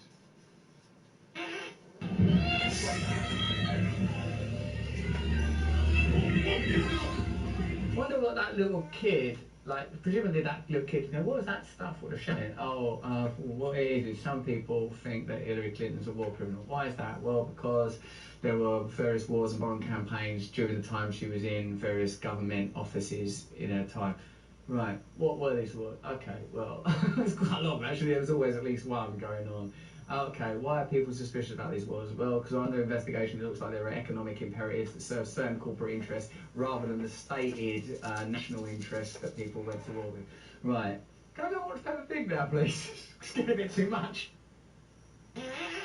I also had some pretty fantastic conversations with pretty fantastic people. Vandana Shiva has become a hero of mine. She's radical, insightful, wise, spiritual, intellectual, understands a variety of disciplines. One of the great teachers of 2021 for me has been the mighty Vandana Shiva. Here's a little part of my conversation with her from my podcast Under the Skin, available from Luminary. A commodification of the world. We said, our world is not for sale. And we stopped WTO. It was interesting. Immediately, the Commerce Secretary of US wrote an article in the Herald Tribune. Anti-globalization activists are terrorists. From that time onwards, attacks started on democracy. A man was killed in Genova. These are histories that we need to remember. There has been a shift in the role of governments which were of the people, by the people, for the people, with their corruption. I'm not saying they were pure, but the corruption was limited because the power of money was limited. The mining money was very little compared to the money of the Monsantos. Now you have governments that are of the corporations, by the corporations, and for the corporations. And because the corporations themselves are owned by the billionaire money and the BlackRocks and the Vanguards, this is what, I figured out when I wrote my book, Oneness versus 1%. You really have in corporate rule right now. It would be remiss to contemplate 2021, what a year it was, without mentioning a plucky little outsider, a man who invented Windows and a tiny little paperclip pal, a man who will stop at nothing to make us all healthy, no matter how much money he has to give to media, how much funding he has to offer to various global agencies, and how much research has to be done into various medications. Ladies and gentlemen, it's Bill Gates. There's been some speculation that the change intellectual property rules and allowing these vaccines, as you say, the recipe for these vaccines to be shared would be helpful. And do you think that would be helpful? No. I like Bill Gates. No. Fine, I'm in charge of it. I'm in charge of the World Health Organization. I've done all this work. Fuck you. And so moving something that had never been done, moving a vaccine from, say, a J&J factory into a factory in India. I'm not an expert on body language, but I think that this means either I'm lying or I'm in Laurel and Hardy. You had a number of meetings with Jeffrey Epstein. What did you know about him when you were meeting with him, as you've said yourself, in the hopes of raising money? I regret doing that. He had relationships with people he said, would give to global health, which is a interest I have. Not nearly enough philanthropy goes in that direction. You've got to get more philanthropy going in that direction, and the people to help with philanthropy. Step this way! He just thought Jeffrey would be able to help him and that he would know the right people or some kind of way to massage things so he could get the Nobel Peace Prize. Like, if you're Bill Gates, you've got to know everybody, haven't you? You're loaded, you're one of the richest people in the world. Hello, it's Bill Gates on the line. Who? Bill Gates, you know your computer. Wait a minute, let me look at it. You see that thing, Windows? Yeah, I'm looking at it now. Oh, I'm looking at that little paperclip geezer. Yeah, that's him. I'm him. I'm the little paperclip geezer. Can I come round to your house for a meeting? No, I'm too busy. I'm friends with Jeffrey Epstein. Oh, well, why didn't you say so, sir? Put a kettle on! The Matrix changed my life. To get to be here again. This was the year where we received praise from Caesar himself. Joe Rogan, the king of the podcast, named me and this channel our humble endeavour, where a mere handful of people, most of whom I have to declare are nitwits, a crew of ne'er-do-wells that make this content with me, actually solicited this, well, didn't solicit, got this from the great Joe Rogan. Russell Brand has become my favorite new independent journalist. It is crazy because I love Russell as a person. I've met him. I've had him on the podcast before. He's a great guy. He's a really funny guy. But I always knew him as this like hilarious guy from movies. And now he's this really open-minded, well-informed journalist. It's crazy to see. He does this podcast. He's got papers out. He's reading these facts and he's cracking jokes and he's funny. And I'm like, look at this. One of the news stories that changed our perspective of this year was the lab leak theory. The idea that the coronavirus didn't start in a wet market. A wet market? Disgusting. What goes on down the wet market? Bats, all curry, swank. But actually began in, get this, in the Wuhan Institute for Virology. Could it have come, is it possible? In March 2020, China traced its first case back to November 17, 2019, but since then more evidence has emerged that suggests that the virus was circulating in Wuhan way before that time. As the committee's report notes, the Wuhan Institute of Virology took its main public virus database offline on September the 12th, 2019. We're just going to take the old database offline now for a little while. Why is that? Nothing really. Couple of months, you'll find out. Watch this space. You ain't seen me, right? 4 days later, the Wuhan Institute of Virology announced a new contract competition to completely renovate... What's going on? The Wuhan Institute of Virology announced a new contract competition to completely renovate its air conditioning system for $606 million. Hold on a minute. That's not a way of getting air conditioning. Roll up, ladies and gentlemen. Here's your chance to provide air conditioning. Clearly, a lot of shit was going on in September at the Wuhan Institute of Virology. Nah. We just decided at that time to do some new security, the totally new air conditioning, mental. It was also the year where finally we got over reality. Do you know what gets on my nerves? Reality. Walking around, trees, nature, my children, falling in love, the necessary nostalgia and melancholy of entropy, of time going on, things falling apart. Like in British newspapers, every new year, they do like the old man last year shuffling off in a robe and the new baby this year. You better find that really easily somewhere. You know, and that it evokes certain feelings in you. Sometimes those feelings are so strong, I want to escape from this universe altogether. Thank God we've got Zuckerberg, who's metaversing us into a new dimension.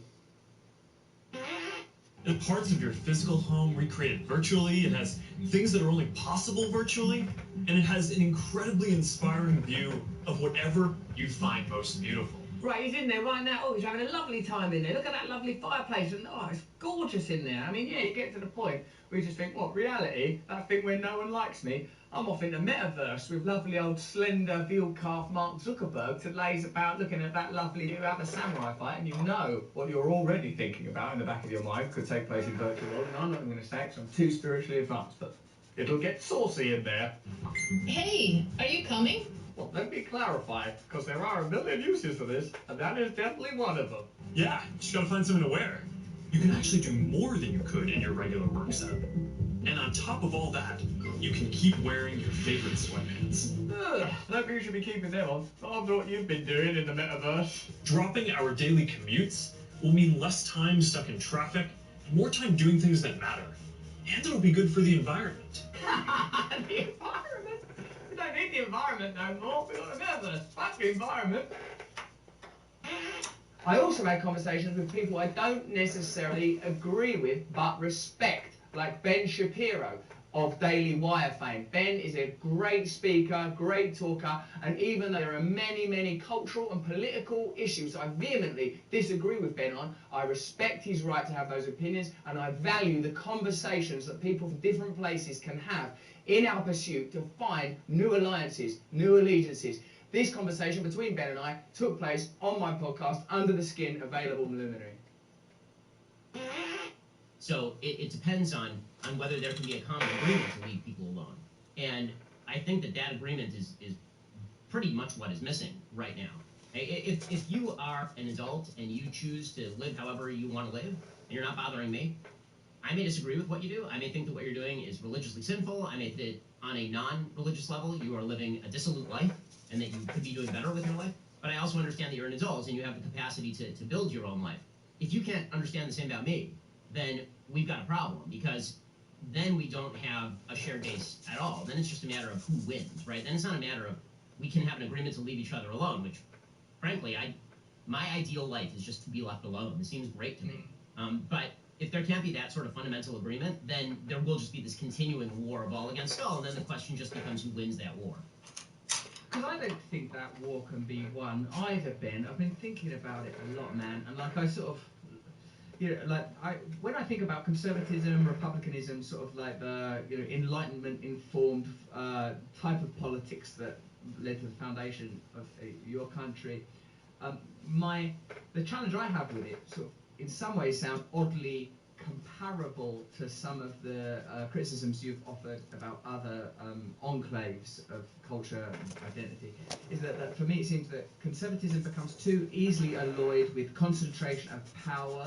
It facilitates and expedites the progress of powerful interests and institutions. It leads to inaccessible and fortified power centres, for me more in the financial and corporate world rather than the sort of the world of state and government. Not that I'm a big state person either, by the way, so I've often, like the same way I guess you're probably called a fascist, with the obvious ironies acknowledged in referring to you with that loaded word, that I'm kind of sometimes called a communist. And I think, well, I don't believe that there should be centralised state power at all. That's something I really strongly disavow. If anything, I'm trying to find some fusion between anarchism in a literal sense, i.e. some sort of small collectives that are democratically run, and libertarianism, where the rights of the individual are honoured.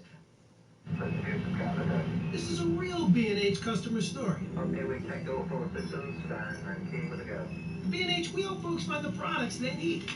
Isn't that right, Irving? Yes, definitely. We need to be ready for whatever the customer needs, even when special. One song, one theme, one logo defined this year. One new lyric emerged to become the king of jingles. Let's go, Brandon. Thank you to all of our partners. Oh my God, it's just such an unbelievable moment. Brandon also told me, as you can hear the chants from the crowd, let's go, Brandon. Brandon, you told me you were going to kind of hang back those first 2 stages and just watch and learn. I never heard the words "fuck Joe Biden" more clearly than as it's being chanted by that NASCAR crowd right there. It actually means F Joe Biden. What? Pete Muntean with us here on this. What's going on? Already before he said a word, this geezer, it looks like he's just been really shocked. Like someone's like, why don't we do a shit in your cornflakes? Well, I just think the shit in someone's cornflakes is the worst thing you can do.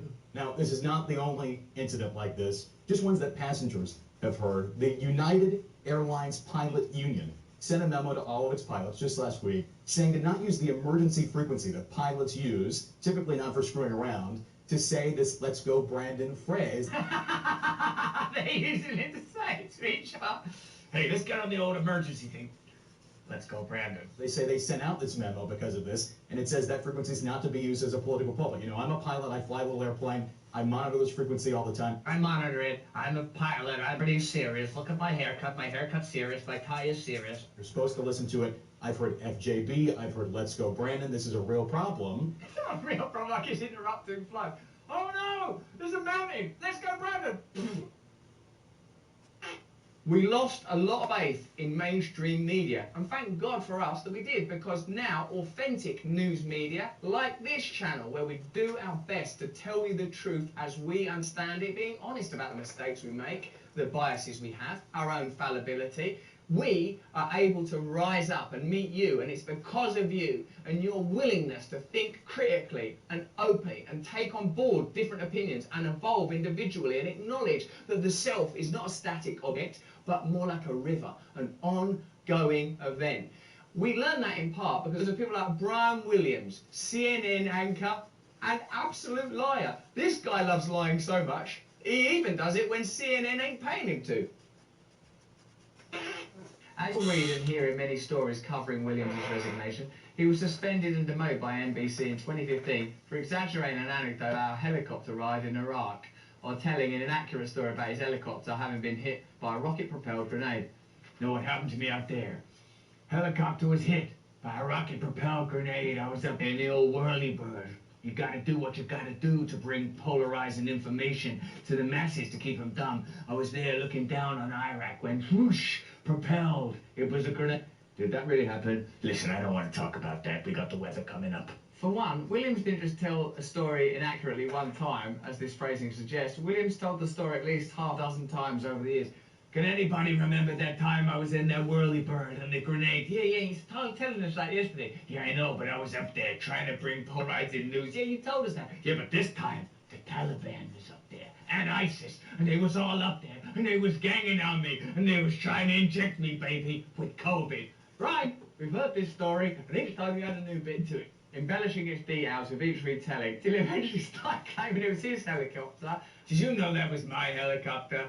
I saved up from when I was a boy. I had a dream. All I wanted was my own whirly-bird. I saved up, putting pennies in a jar, flew it myself. I could have gone to Top Gun. Of course, my best friend Goose, he died. I went back in a white hat. I was an officer and a gentleman. I drove away. Love lift me up where I belong. Reports dug up examples independently anyway. That it was at the Berlin Wall when it fell. You know, when the Berlin Wall came down, I was there. I remember I took a hammer out of my pocket. I made the first hole. In fact, I used the tip of my dick. I fucked that wall. One of the other great holidays that we did commemorate this year was Black Friday. The possibility of a cheap scooter. Will that be the solution? I got no place else to scoot. After worries that must-have gifts would be hard to find. Must-have gift is an oxymoron. I gotta have those must-have gifts. That's against the whole idea of a gift. They're not must-haves. A gift is a sort of a benefit, a boon, a bonus. Yeah. Must have them. I must have that gift. That's like one of the children at Charlie and the Chocolate Factory that turns into a blueberry.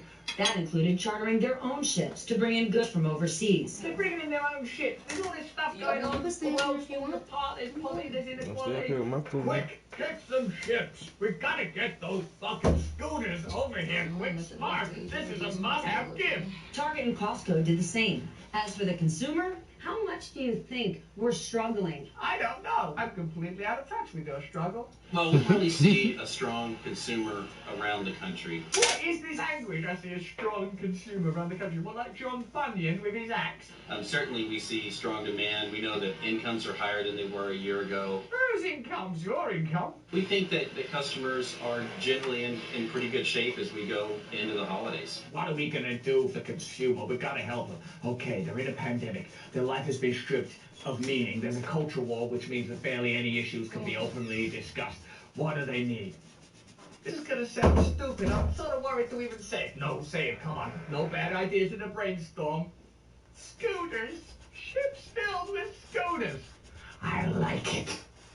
I just got my latest spot of Huel Hot and Savory, and I'm so excited to show you guys. My favorite so far. But the real heroes of 2021, the people that never let us down, wherever you are in the world, are our political leaders. They came through time and time again. They resisted the temptation of endless lobbying and media manipulation and the idea that they might get a job at Big Pharma, Big Tech or military industrial complex post their political career.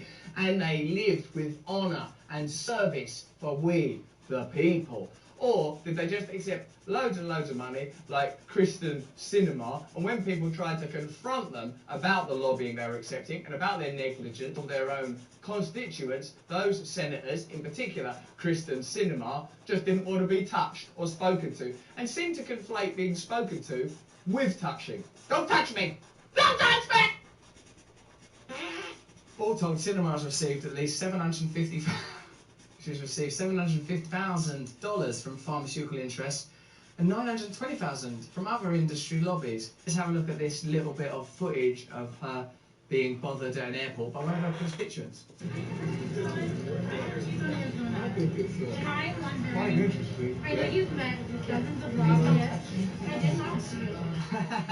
Don't touch me, because then I would have something to complain about. If you've got a question for me, you can lobby me financially, like everybody else. I mean, with dozens of dozens of lobbyists, and talking with corporate donors about the package. I like that she's really carrying on with our conversation. Yeah, no, well, yeah, this is important. Yeah, I know. I've asked for an aisles. Yeah, peanuts, I'll probably have some. Could you please stop being so corrupt? Sorry, don't touch me. I didn't touch you unless it was my words. No, words don't touch me. Only money touches me. How many times do you meet with constituents? How many times have you met with constituents and negotiating those? Sorry about this. Sorry about this. That's actually my daughter. She's been doing this for years. I just simply will not give her any more pocket money. So why won't you meet with my family who are constituents? I liked it if that guy joined in, goes, yeah, actually, though, she raises a good point. Have you had many meetings with constituents? No, don't touch me. Don't touch me, you touches. I can have them meet you next week. Please answer me, Senator. My family, my house, we're from Tucson, we're constituents.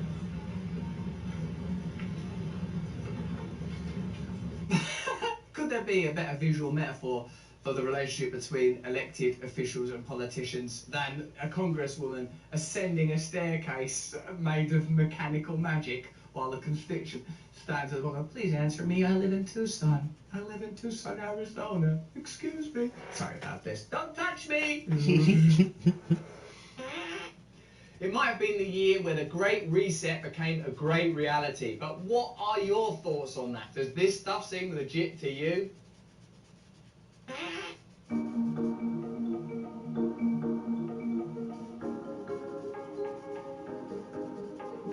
Like, if you believe, as many people do, in the values of detachment, of letting go of possessions, then I feel like the best way to espouse and spread these values is through embodying them and demonstrating them. Nothing to worry about there, that's just a drone delivering a package to your door. That drone couldn't be used for what? You can keep that delivery actually, I'll just wait for the van. I've misjudged the tone as well. You'll eat much less meat. Stop telling me what to do. I'm already vegan. What do you want me to do? Pull meat out of me? An occasional treat, not a staple. The problem is with this video is it's the exact mood of like a dystopian thing that you'd be sort of forced to watch with matchsticks holding your eyes open in a great big terrifying cinema. And then it just goes into bad things. Also, 1 billion people will be displaced by climate change. Finally! No, that's the bad bit. Whatever you thought of 2021, it was a year of a lot of suffering, but a year of a lot of revelation. It was the year we learned that 90% of all work could stop and it doesn't make a blind bit of difference. That most of the economy is a self-sustaining illusion. That you can change reality overnight if you want to. Imagine if we put all that will and collective power together. Imagine if we rose an army 4.5 million strong with a new vision where we look beyond the divide and conquer tactics, come together to create a new confederacy, a new globe, a new era where we can be free together against the elites. Welcome to 22, you glorious wonders. It's going to be a great year for all of us. But that's just what I think. What do you think 2022 is going to be like? Hit me up in the comments below. Let's keep this conversation going. Without you, it's nothing. Give us a thumbs up. Subscribe if you want to come see me live. I'm all over the UK. You could be with me in as little as 4 weeks in Hammersmith and other gigs. Have a look at the link in the description. We can be together in the same space forever. Sign up to my mailing list, why don't you? I can send you weekly bulletins on the regular, tell you what I'm thinking, tell you what I'm learning. If you like the video, have a look at this one. Merry Christmas. And if you need to learn to meditate, sign up to my side channel, Awakening with Russell Brand, and watch a lot of the great well-being content we create over there. Most important of all, in 2022, stay free.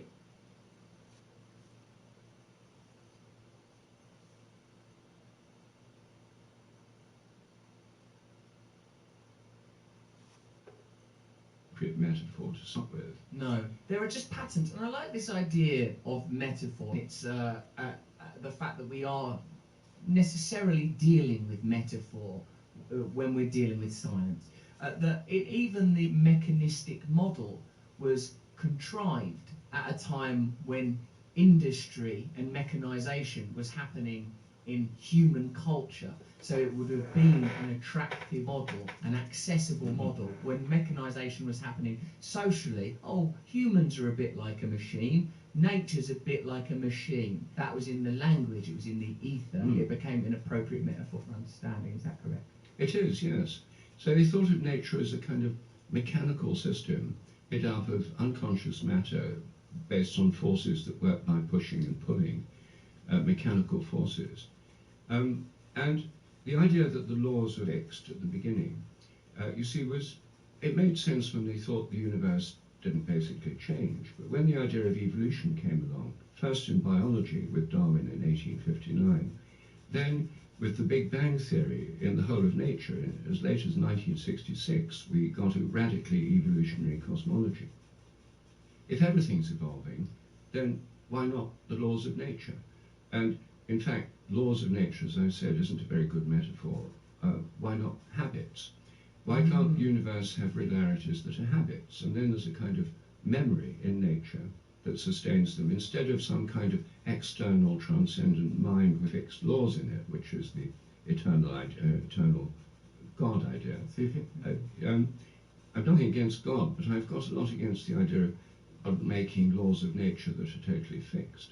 Yes, it's almost like the requirement for fixed laws is a requirement in order to conduct study. If there are no fixed laws, it's impossible to conduct study. So you need fixed laws. There must be fixed laws.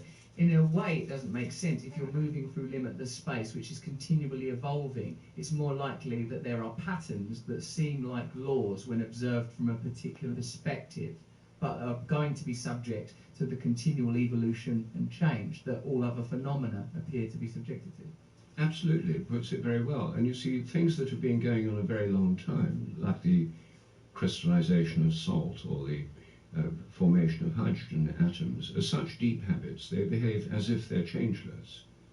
But when you look at new things, new forms of learning, new forms of behavior, new chemical compounds, then you see the habits build up, and the evidence for morphic resonance comes from looking at new phenomena and seeing new habits build up.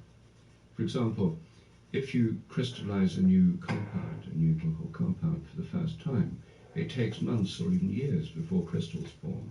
But then, once you've got it going, all around the world they form more easily. If you train rats to learn a new trick in London, then rats all around the world learn the same thing quicker, according to actual evidence. Is this disputed evidence, or is that stuff that's like we're down with that? Well, the evidence was done years ago at Harvard and in Edinburgh and Melbourne universities. No one's disputed the evidence. The disputation is about how you interpret it.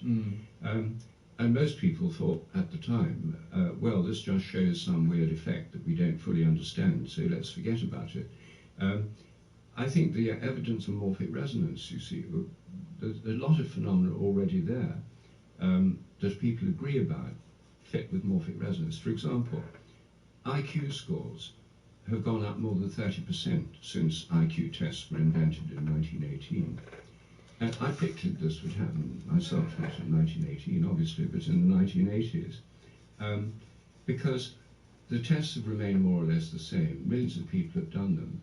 Millions of people have solved these problems. It should be getting easier to do the tests. Those scores will be going up, the average scores, not because people are getting smarter. There's no independent evidence they're getting smarter.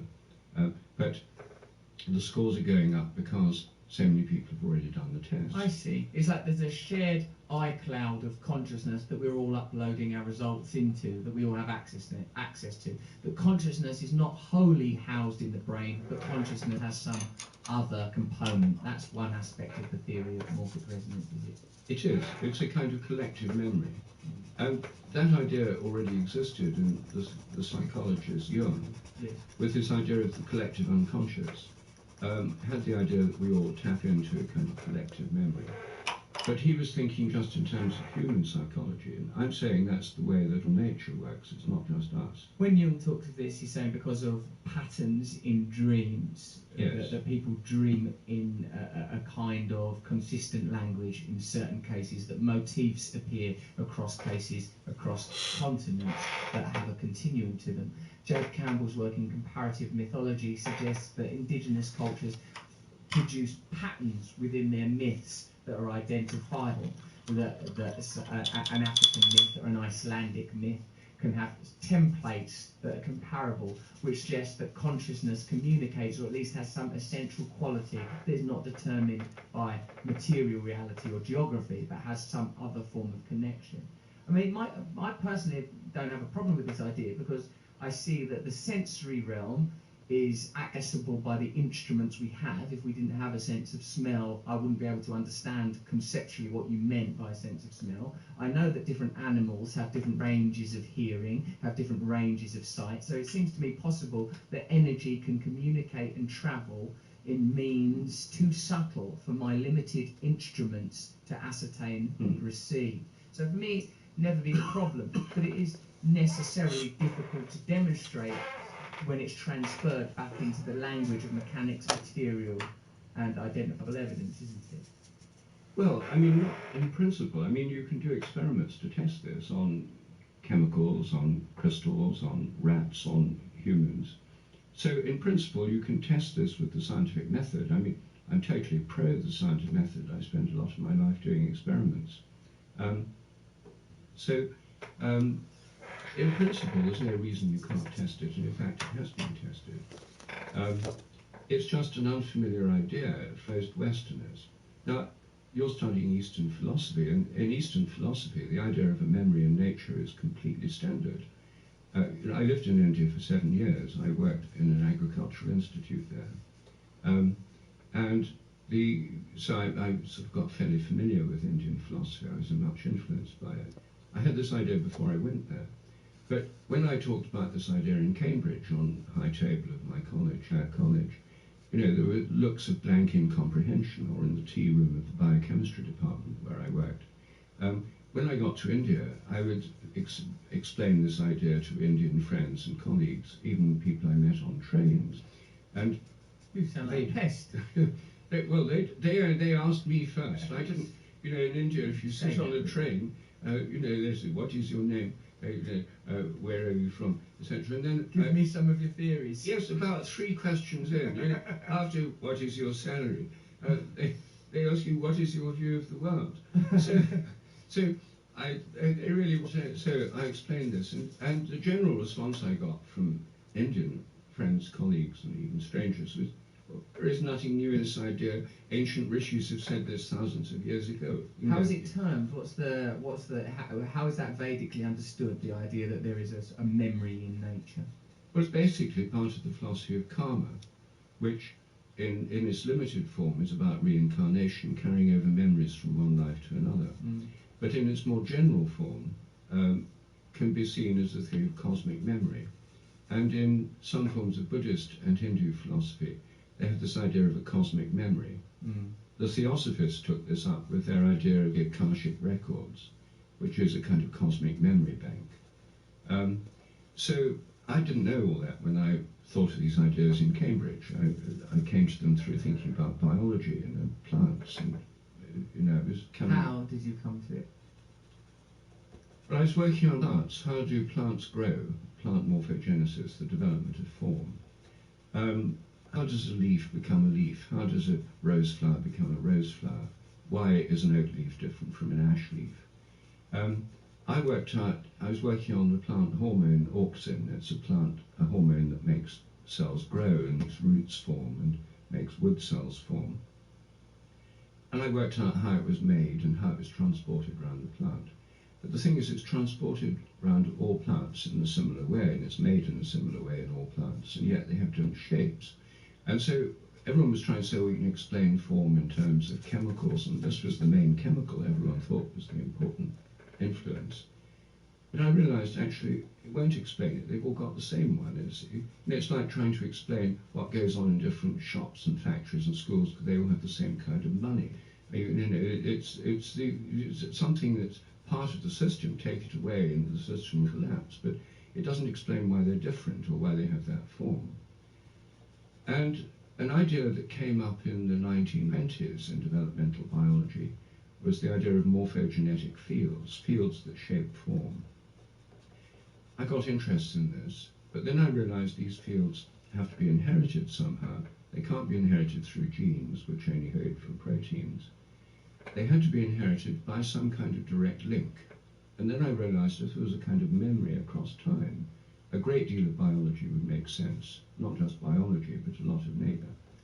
So I had this kind of flash of insight, and for 3 or 4 days I was in a kind of manic state when I first came up with the idea of morphic resonance, because more and more things made sense, and then I got worried, you know, it's a kind of theory of everything, you know, I ought to be worried about this. So I didn't publish it for another 8 years. I thought I'd really got to think about this hard and look at the evidence. And when I finally worked through a long process, it really did make sense after thinking it through, and that's when I published my first book, A New Science of Life. The idea being that there is a memory that is beyond material that is travelling through time. Can you give us some examples of that? Well, the one example would be the thing I mentioned with rats. Animals learn a new trick. Then rats, similar rats, faced with the same trick somewhere else, on the basis of similarity, resonate with those rats before. Morphic resonance is about similarity in patterns of vibration or patterns of activity. What I'm suggesting is there's a kind of resonance across time that just goes across time without falling off with time and across space.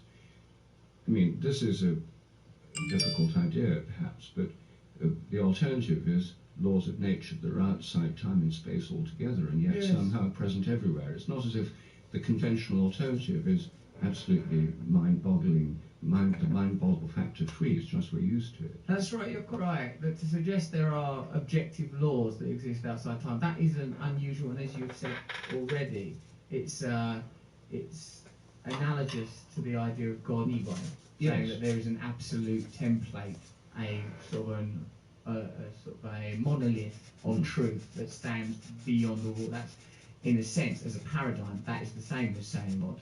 There's these rules that are in charge. Except for materialist scientists, the rules are supposed to have come about spontaneously by themselves.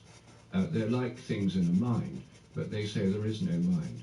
So they're completely paradoxical to have laws that are immaterial, that are rational, that have no material being, and yet no non-material substrate, is an incoherent belief, and yet that's what most scientists believe.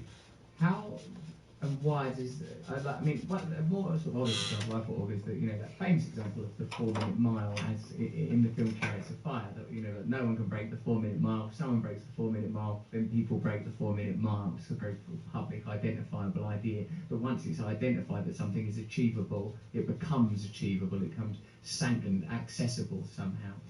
Now, what I'm interested in, Rupert, is how dogma behaves and how heresy is regarded and controlled. Now, one of the things I've enjoyed in your, let's call it, I like how the band TED Talk is a cool thing, I think. Like in your band TED Talk is when you were talking about how mainstream science protects its dogmas through denial of variation. For example, what's the speed of light? Yeah, well, I gave an example of the speed of light. I got interested in this because the idea that the speed of light is totally constant and all the constants are constant is part of the fixed law dogma. So I thought, well, I'll just check out. I have no particular, I don't work on physical constant. So it wasn't a particular thing where I had a personal interest, but just thought I'd look at the data. And when I did, I was amazed to find it varied quite a lot. Between 1928 and 1950 or so, the speed of light dropped by 20 kilometers per second all around the world, and then it went up again. And they were all claiming that they're accurate. They have the error bars on the graph, so they're showing very small errors, that if the error was like plus or minus 0.1 of a kilometer per second, and yet there was 20 kilometers per second difference. And I just couldn't understand what was going on, so I went to see the head of the National Physics Laboratory at Teddington, the mad charge of measuring constants. And I asked him, and he said, well... If it really was constant, don't even need him. So you're out of the job, mate, it's always the same. Oh, blast! So he said, he said, I know it's a very embarrassing incident in the history of our science.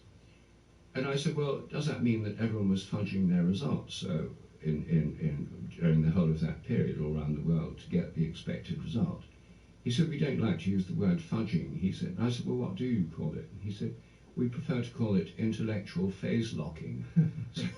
So anyway, then it went up again, and then to resolve this problem, they just defined it. By fiat, they invented the speed of light, the closest value, and they said that's it, from now on it's defined. And then they defined the meter in terms of the speed of light, so that even if the speed of light did change, you'd never notice, because the meter would change in length at the same time. Brilliant. The unit of measurement would also alter. Yes. I'm reminded of the Melville quote, all human science but passing fables. But as we learn more, everything that we think of as being absolute will necessarily evolve, because we are only looking at a small portion of all of the available evidence. What do revelations in quantum physics, in your opinion, mean about the nature of consciousness? I know that the double slit theory is an area that people like myself, who are of a spiritual bent, that leap all over as evidence that consciousness impacts matter and the behaviour of waves and particles, and physicists say, no, you're misinterpreting this and you're drawing conclusions that are erroneous. But what does it tell us, without us being too sort of quick to leap on our, our chariots of fire and start blasting out the silver trumpets and proclaiming the Lord? Well, I think the most important thing about quantum theory is it tells us that nature is probabilistic, that there's no rigid determinism. You can't predict things exactly. And there's a kind of inherent freedom, right, even at the most fundamental particles of matter. I think the stuff. Freedom. Yes. Do you mean that just because the behaviour of particles and waves apparently altering under observation and under observation? No, if you measure, take a single photon going through a double slit, for example, you can't predict where it'll end up, which bit of the film that you're filming it will land on. But if you send thousands of single photons one after another, you get a kind of average pattern, which is like a wave pattern. So it follows a kind of probability distribution, but you can't predict any individual one. If you've got a radioactive uranium atom, you can say what its half-life is. If you've got millions of them, by how many years it'll be before half of them have decayed. But this individual atom, you can't tell if it's going to decay in 1 million years or in the next second. There's nothing that enables you to say that. So it's an inherent freedom at the very foundation of matter. And what chaos theory has shown is that even bigger things like the weather systems have a kind of inherent indeterminism or freedom. And the same is true of the way the nerve cells in our brain work, and many of them are on a knife edge, they could go one way or another. So all through nature there's a kind of indeterminism. That means there's a kind of inherent freedom at all levels in nature. Certain strong habits, but when you get things that are changing and they're on cusp points, there's this kind of indeterminism. Now, I don't think the observer stuff in quantum theory, I think it's overrated, the consciousness thing. Well, basically what it says is the kind of observation you make in quantum theory depends on what you're observing. In other words, the observations depend on the observer. But the philosopher Schopenhauer pointed out exactly that in around 1800. You know, the whole of science, he said, all observations depend on observers. It's not as if nature's out there just sort of passively observing itself. When we observe nature, we come to it with our frameworks of thought, preconceptions, measuring apparatus, etc. Whenever we ask a question of nature in an experiment, the answer we get depends on the question we make. So that's a perfectly general point about all science. It only came to sort of popular consciousness through quantum theory, but it's not specific to quantum theory. Yes, I see. Now, what do you think, on a more practical level, the imposition of dogma normally protects the interests of the powerful? Is it important that much of what is regarded as a sanctioned and valorized science is corporately funded? Is that important? I don't think that's important, actually. Not the most important thing.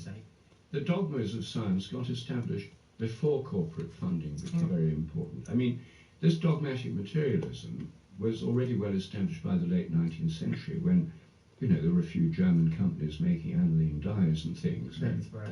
Early chemical companies making aspirin and stuff. But long before this sort of massive corporate involvement, it was an ideological movement. People like T.H. Huxley here in England were basic materialists, and that they wanted to spread the message about materialism because they wanted to destroy the power of religion and make scientists, as it were, the new priesthood. If you have a culture where you destroy the old priesthood and where science, reason and progress are your ideology, and every government is now being converted to it, economic progress through science and technology, every government in the world is a dominant paradigm, then who are the priests of this new culture? Obviously scientists. And T.H. Huxley wanted the scientists to become a kind of priestly caste, professional scientists, who would then be the go-to people for governments. And in many countries there's a separation between church and state, but in no country is the separation between science and state. So I would say the power base of science is much more state than corporations. They've come along later. What is their gospel? Well, their gospel is we'll save the world through science and technology. You know, we're the saviours of humanity. Religions have screwed it up. People just fight each other. But we come along and we'll cure diseases, reduce infant mortality, provide abundant consumer goods, and prolong life. And many of these promises have come true, after all. It's not just ideology. It's very powerful. Much is empirical. What is not empirical? What's not empirical is the metaphysical belief system that nature is totally mechanical, that it's all unconscious, that the laws are fixed. All these, in my book, The Science Delusion, I have these 10 dogmas of science. Memories are stored in the brain, that's another one. They believe that because they're materialists, everything must be matter, so all our memories must be inside our heads. In some way, a memory must have a material component. It must, on some level, be measurable. Exactly. And therefore, when you die and your brain decays, all your memories are wiped out. So every religion that believes in reincarnation or an afterlife or purgatory or whatever. Any form of transmigration. Any form of transmigration, any kind of ancestor connections or anything like that must be rubbish, because memories in the brain is impossible for any aspect of them to survive. It seems to me the rational conclusion of rationalism is that we are individuals, there is no meaning, therefore consume. Yes, and that's why the word materialism has two meanings. In science philosophy, it means this worldview I've been talking about and we've been discussing. In ordinary everyday language, it means people who go to shopping malls all the time and are constantly consuming things. That connects to telling, don't you think? I think so, yes, very much so. I think that it's not a coincidence we use the same word for both. Can we talk a bit about psychedelics and you taking psychedelics?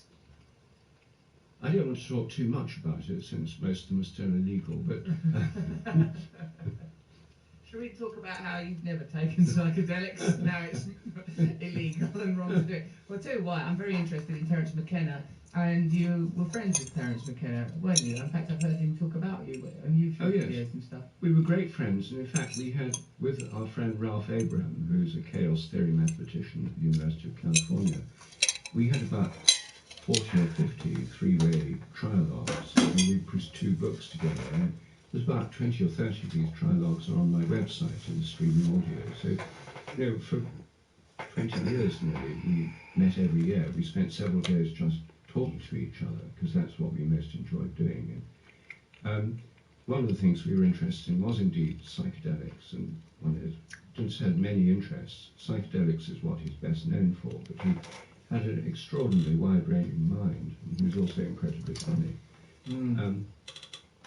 Well, for me, I suppose it was a long time ago, I can talk about it. For me, a great revelation was in about 1971, when I took LSD for the first time.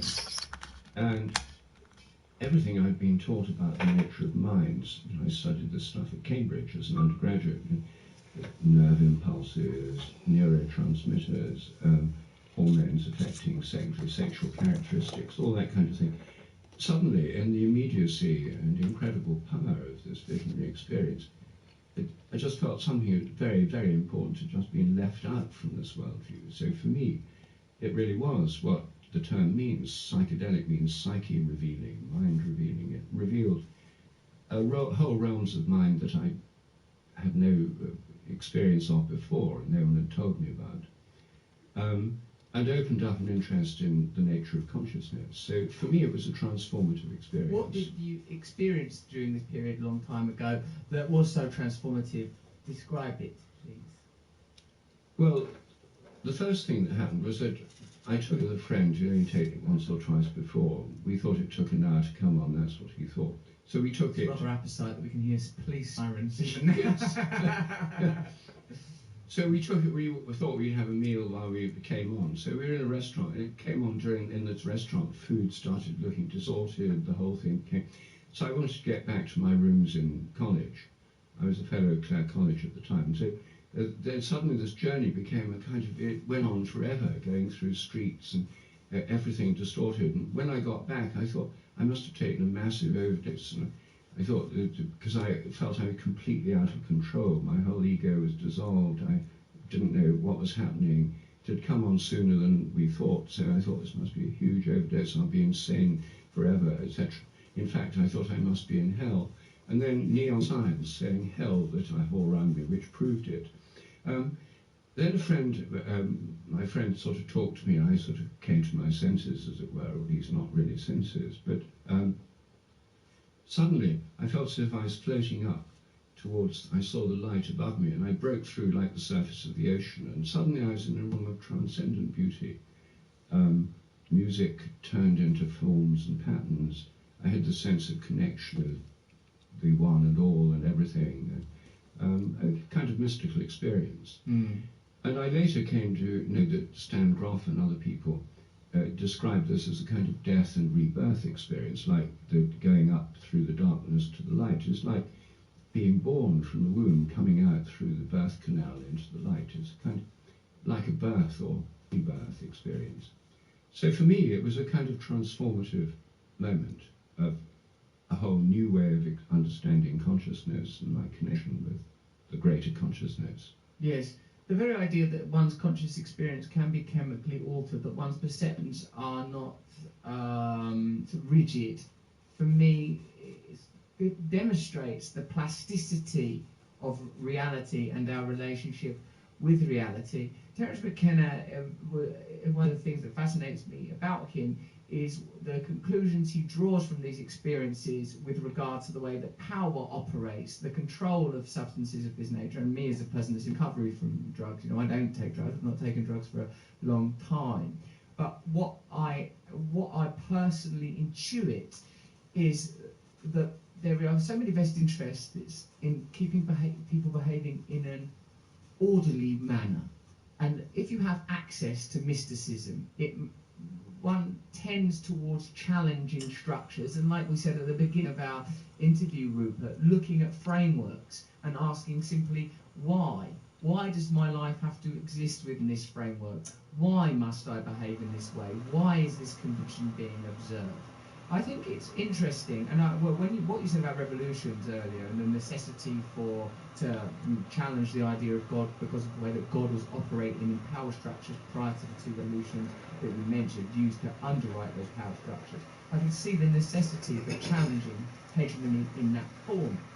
But the removal of God, to give you, Professor, the full Nietzschean quote, if God is dead and we have killed him and there's not enough water in the world to wash the blood from our hands. The idea that when we lose God, when we lose a way of accessing and understanding the mystery, we prevent ourselves, we are prohibited from being fully human, continually evolving and connected. We begin to regard ourselves in a material model as components that have to have a mechanical function to be valuable. We become a tool of consumerism. We become either an asset or a deficit. We don't have inherent value.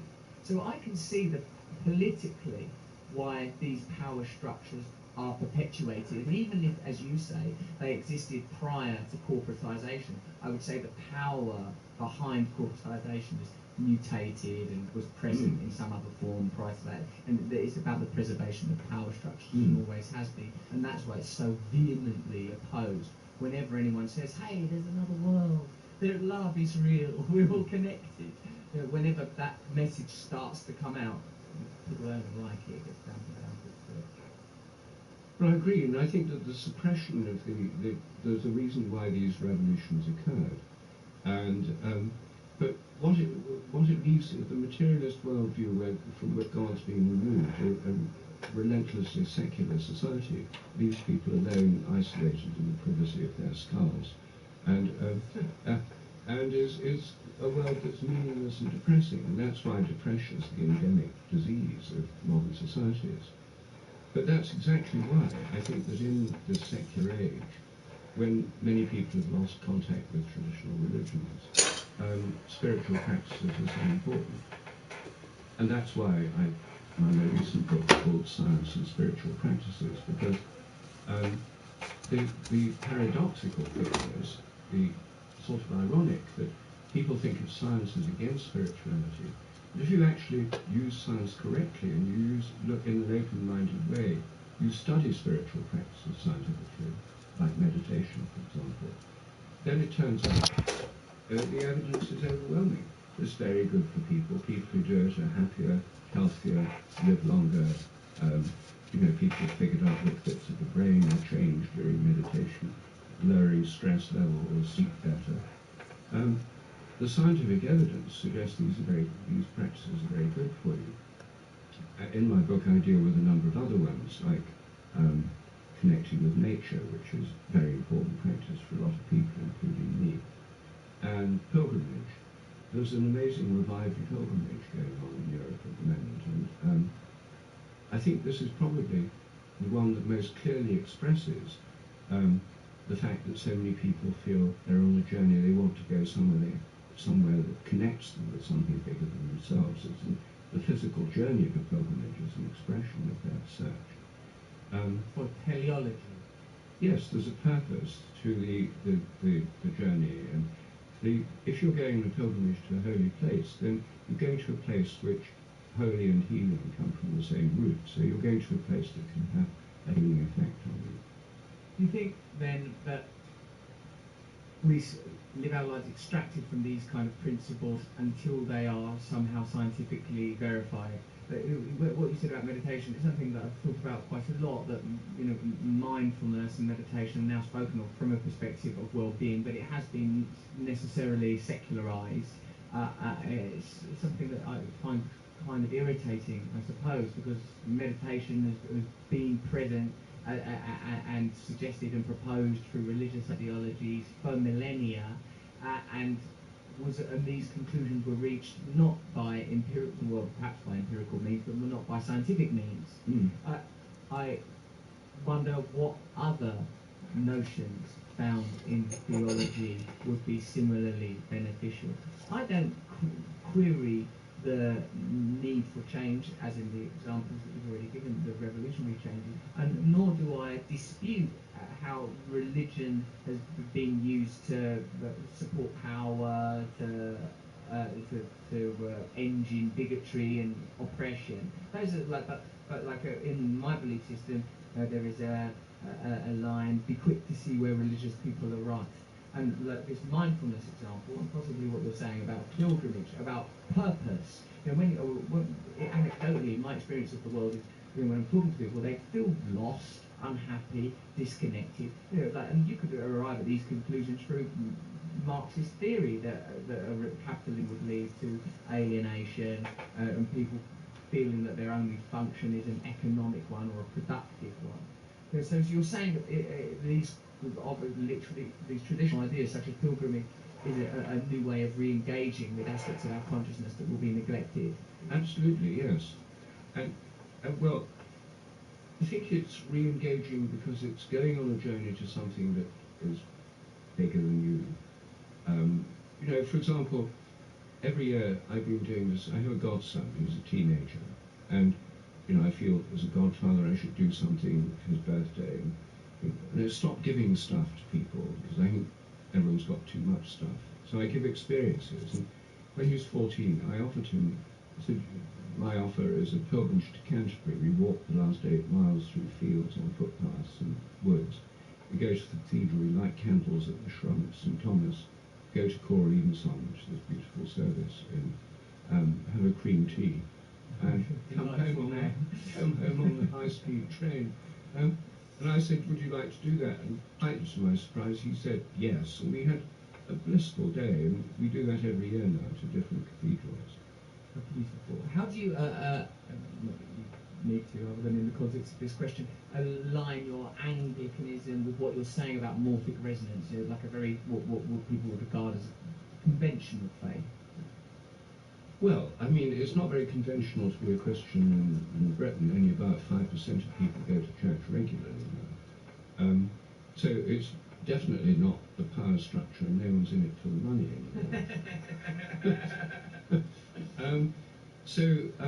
Morphic resonance actually fits very well, particularly in my book on science and spiritual practices. One of them I discuss is rituals. And all religions have rituals, and secular cultures do as well. What are some rituals of secular culture? Well, the American Thanksgiving Festival, for example, it's a national ritual. Rituals reenact an original seminal moment in the history of a group. So Jewish people, for example, reenact the Passover dinner that happened in Egypt when they first It's a form of ancestor worship and connection, and to demonstrate that we exist beyond our individual selves and are connected to our lineage. Yes, back to an original event that sets the lineage in motion. And so the Christian Holy Communion is a ritual celebration of Jesus' Last Supper with his disciples, itself a Passover dinner. So it's a kind of ancestral connection across time. And the point about morphic resonance, it depends on similarity. Now, if you have a ritual where you use the same language, the same words, the same gestures, the same incense, the same whatever, you deliberately create things as similar as possible. You set up perfect conditions for morphic resonance. So in all cultures, people believe that by doing these rituals, they connect with their ancestors who've done them before, right back to the first time it's done. And it means the individual is much more than just me. I'm part of a whole long tradition that went on long before me and will go on long after me.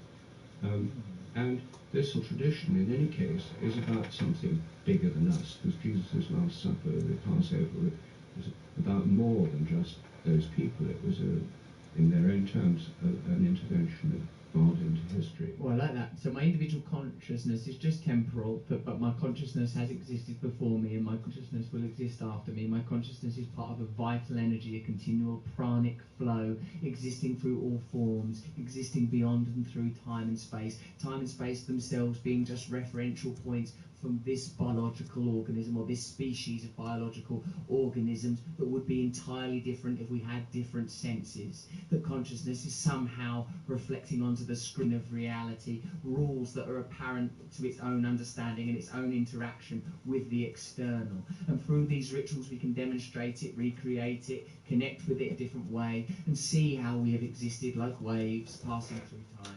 I like that. But somehow stripped of mystery, these things can seem like, I imagine that somehow out there, rather more radical listeners might think, you know, of the whole, because to me it sounds bloody delightful going for a cream tea and pilgrimage to Canterbury. It's the sort of thing I might do, actually. But like a lot of people think, I ain't doing that, I want to do ayahuasca with a flick knife via wood.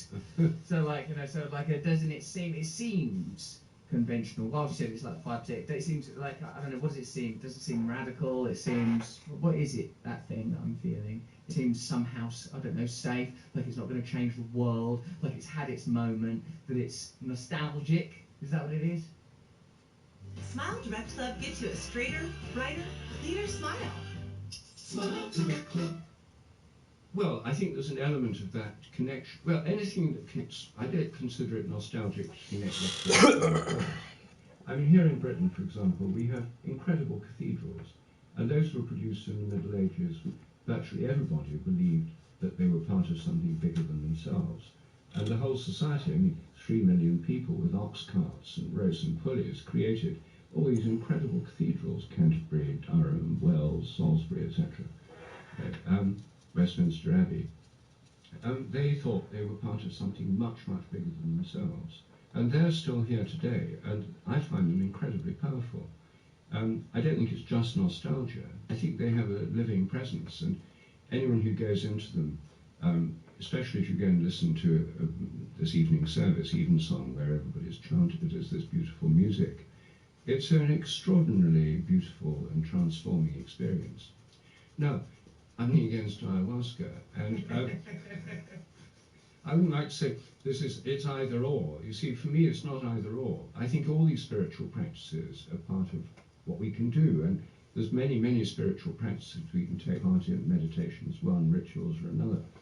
And ayahuasca is done as a kind of ritual, as a kind of sacrament or communion, where the participants, especially in these psychedelic churches like Santo Daime, That sounds good. this is there's a very big psychedelic church in Brazil. There's 2 actually, more than 2, but the main ones are called Santo Daime and União do Vegetal, which means Union of Plants. And these are churches, and I have been, I suppose I should add, a long time ago, to services of these churches in Canada, actually. Oh, I get you. What they like, these psychedelic churches? I'm fascinated. What, they got good murals in them? Well, no, they don't. No, it's not. They don't buildings. I mean, at least they may do in Brazil, but this is sort of in a room where they rent rooms and things. So what they're in the Santo Daime, men are all dressed in white on one side of the room, women on the other.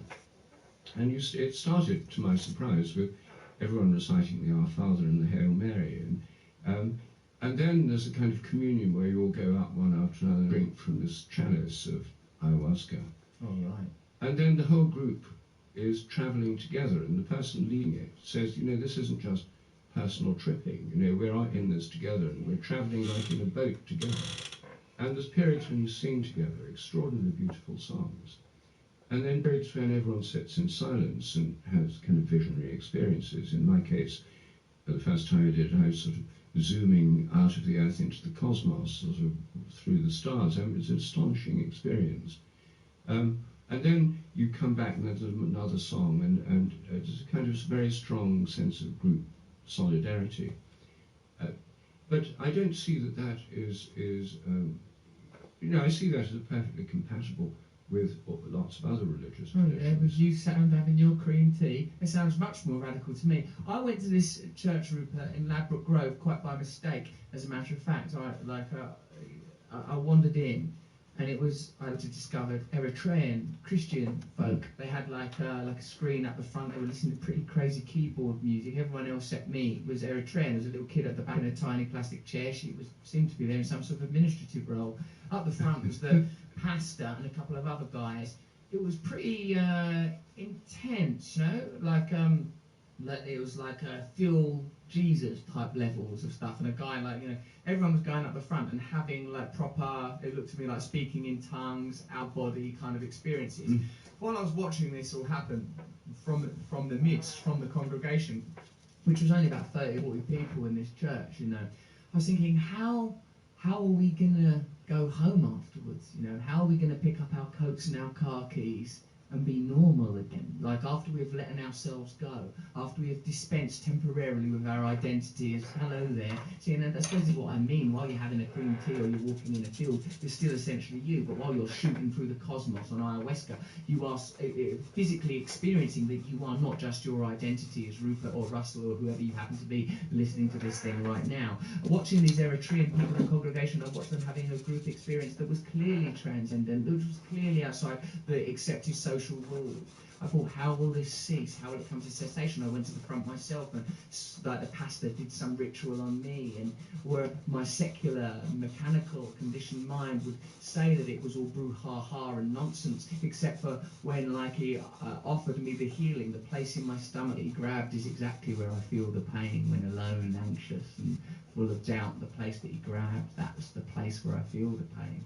You know, and then at the end, things did resolve quite perfectly and beautifully, and people just chatted afterwards and went back to their jobs. In these cases, I'm thinking a lot of these people were cab drivers and doing pretty low-paid, minimum-paid jobs, but they had there a communal experience and a transcendence experience. Certainly, it was beyond the accepted social norms of how are you, what are you going to be doing next Wednesday, did you see Spurs the other night? Yes. You know, like people were, and I feel that if you exclude that experience from your life, if your life does not include that, then what are you doing?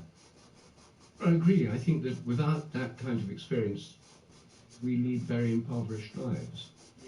And that's why I think, like you do, that spiritual practices and an awareness of that dimension are so important. What would science, how can science, which, you know, no one disputes without science, no technology, without science, no medicine, all the things that you listed, you know, the experimental method, absolutely vital, but is there what would your biggest hope be for science? I think, first of all, going beyond these narrow dogmas that hold it back. My book, The Science Delusion in America, is called Science Set Free, and it's really the idea that if we escape from this dogmatic prison that it's in at the moment, it could become much more positive and life-affirming. And I think that if we switch from a view of nature as being dead, inanimate and mechanical, to a view of nature as a living cosmos that's evolving with habits, and everything in nature is being alive, Gaia, the Earth, the Sun, the solar system, the galaxy, plants and animals, not machines, but truly alive, we'll find ourselves in a living world which has a kind of purpose. It's not clear what it is, but we feel much more connected if we feel ourselves part of a living world. And then the kind of spiritual principles that give rise to that world, or the creative forces that underlie it, would become, we'd feel they were more relevant and closer to us, and we'd see God in nature and God in us, and I think then when that happens, our lives become much more connected, much more meaningful, and much happier too. Yes, that's very, very beautiful, and I can't see why that would be controversial at all to regard the world in those terms. Rupert Sheldrake, your book, I'm telling you this, but really you know it. Your book, I'm just going to let you know, your book, Science and Spiritual Practices, is available now. I thank you very much. I really enjoy talking to you. I really enjoy listening to you. I find it incredibly valuable and beautiful, and to invest the world around us with love, and not to feel that we are just components in a mindless and purposeless machine.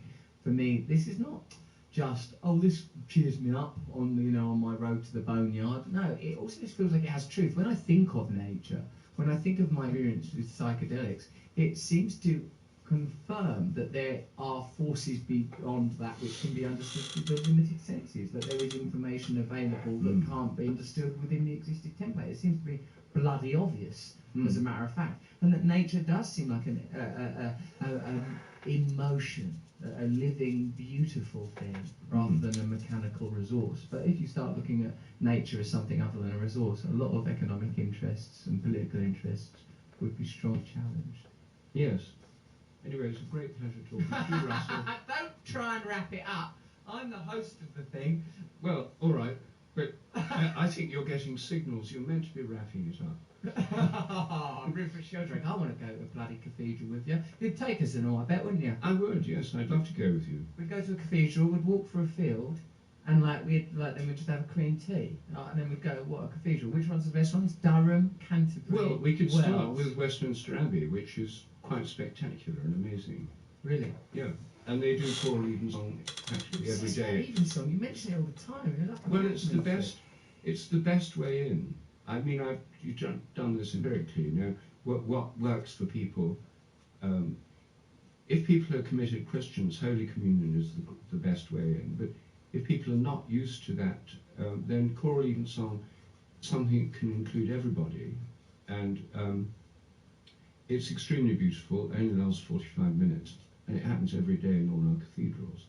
And what's more, there's a website that I helped set up called choralevensong.org, where you can find out when the next one is, what they're singing, and what kind of choir it is. I'm going to investigate what it was like, those people with ropes and pulleys and awesome cart building them cathedral. I bet it was a right ball ache erecting them, dragging great stones around Norwich.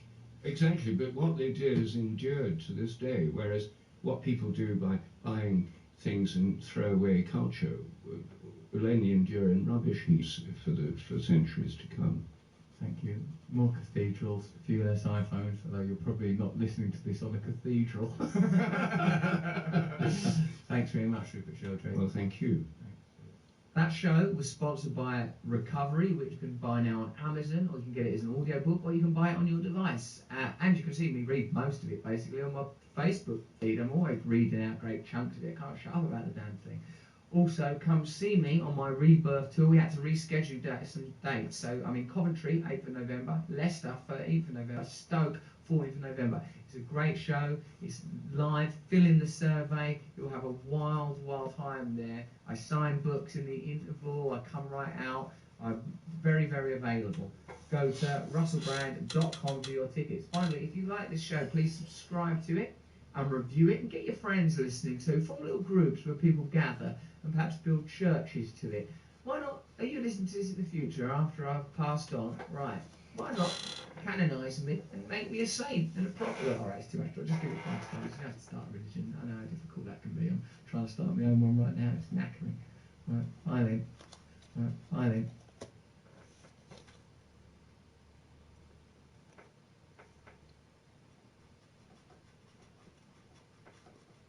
Are now searching for.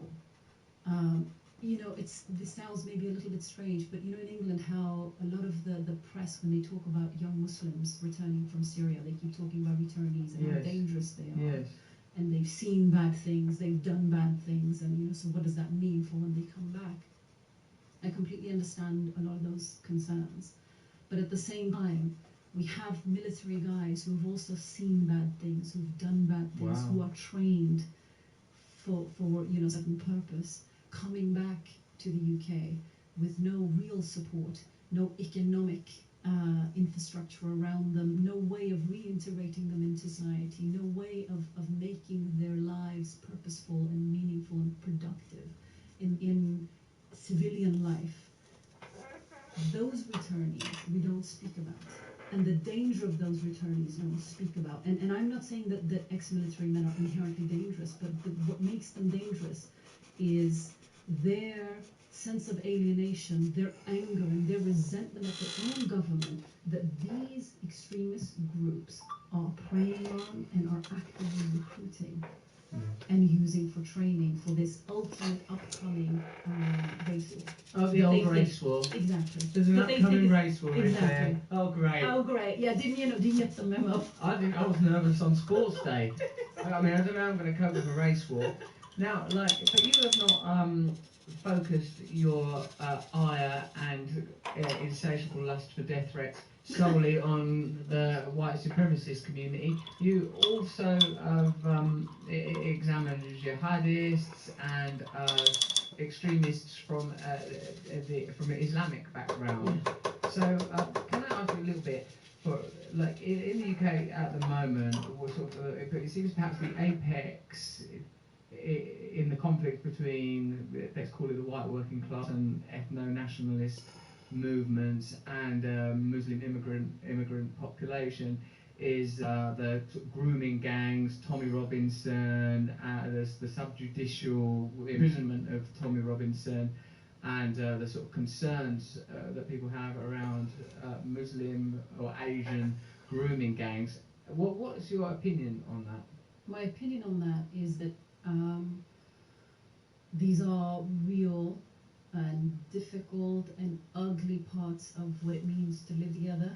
You know, when a lot of different people from all kinds of different parts of the world have sort of been shoved together on this island, us trying to make that work is really, really hard, and there are ugly sides of that, and there are really beautiful sides of that. And the grooming gangs, for example, is one example of the ugliness of that. And also how the girls who are working class, who were completely ignored and not believed by the authorities, is something really important and worth looking at.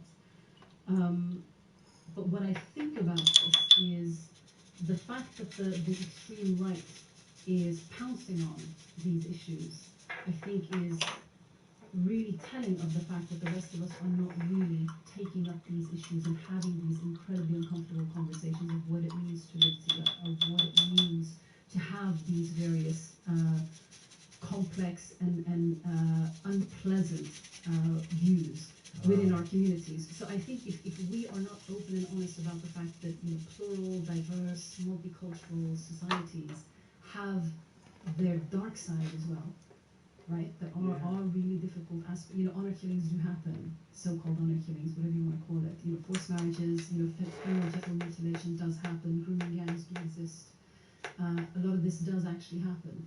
Our unwillingness on the left, and I consider myself to be part of the left, our unwillingness to want to confront that and want to look at that, and really playing towards open for the extreme right to manipulate and to make use of those stories for their political gain. How would you suggest that the people that don't belong to the extreme right approach specifically Just be that honest. issue? Be honest and admit that it's happening. But the thing is, our intentions on the left are, we actually want to make this work. But I think the mistake that the left often makes is that the left often looks at minority communities as only victims, as only victimized. And we're so afraid of racism that we think that, well, because this great big evil of racism exists, means that there's no oppression, and even if there is oppression, let's just sort of pretend that it's not there, that exists within minority communities as well. You know, I mean, the thing is, minority communities are no different than the majority population. There are wonderful people, there are incredibly difficult, violent, horrible people that exist within communities. So we can find out what's racist in you as well. Yeah. This kind of your own sort of cultures and your own sort of thing, you can't really help it anyway, you brown black people, right? So I find that on the left, and on the right, the intention, however, is to use these issues that are really unpleasant as a way to divide us. So we have to take those conversations back, and we have to be open and honest about these conversations because we want to live together. Dear. Sorry. Do you think that Coffee? You've been giving me coffee. That's part of the problem. Dear, do you think that that the liberal progressive ideology, the liberal progressive mainstream, have failed in addressing these issues partly because there is no solid intention to create a fairer society, that in fact it's a kind of insipid movement in the main? I'm not talking about, you know, individuals that are sort of activists and are directly involved in social justice or whatever less painted term you would use. But I feel that for the last 20 or 30 years, working class people, regardless of colour, but it seems that the rise of ethno-nationalism would suggest that white people, perhaps in particular, have felt left behind and let down by the parties that were established to support their rights and needs. The Labour Party in this country, the Democrats in America, and the same way as the neglect or unwillingness to address sort of extreme, unpleasant criminal abuse issues such as the grooming gangs has led to that territory being claimed by the right, a failure to address the economic needs of the majority of people, the very people who laid down their lives or whose families laid down their lives to establish these nation states, who were required economically for since the Industrial Revolution, who are no longer required and are now being discarded. Does a lot of the blame for the rise of the right lay in the hands of progressive people? Yeah.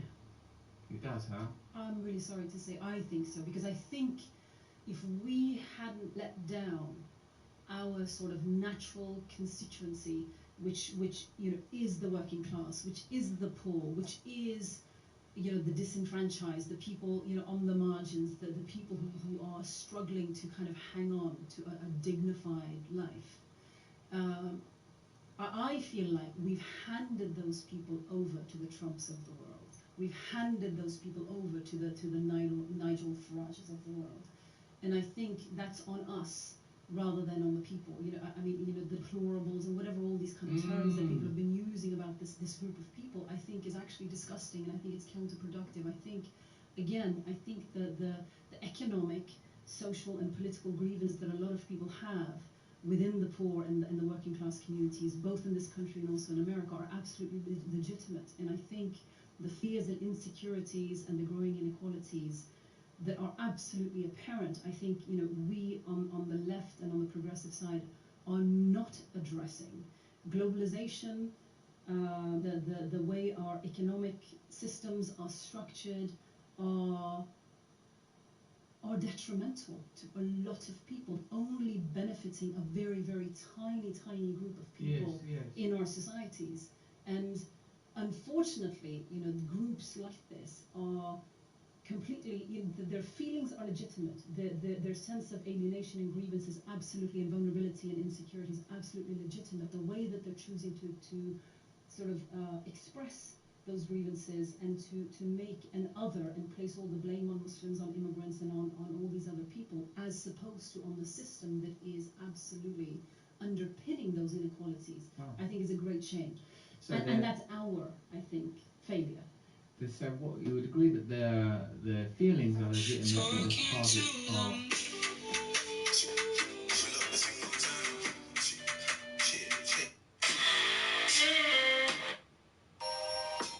Talking to them.